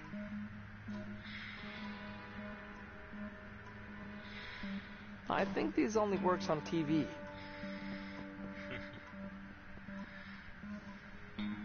I'm the This good is cop, one of my favorite parts and she's of the bad cop. You're not supposed to tell him that. Oh, not good cop, bad cop. I did it. I killed the man by the bridge just to watch him die. Oh, God. Oh, my God. Anything else you want to confess to? I love this. I also kidnapped the Lindbergh baby. Oh, my God. Hatter, if you're still here, you're going to love this. Keep talking, murder boy. I'm D.B. Cooper, and I stole all the money. Keep talking, murder boy. I'm Jack the Ripper. Keep talking, murder boy. I took the beef. He took the beef. Keep talking, murder boy. I'm the Zodiac Killer. Keep talking, murder boy. I killed Jimmy Hoffa for the mob. Oh, my God. Keep talking, murder boy. I was the mastermind behind the Amsterdam diamond heist. Keep talking, murder boy. I left the toilet seat up. You monster.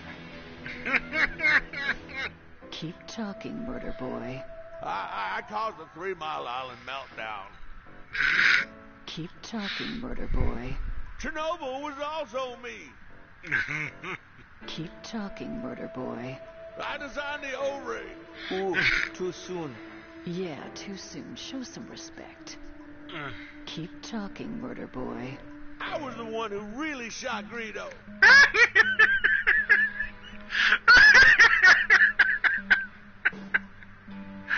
Oh my God, that's my favorite one. Keep talking, murder boy. I was the shooter on the grassy knoll. Keep talking, murder boy. I was Amelia Earhart's unlicensed airplane mechanic. Keep talking, murder boy. Nope, I think that about covers it. Damn. I think we have enough to lock you up for life. You're going to the big house, Willie. Don't mess with the feds.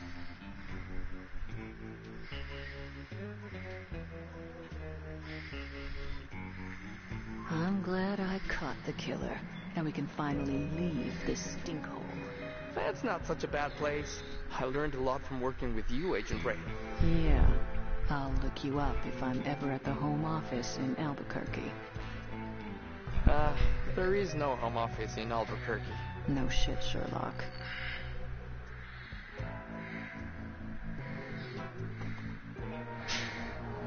Just keep watching. Just keep watching.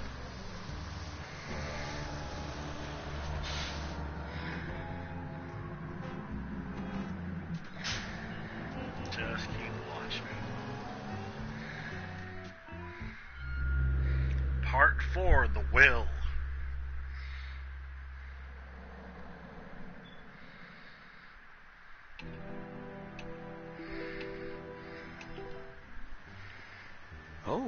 Oh, I'm, really dead.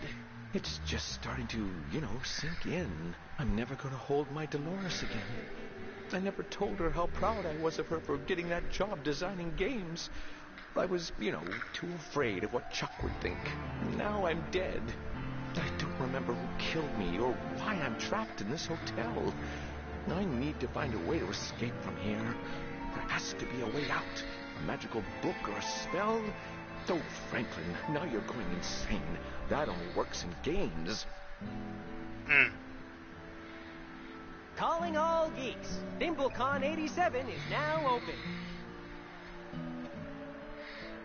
Okay, ThimbleCon. I can't believe I got over again. What did I do to deserve this treatment? All I wanted to do was entertain people and make them laugh at the stupidity of stupid people. I feel like there's a lesson in all of this, but you, I'm Ransom the Clown. It's all that Franklin's fault. He was gonna talk to Chuck about putting my new high-tech Ransom the Clown licensed dolls into production at the old pillow factory. Then he flaked out. He's probably in Mexico skinny dipping with my ex-wife. Okay, I need to break into that pillow factory. Hello, Badger. How are you doing? The Clown doll is still in there. I'm actually going to be ending in a few minutes. Depends on it. You. There's a couple things I want to do with Ransom here.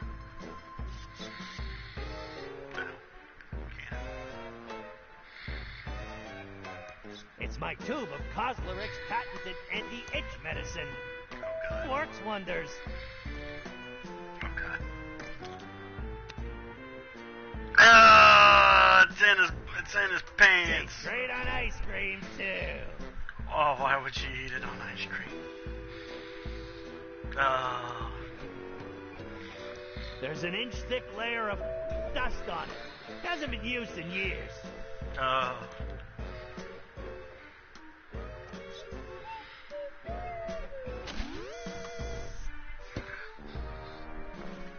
Snake in a box.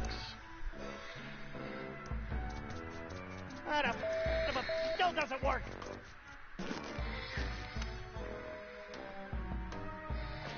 Well, at least I tried.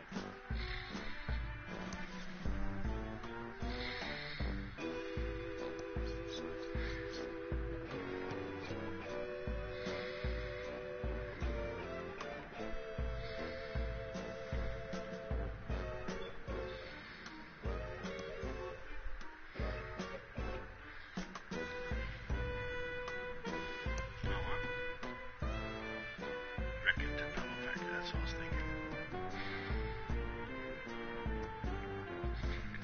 Alright, we need to send Ransom to the hotel. We're gonna keep Ransom here.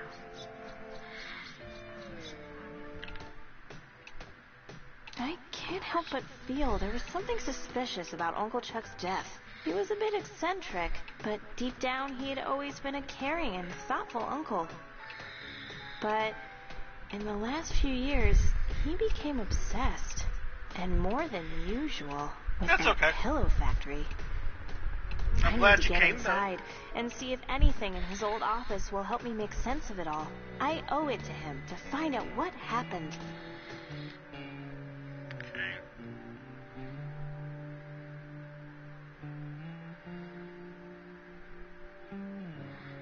I guess I can talk to Lenore while I'm using Dolores, I guess. Diggin'! Diggin'! Yeah, I'm gonna have to make me something to eat after stream. I'm getting real hungry. Let me talk to Lenore. Okay, we got off on the wrong foot. Let's try again.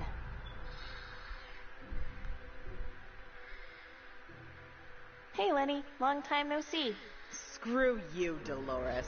You know I hate it when you call me that. If you just came here to piss me off, then leave. Because we both know there's not a snowball's chance you were left anything good in the will. Also, have you called the stupid lawyer yet? I want to get the will read and see how little Uncle Chuck left you. Would it kill you to help out a little? I wasn't the one who abandoned the family. I was always there for Uncle Chuck. So it's time for you to finally lift a finger and help out. Oh, gag me. All you were ever there for was a handout from Uncle Chuck. Oh, Dolores, I won't shed one tear for you when the will is read and Uncle Chuck left everything to me.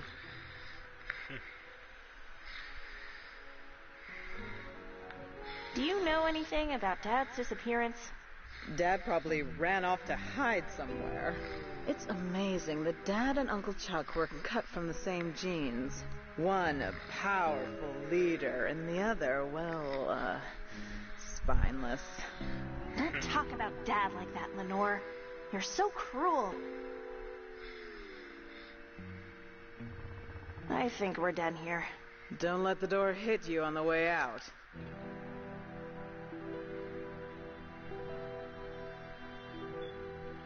Okay.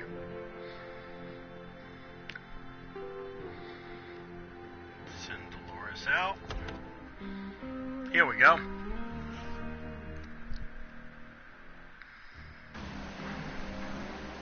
Here goes nothing.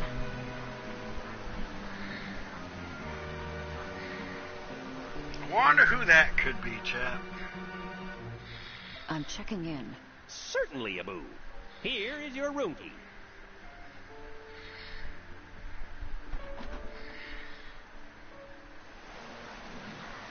Not long now. Wonder who that could be. I'd like to check in, please. Certainly, Abu.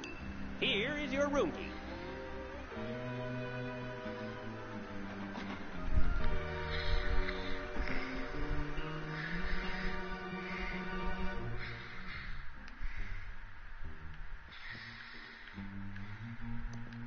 You have one new message.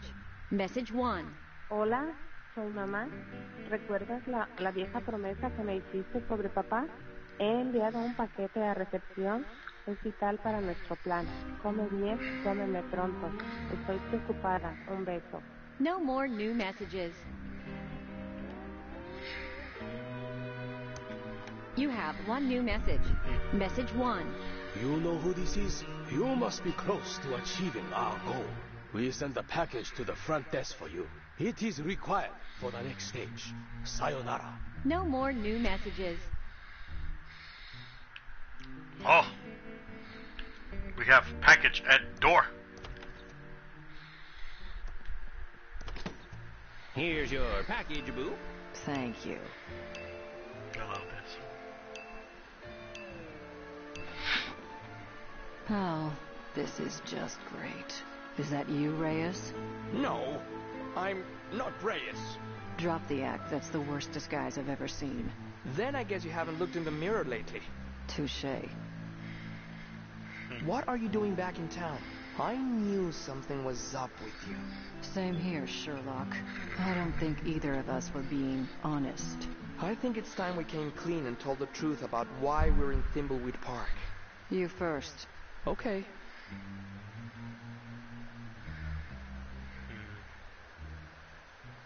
I'm investigating the old pillow factory fire that killed my father. I was wondering why you kept asking about the fire. I figured it was just some perverted pyro fetish. My father was a security guard there. How old were you? I was only 5.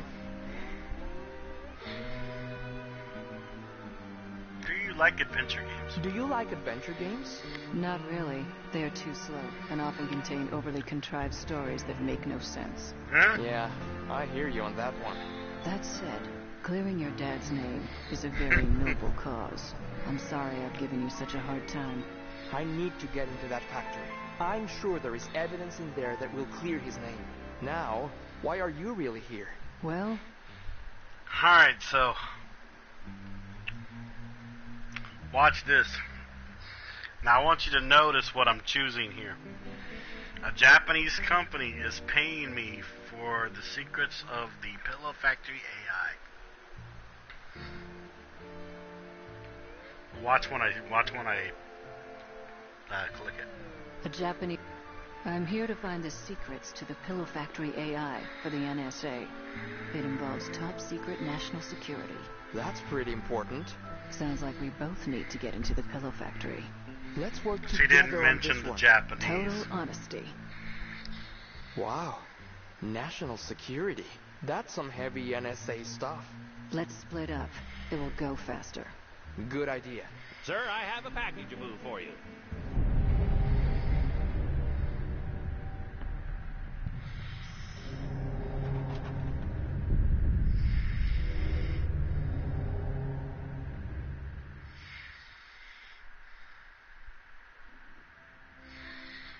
Alright, so let's look in the package. It's addressed to me. I've been waiting for this. Open. Yes! It's my father's watch. It's my father's old pocket watch, but it's broken, and only a professional will be able to fix it.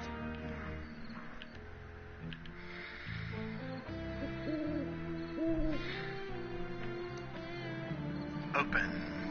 Perfect. It's a special tool for a special use. It's a very strange-looking tool.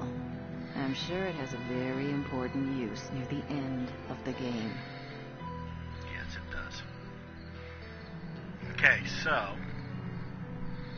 let me see where I want to put Ray.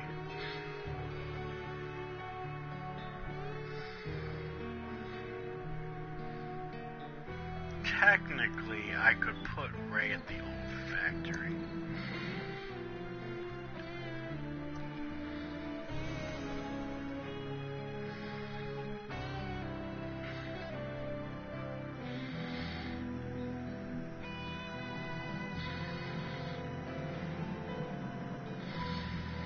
There's also a speck of dust right there.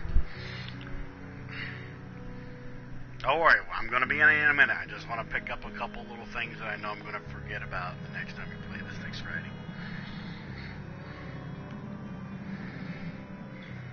Okay.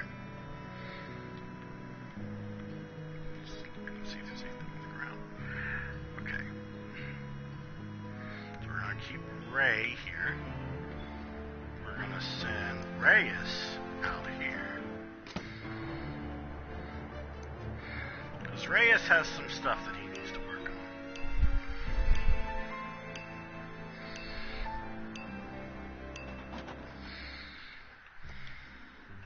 Damn it, go into the elevator. Okay. Lobby.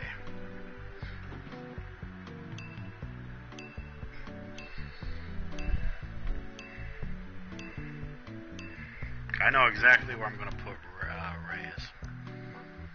But also, there is a small little speck of dust right here I want to pick up. Is there any other specks of dust that I should know about?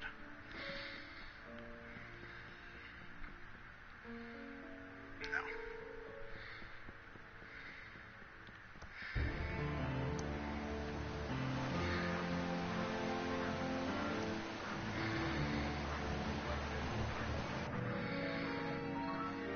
Okay. I want to put Reyes in front of here. We are going to keep Ransom there. Dolores. I guess I'll keep her. Oh, wait, that's a speck of dust right there.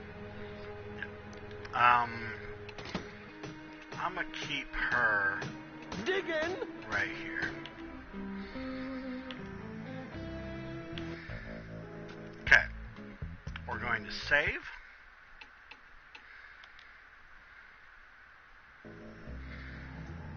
And we're going to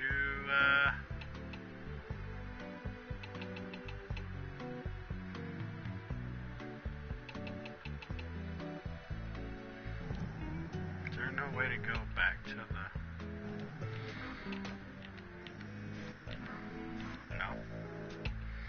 Okay, then I guess we'll just end right here. Okay, so, yeah, we're going to end right here. We'll do the rest of it next Friday for our special Retro Friday. So I want to let everybody know, thank you so much for coming. I really do appreciate it. Hope you guys had fun hanging out with me while I played this. There was a couple particular people that I recommended this game to. Hopefully I played enough of it to, tease their curiosity bubble on it. It's not even that expensive, if I'm not mistaken, but it's definitely worth both a casual playthrough and a hard playthrough. It's worth doing the whole platinum, to be honest. I remember when I was doing the platinum for this game, and it was absolutely fun. Especially, like, finding the little specks of dust.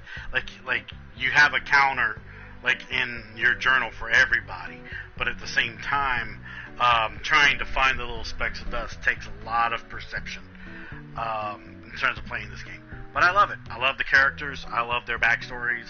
I love a lot of the cliches in the game. It's absolutely fun. But yeah, we are going to go try and do a raid and everything. I'm going to my regular chat here for a minute. So give me just a second. I'll talk about my schedule and stuff as well while I look for someone to raid. Give me a second here. Okay, we got that. Alright. Thank you so much for putting up those raid commands. Thank you very much, Shadow. I just saw that when I was pulling up my main chat. Let's see who is streaming right now. I've got an ad. I don't want to hear that. Let's see.